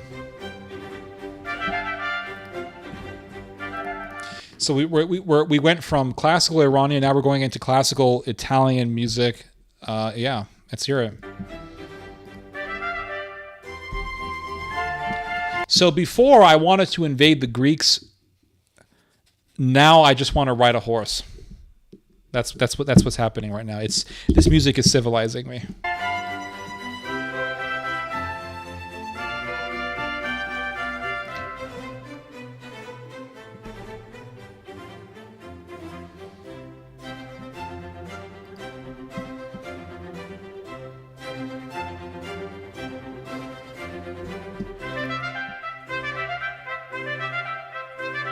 Nice.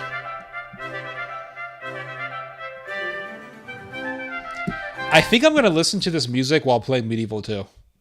I think I'm going to get like a whole army of horsemen with spears and then archers, and I'm going to be like riding out to war to fight the Portuguese. By the way, I had the most epic moment in Medieval 2 a few nights ago. I took Corinth from the Portuguese. Oh my gosh, it was such an epic battle. We were outnumbered. They had like 800 plus guys. We had a little bit over 400 men. And man, we had the most epic battle ever. I had so many casualties, but we won. It was a Pyrrhic victory, but nonetheless, I beat the Portuguese and I took Corinth from the Portuguese. As soon as I took Corinth from the Portuguese, the damn papal army pops up. Out of seconds later, I did not even have time to rebuild the walls. The walls were all bashed up because of my cannon fire. Freaking papal army comes in with like 800 dudes, invades, overruns us, overwhelms us with force, wipes us out. I get so pissed off. I'm like, hot damn, you want to play that game, Pope? You want to play that game, Holy Father? I got a whole army of like 400, 500 guys, went back into Corinth and beat the papal army in seconds because the papal army only left a unit of like 42 guys. So I just went in there. They freaking surrendered really quickly, and I just took Corinth and immediately made a peace treaty with made an alliance and a trade deal with the Portuguese. Then made an alliance with the Timurids, which is the Mongolian force of Timur Lane, and just started building infrastructure hardcore. I'm still holding Corinth. I got a big ass army in Corinth, man. I'm gonna play this when I'm playing Medieval 2.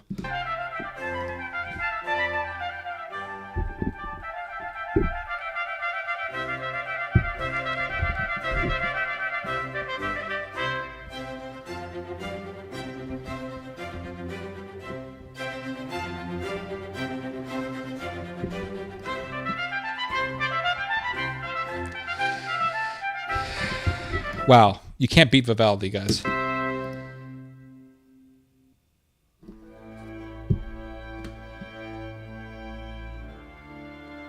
Nice. You can't beat Vivaldi. Yeah, you can't beat Vivaldi.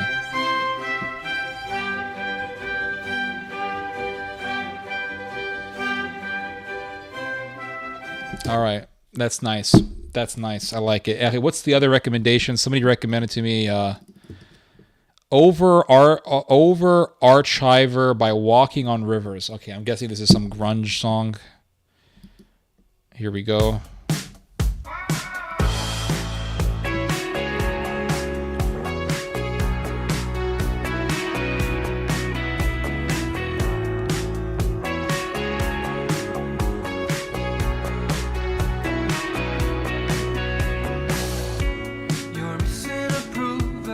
So this is good music if you're like in love with a woman, you would listen to this music to like, just to give you the vibe. But if you're not in love, then I don't know, maybe you want to be in love. So I guess this music also fits.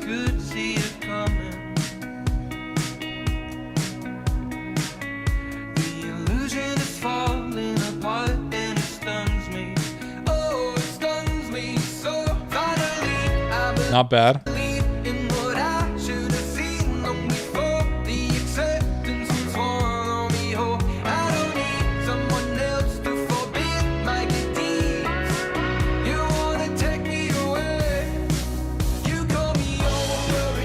Not bad. It's a little bit soft. It's a little bit limp, but it's not bad. I give it like a 4 out of 10. Now for the other one, Monkey Brain gave the Vivaldi a 9. Goose Hunter said a classical 8 out of 10. All right, that makes sense. What other musical recommendations do you guys have?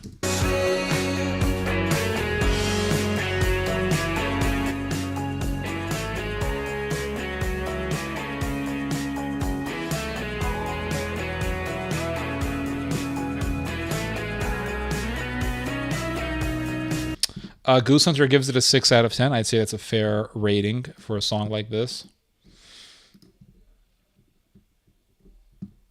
I got some Viking music that I found recently. This music sounds freaking epic. Dude, this is the music of the Indo-Europeans, man, when they came charging in. This is some ancient music. Let's give this a listen.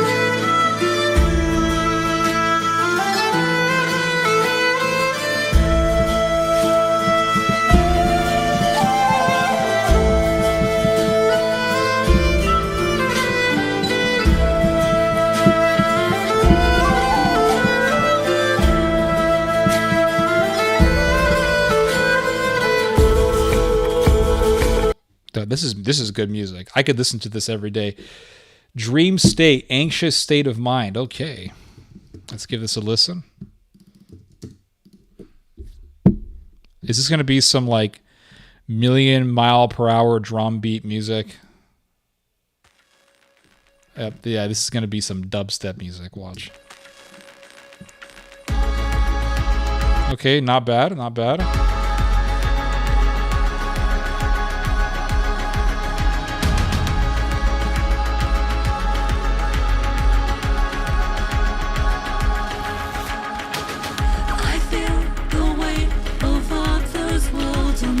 So this is like anime music, okay?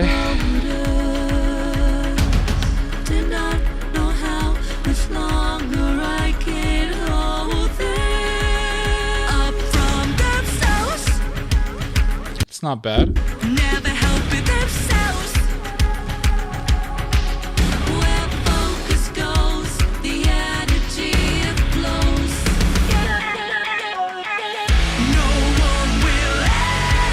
Not bad. I like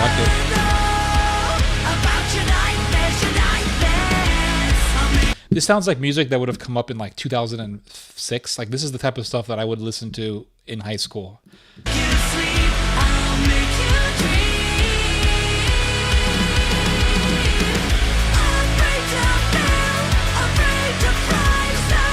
like it.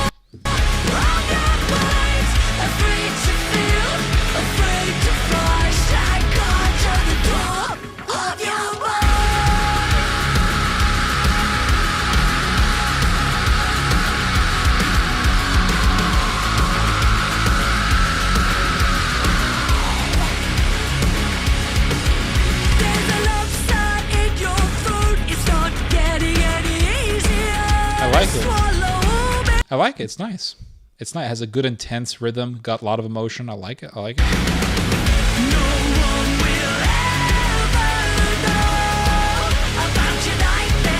I like it. It brings me back to high school. This Viking music is freaking epic, dude. I love it. Any more musical recommendations?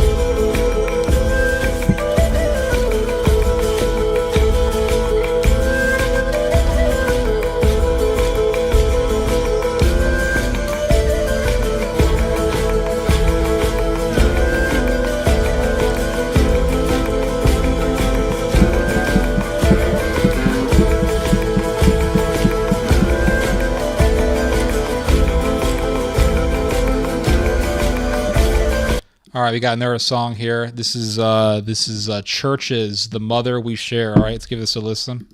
This is some Zoomer music. Yep, definitely Zoomer music. Oh, this is depressing. That sounds depressing. I don't know. Oof, ugh, yeah.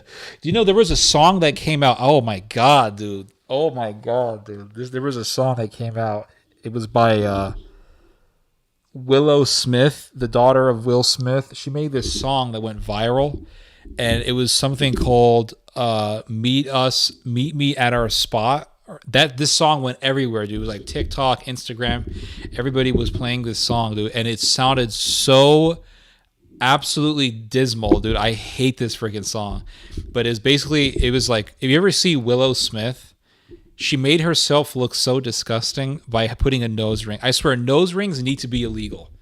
There needs to be a law outlawing nose rings. There needs to be like a special police unit just looking for people with nose rings. People with nose rings should be arrested and investigated because they got some serious demons that they haven't dealt with yet. I think if anyone is seen with a nose ring, they should be reported to the police, and the police should come and rip the damn thing off the nose. Like, seriously, just come, we're tearing this thing out of your nose. Like, what? Oh my God. Like, okay, don't be that brutal, but like, take the damn thing out of them. You know what I mean? Don't be vicious with it, but take it out of their nose. I mean, really, it's so disgusting to look at. And it's awful. It is such a depraved thing to do. Put a nose ring on your nose like you're a cow or a bull or something like that. But Willow Smith, she has a nose ring, and she made this song called Meet Me at Our Spot. And it's like, meet me at our spot. And it's such a horrible song, dude. I swear, I heard this song. It made me, when I've heard it, I felt so dead inside. But if there is any song that reflects the emptiness of the Zoomer generation, it is that song. That song represents everything just hideously empty, moribund, and just dreadful about the Zoomer generation. Anyway, what else do we have here? This is Zoomer music. I can tell. I could totally hear this music going to like Gap, Gap. If I'm gonna go shop at Gap, this is the kind of stuff I'm hearing. And the other thing I noticed about Zoomers is that they love disco music, and it's almost, they've actually revived disco. So we have neo disco music now because of the Zoomer. They love disco shit. Disco is back, everybody.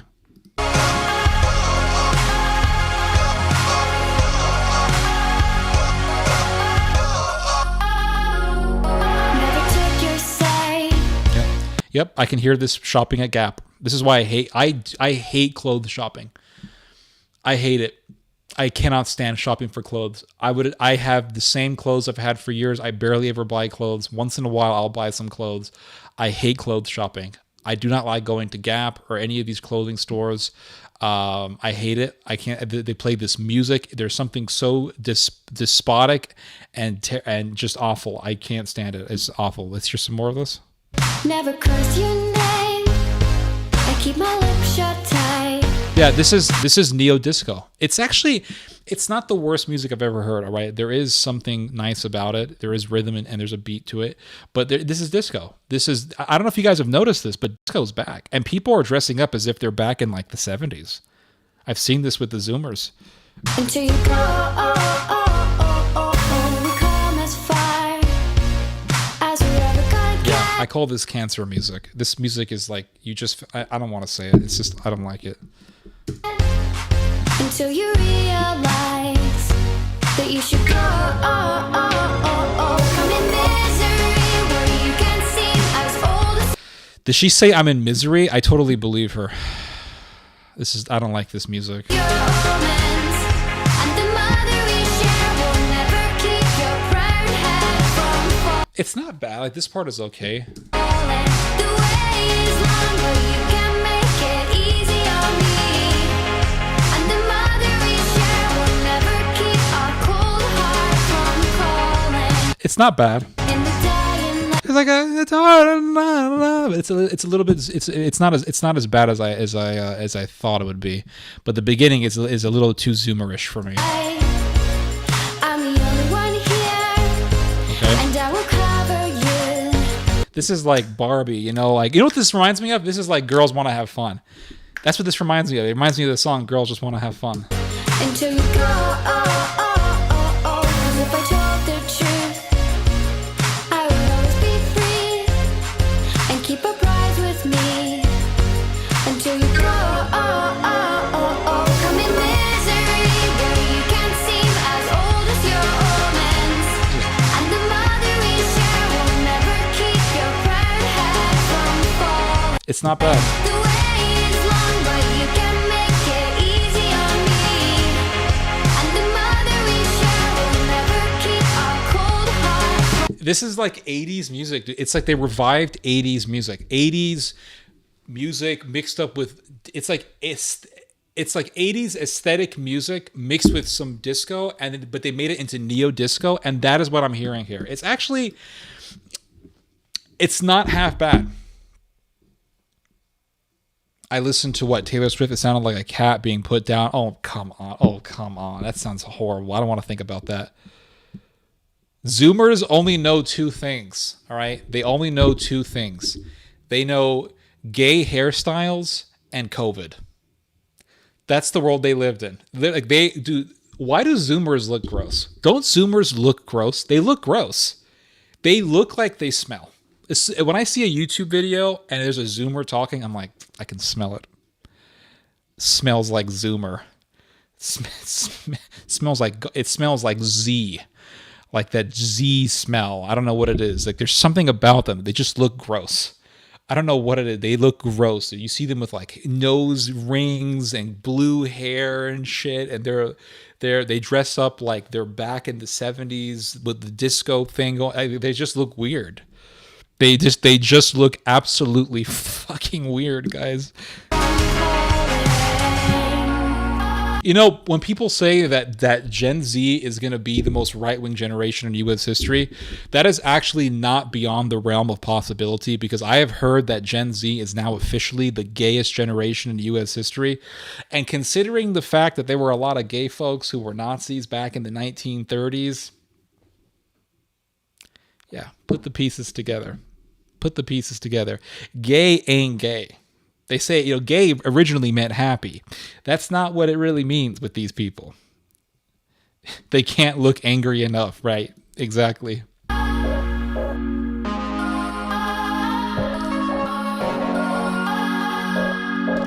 The thing about it also is that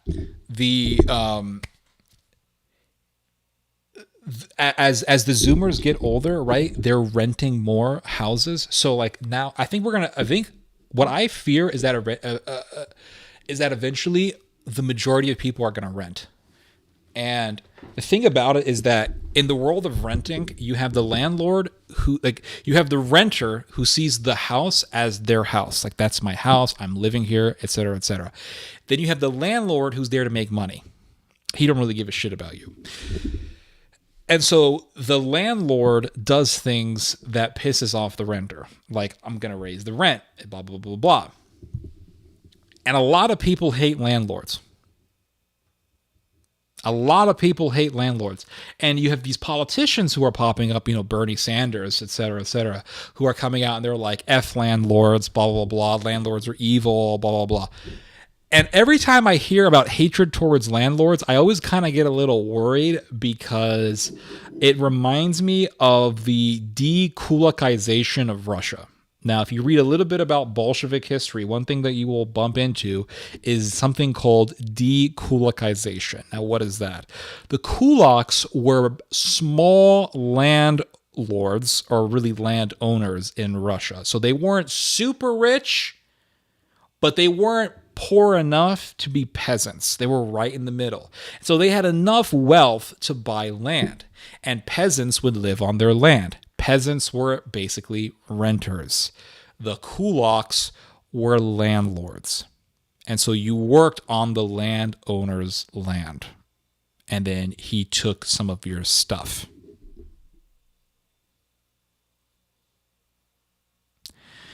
And what happened after the Bolsheviks took over? They slaughtered the kulaks because they were the landowners.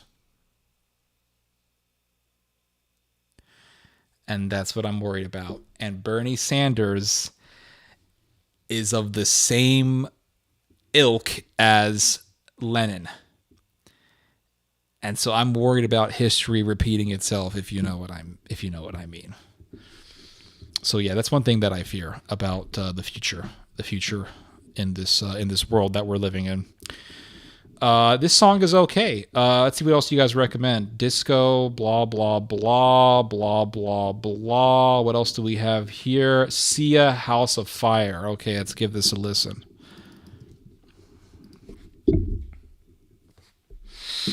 More Zoomer music. All right.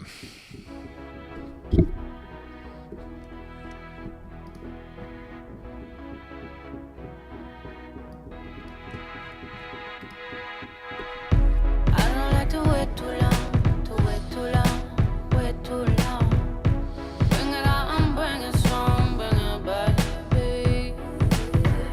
I feel the pain and it feels good. I knew it would. Yeah, this kind of reminds me of that song that we used to listen to back in the early 2000s. It was like, you gotta be strong, you gotta be smart, you gotta be better. That's what it reminds me of. Your heart burns true. I feel the pain and I cry out. I cry out. I need you. I need you. All right, this is very Zoomerish. Baby, boy, I wanna drink you in like oxygen, like oxygen. Baby, I'm a house on fire, and I wanna get burned. Come on up and blaze, you're the blame, yeah, you're the blame. Baby, I'm a house on fire. Kind of reminds me of that song by Nelly Furtado when she was like, what was that song? Da da da. Like, oh, you don't need nothing at all but me. Remember that song? I used to listen to that song when I was in high school. Yeah, this song is very Zoomerish. I'm not too crazy about it. Edwin Weber says, a nose ring / like a tattoo is just a way to tell God who made you perfect to F off. Exactly. Let's see, another one here. Cesar Perez recommends Fighter by Candle Fuse. All right, let's give this a listen. Let's give this a listen here. Oh, you don't need nothing at all but me. Let's see. Let's give this a listen to. All right. Here we go. All right.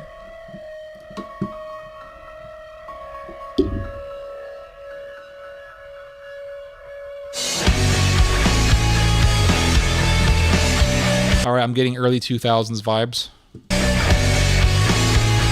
Oh, this video that I'm listening to right now, it was uploaded in 2007. So I'm imagining that this song either came out in 07 or it came out like in 06. But this is, 06. I think this came out in 06, guys. This is, like I said, this brings me back to high school just listening to this style of music.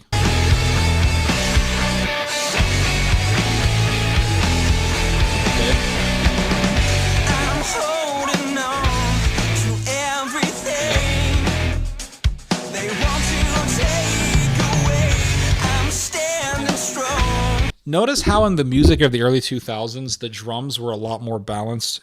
Nowadays, I notice a lot of the songs, especially if you look into styles like metalcore and all that, they use the drums a billion miles an hour. Like, just, they overpower the drums. It's like they're playing video games for the first time and they're just smashing the same button. That's what it reminds me of. They just don't know, they don't like to use drums in a balanced way. They don't just allow the drums to complement the rest of the song. It's almost like the drums is the song. I don't know. I don't like it. But you hear it in the grunge style in the early 2000s. You'll hear the drums be a lot more balanced. Against the grain, against the winds, they say I'm falling from the way of man and calling there to stay. I'm letting go of me, 'cause greater is He that lives within me. Oh, this is a Christian song. Yeah, totally. This is one of those. Back in the early 2000s, Christian songs were very common. They are still around, but I don't think they're as big as they used to be. It used to be, I would just put it this way, contemporary Christian rock music was a lot more widespread than it is now. For example, like Creed was definitely a Christian influence song. Very, very popular. Evanescence kind of started out as a Christian musician. There were a lot of musicians back in the day that started out as Christian and then they went off into secular music. But yeah, like totally, it was very widespread, much more than today, I think. I'm a fighter, strong and brave.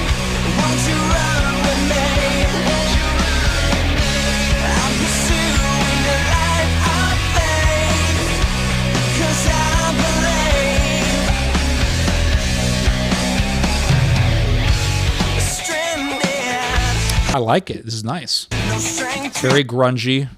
fight as strong and Yeah, I like it. It's listen some more. Nice. Yep, this is very typical of that time. Yep, this right here. sing this battle cry. I will hold my head up high. I will sing. Nice. I give it. That's a good song. I give it like a 4.5 out of 10. It's a good song. Next one on the list, On the High River Bank, Russian traditional song. All right.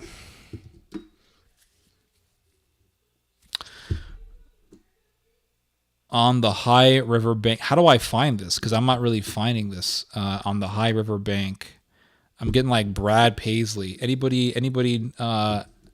Is there a better way I can find this on the High River Bank?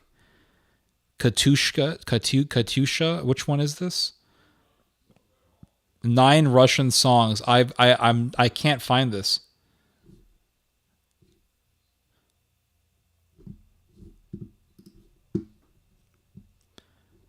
We broke disco records when I was growing up. Awesome.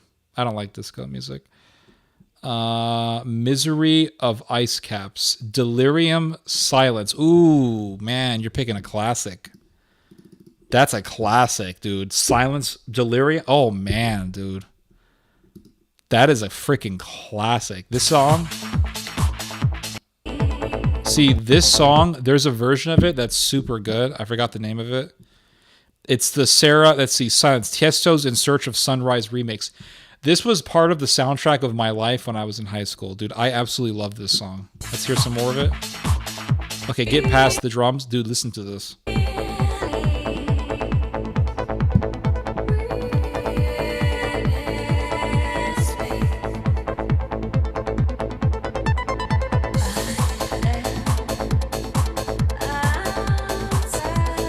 Yep, this is part of the soundtrack of my life. Give me peace. Yep.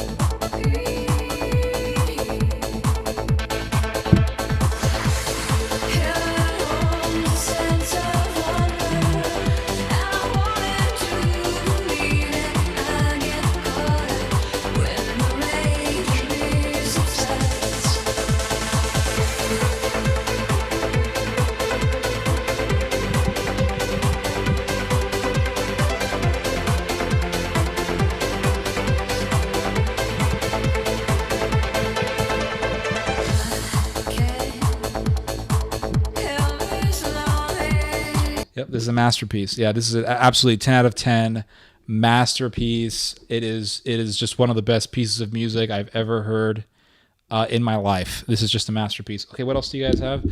4 out of 10 at the same time. Millennials, blah blah blah by Lan. The Fallout by We Outspoken. Okay, let's give this a listen. Hello, Rhoda. Here we go.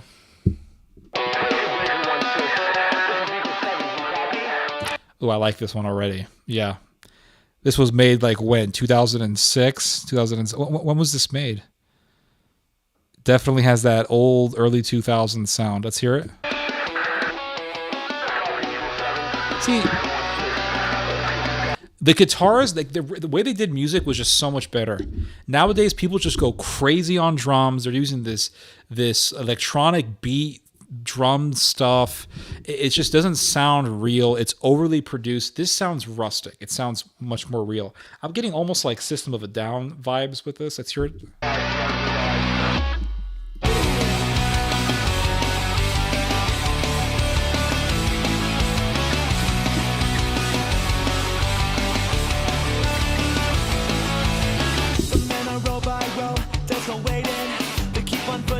Pushing for something to keep their minds occupied. They never look behind. They don't know what a flag judge keeps them blind. That's why I'm writing to you in the end. That's why you cannot pretend my thoughts are under attack. I hope you cut me some slack. This is a chapter where I don't come back. Bang, bang! Who was the first to go? Yeah, I'm getting like Fallout Boy kind of vibes with it. Not bad. Not bad.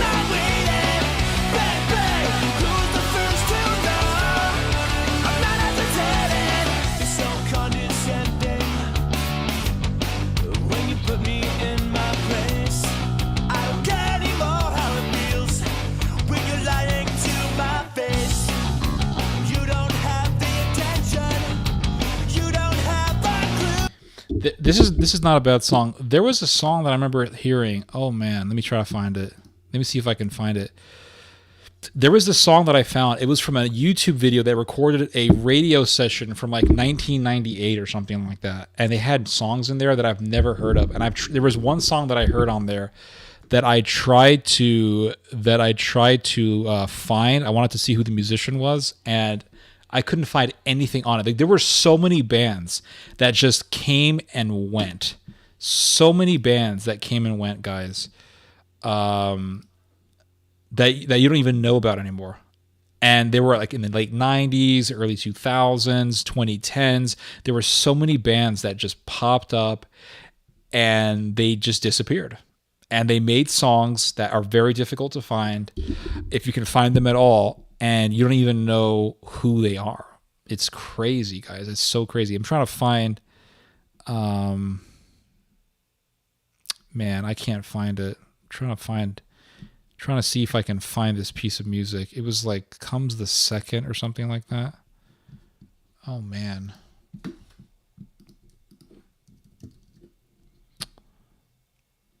Yeah, I can't find it. Drives me crazy that I can't find it. But this song isn't bad. This is like really early 2000s. Has a nice vibe to it.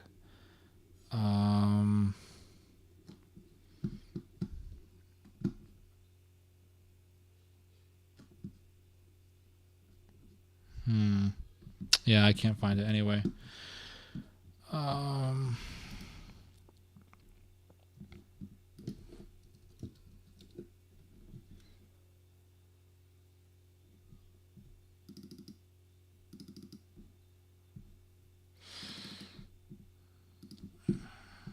right, what's the next recommendation? Amorphous Among Stars. Okay, let's give this a listen. All right, let's hear this.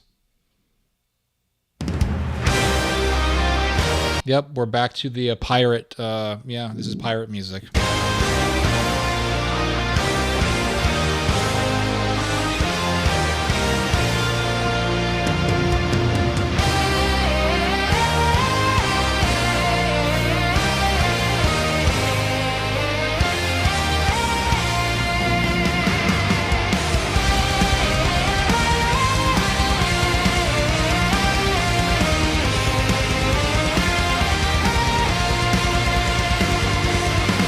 Close your eyes now, give in to the night.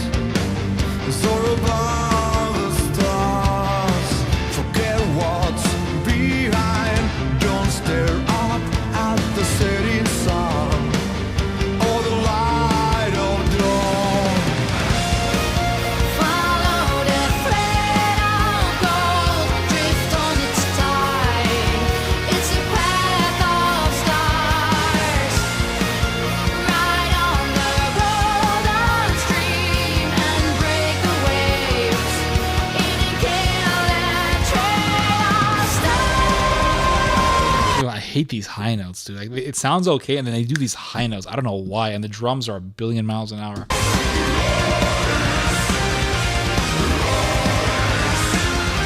the golden way of stars,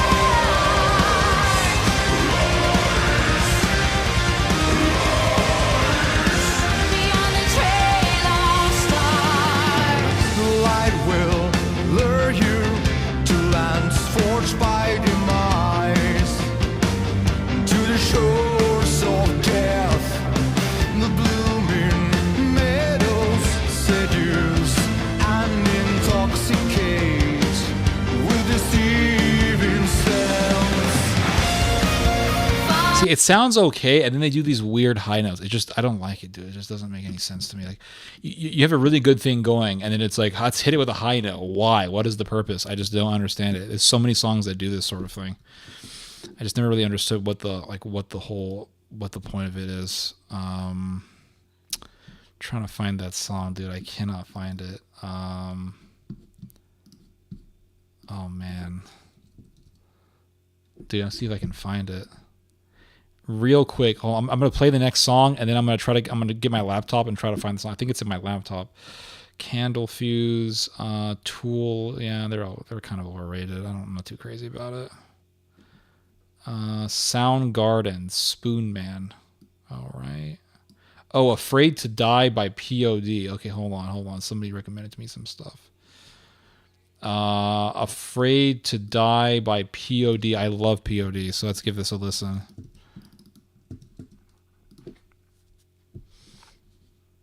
All right, let's give this a listen. I think I've heard this before. Let me see.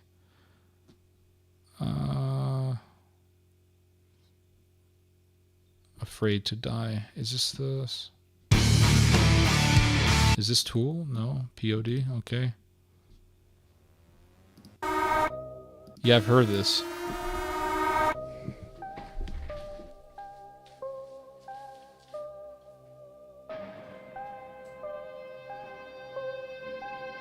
I decided it was time for me to live, but the hardest part is trying. They say you either get busy with living or get busy dying. You see, there's only one me, and I'ma be who I'm supposed to be. Nobody said it would be easy. See, I was never given much, I wanna take that too. But everybody gets a chance, do what you gotta do.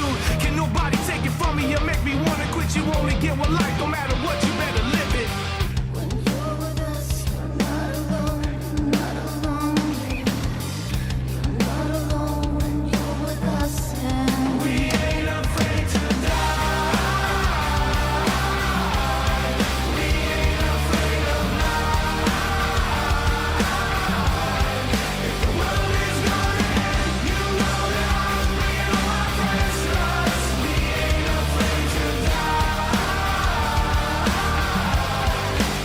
I learned a long time ago, life is a gift that I've been given. It's been me against the world, but I knew I'd never give in. Life can hurt, but ever since my rebirth, I stepped out of my way and discovered what I'm really worth. So I'm free. This actually isn't bad. Very typical POD. What is the POD? It's an old Christian band, Pale Blonde Death. They were very famous back in the day, but not so much anymore. But yeah, this song ain't bad. I like the message of it. Afraid to Die. I think about death every single day, guys. I don't know about you, but I think about that shit every freaking day, dude. I know, like, do you know that feeling you had when you were a kid, when you were like hanging out with your friend and you were having a great time, and then you had a sleepover at your friend's house, and his mom bought pizza, and you were just having the greatest time in your life, but you knew eventually you would have to go back home and the fun would be over. Life feels like that sometimes. Like you're enjoying life, you're having fun, and you know, like, this is all coming to an end. You know what I mean? And it's like kind of depressing, but I guess you just have to accept it, you know. As they say, it is what it is, right? Courtesy, man, it drives me crazy that I cannot find this song. Afraid to Die. Yeah, this is a good song, dude. I like it. BEK, On the High River Bank. Okay, let's hear this.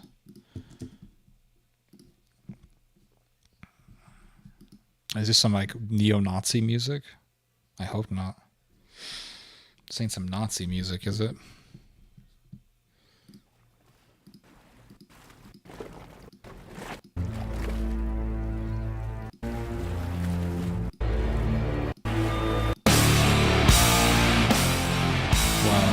Wow.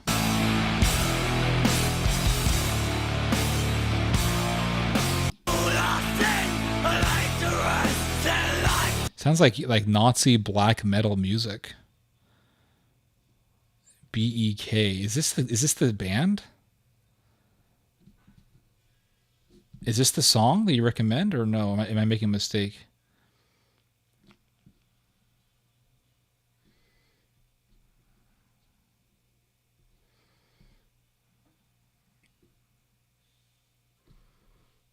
Soundgarden, Spoon Man. Here we go with some early 90s stuff.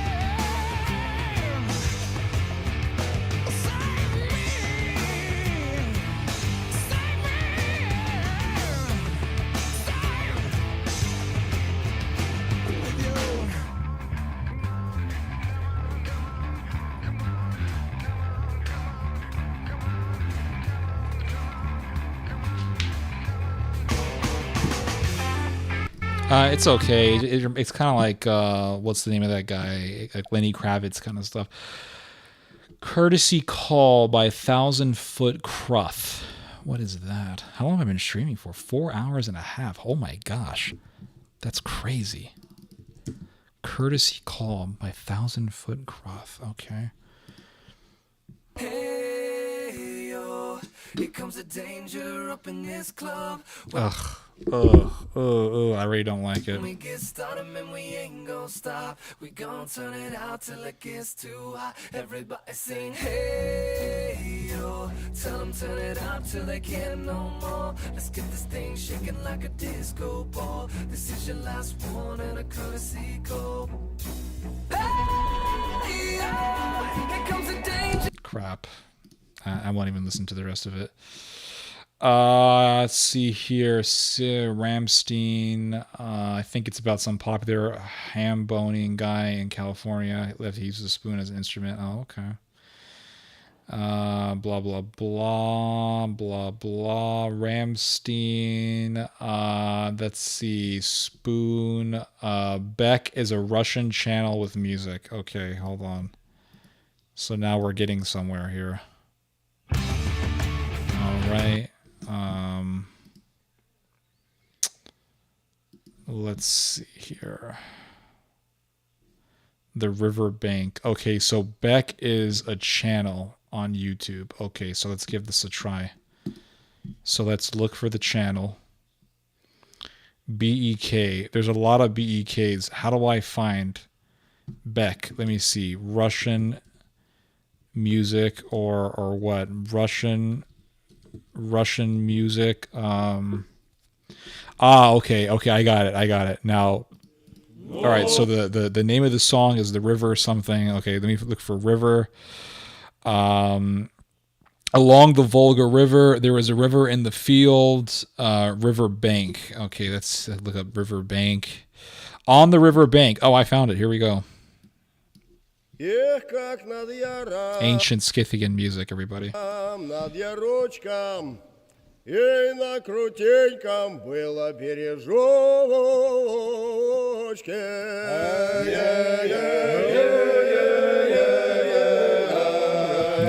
Nice. Там стояли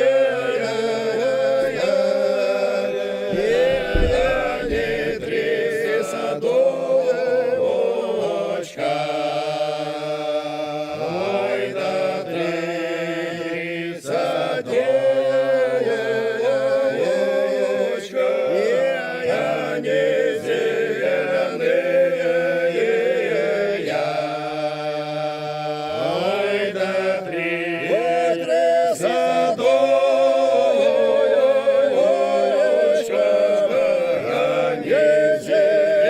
зеленые я. Их три садика, они зеленые я.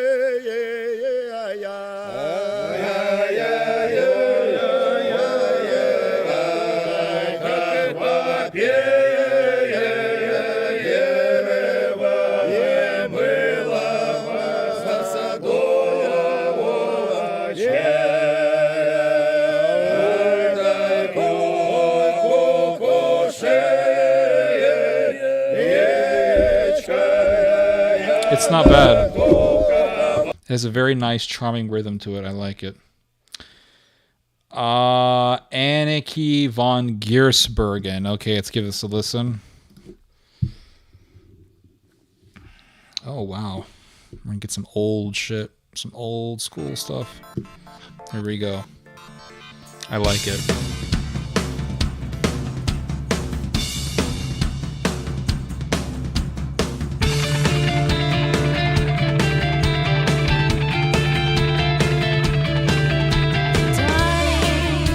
Hear me, I'm in this state of mind. Don't need to dwell, but there's something going on. I feel like I'm changing, and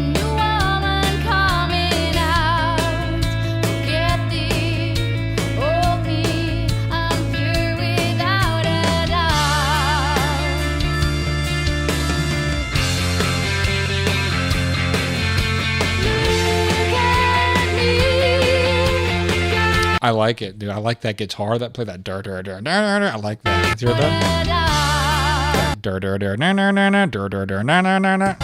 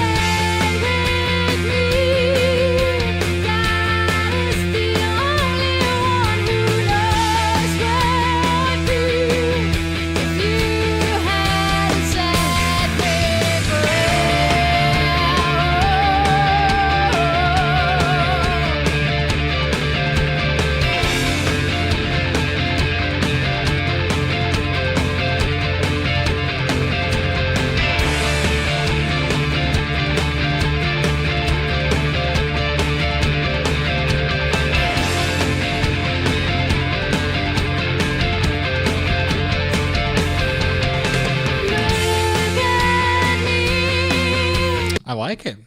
I like it a lot. It's good music. What else do we have here?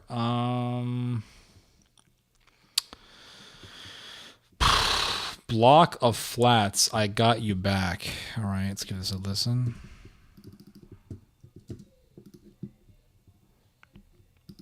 Here we go. No, hold on. Block of Flats. Got your back.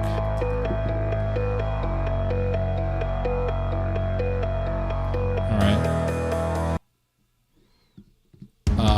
The name of the song is, what is it again? I Got You Back.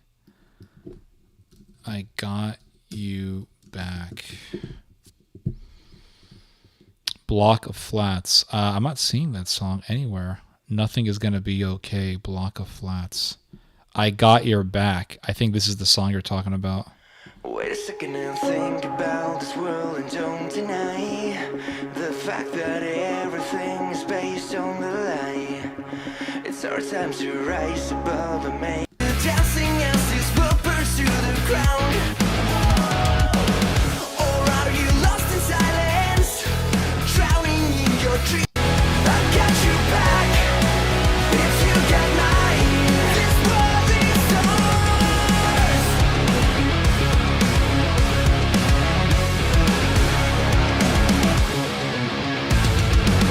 Oh, can you hear the calling?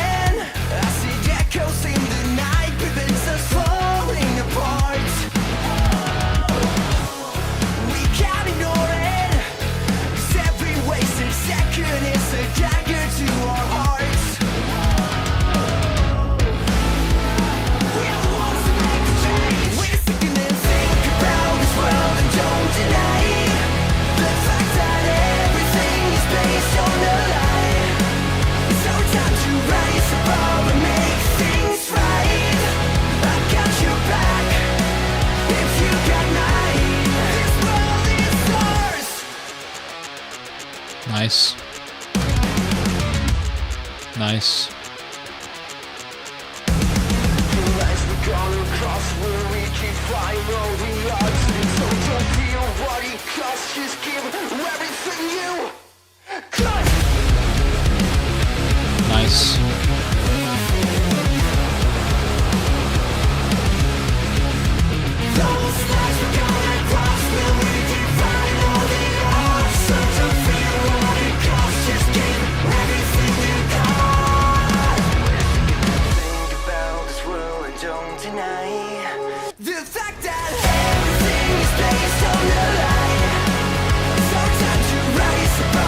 Not bad. Next song, Silhouettes by Smile Empty Soul. All right, here we go. Yep, immediately. It's the early 2000s.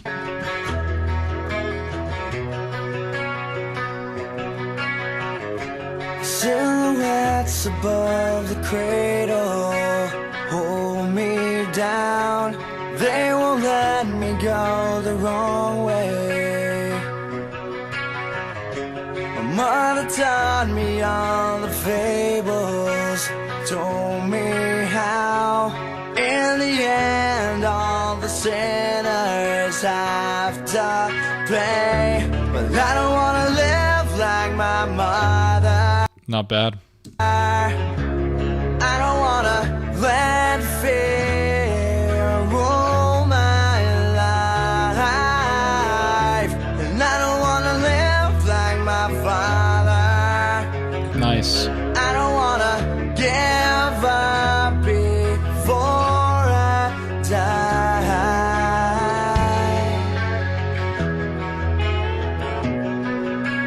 Very, very post-grunge, kind of like Seether. Work so hard as bones are breaking. You wore them down, but long ago we lost the feeling. It's gonna change. I don't wanna when I know. I don't wanna live like my mother. So like the whole song is kind of it kind of is repetitive, but then like the end has a good drop to it. I don't wanna give up before I die. The ending is nice. I don't wanna live like my mother. I don't wanna let fear rule my life. I don't wanna live like my father. I don't wanna give up. The ending is really good. I like that. It's very. This is like the apex. This is the apex of the song.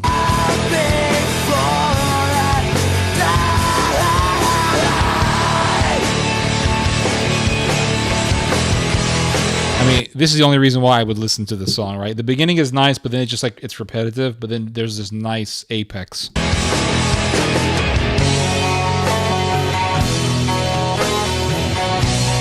Not bad. Not bad. Time is Running Out by Muse. All right, here we go. Here we go.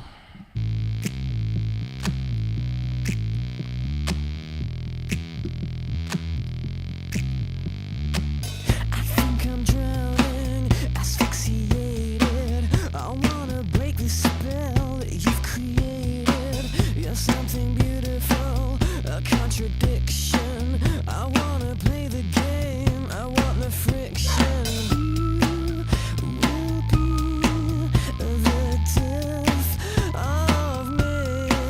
Yeah, you will be the death of me.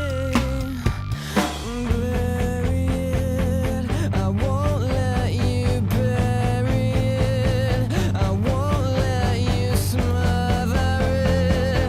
I won't let you murder it. And our time is running out. And our time is running out. You can't push it underground. You can't Nice. stop it screaming out.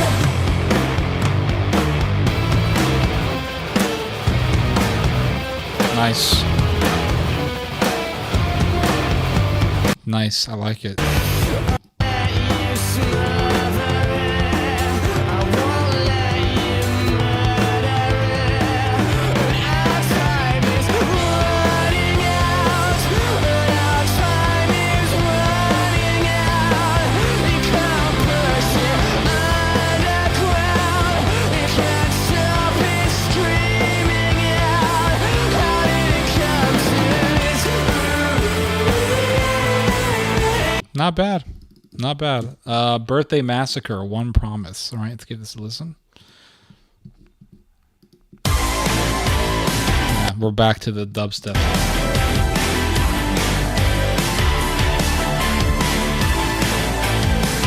Making sure the toys are put away. I know a secret. Not bad. You disappear without a sound. Tie it up and tear it down. I try to remember. This stuff isn't bad. Edwin Weber hates it. He says that I shouldn't be listening to this music. I mean, I'm sorry to tell you, Edwin, but we're like degenerate millennials. So we kind of listen to some stuff like this. Yeah, nothing too surprising. A time together. One promise. Ruin everything. I never noticed the way you look at me. One deception. You can't keep from me. It's not bad. Another life. I'll save this one. This was good. I'll listen to it. I'll save it for so I can listen to it later.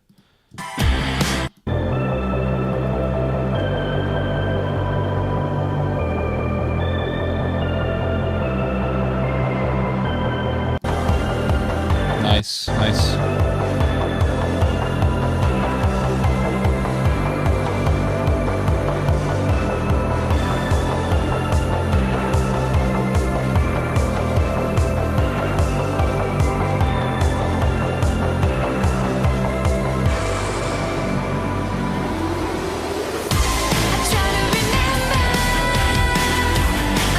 Nice, nice, nice, nice.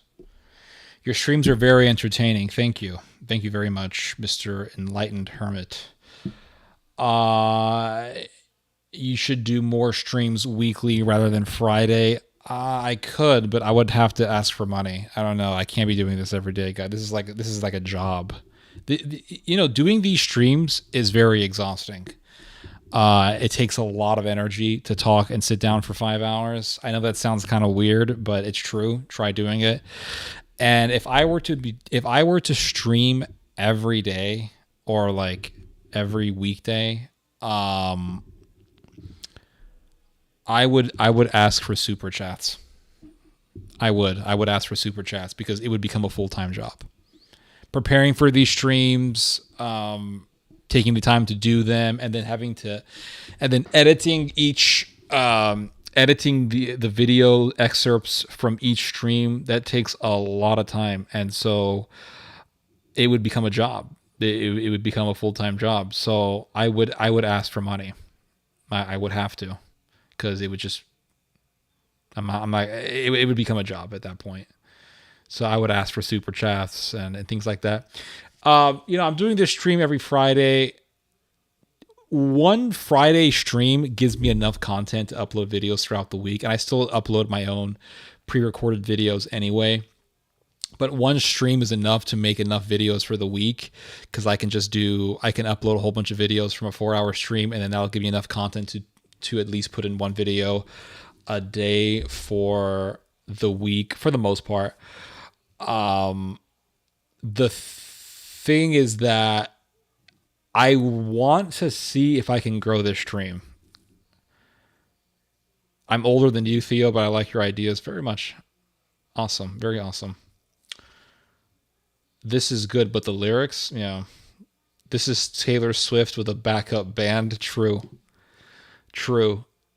Doesn't sound weird, no. The thing is that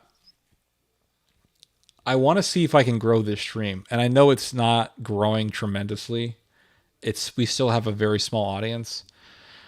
This audience is still pretty small, but I'm trying, I'm really trying. And I'm not blaming you guys or anything like that. I'm not blaming the viewers or anything like that, but I am trying to make this stream get bigger. And if I can get the channel bigger, and if I can get enough people or more people to watch the stream, then I will start streaming in other days. I'll expand the stream, but until then, I'm not going to stream every day. It's just crazy.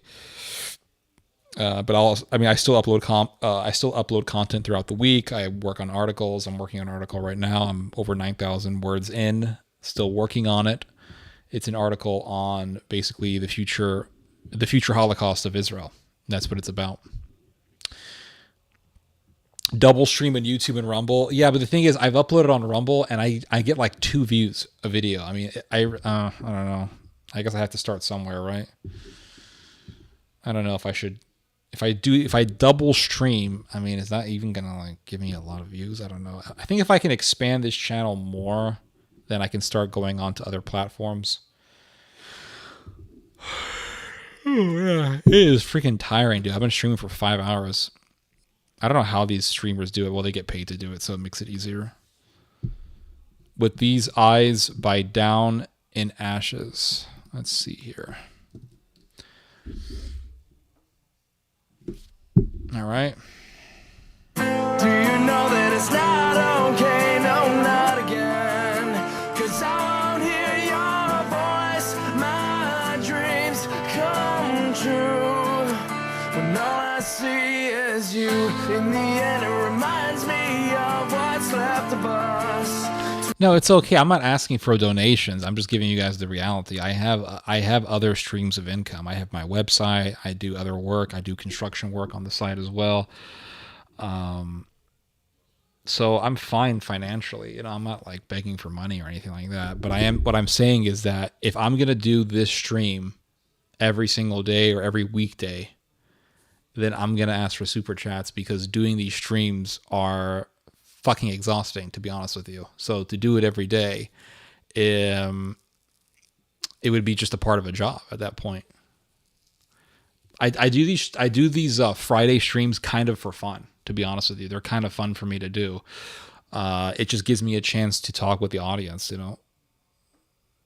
And it keeps the audience alive. It keeps the channel, not the audience. The audience is obviously alive, but it keeps the channel alive, because it shows that, you know, I'm active. And as long as you're active, not just active in doing pre-recorded videos, but active and actually talking with the audience, I think it keeps the channel going. Donate to the charity. Yeah, I have a 501c3, which is connected to the work that I do on the website. I'm not sure. If I do super chats on here, I don't think I would. I'm not sure. I'm just saying I would just have to do super chats at that point. I like content verity. Cool. Cuts half of your profits. Yeah. That's understandable. Donate, blah, blah, blah.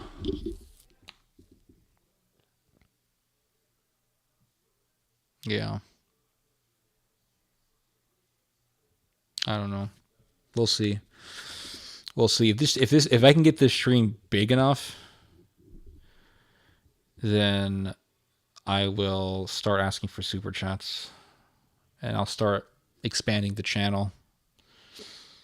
Or I'll just keep it Friday, you know, I'll just keep it. I think Friday is enough. I mean, I get so much content out of doing one stream on a Friday. How much do you need? No. It's okay. Please. It's okay. I'm fine. Don't worry about it. I'm here to entertain you guys. Don't worry about it. When you're going to do more Greek Roman videos, I love them so much. Okay. Yeah. We can do more of that. You still have other people writing for your page, or no one's? My father and I are the only ones writing for the website now. That's it. Start a Discord. I don't want to start a Discord. You get a lot of weirdos and Nazis popping up. I have enough of that weirdness on this channel.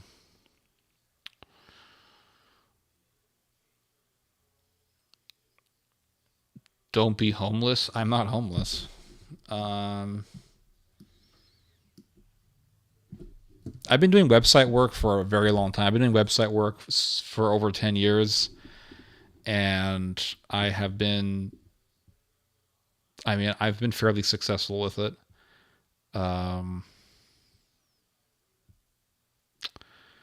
But I started getting into streaming like 2 years ago. And yeah, we'll see how it goes. I don't know. We'll see. Alphaville sounds like a melody. I think I've heard this before.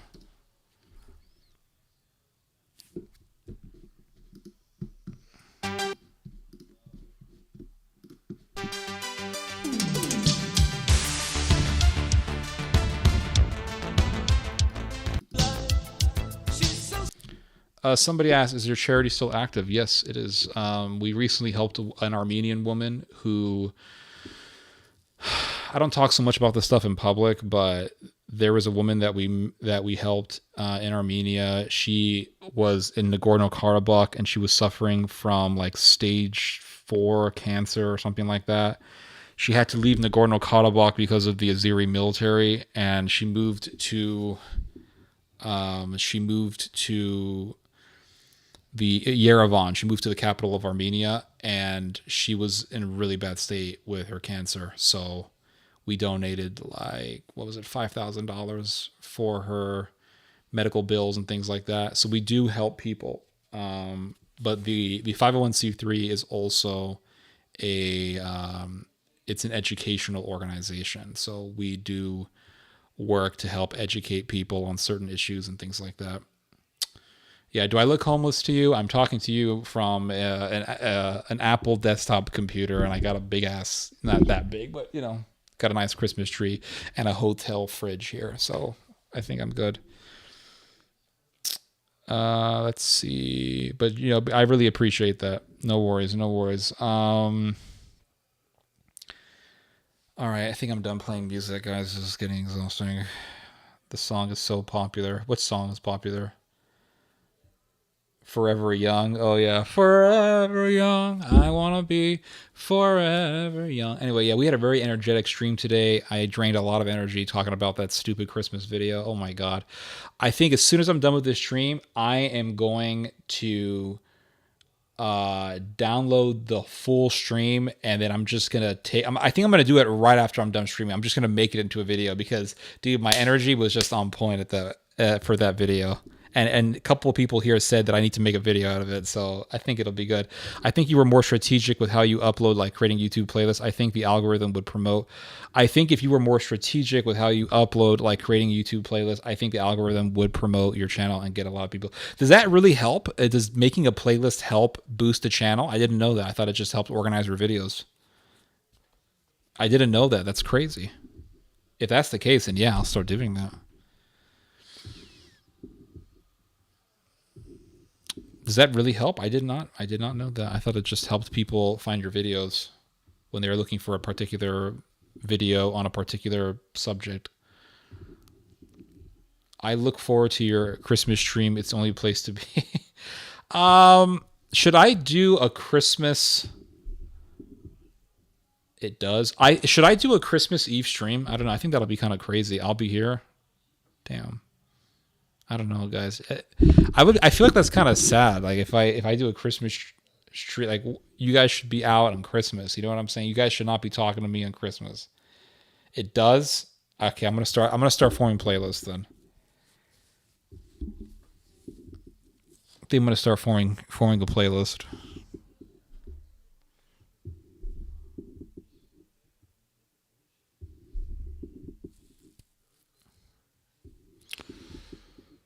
Oh, anyway, guys, I think I'm done for today. I've been streaming for how long? I will not be here. I've been streaming for 5+ hours, guys. This is insane. But here we are. All right, guys, enjoy the rest of your Friday night or your Saturday. Enjoy your weekend. God bless y'all. You guys just heard some Theo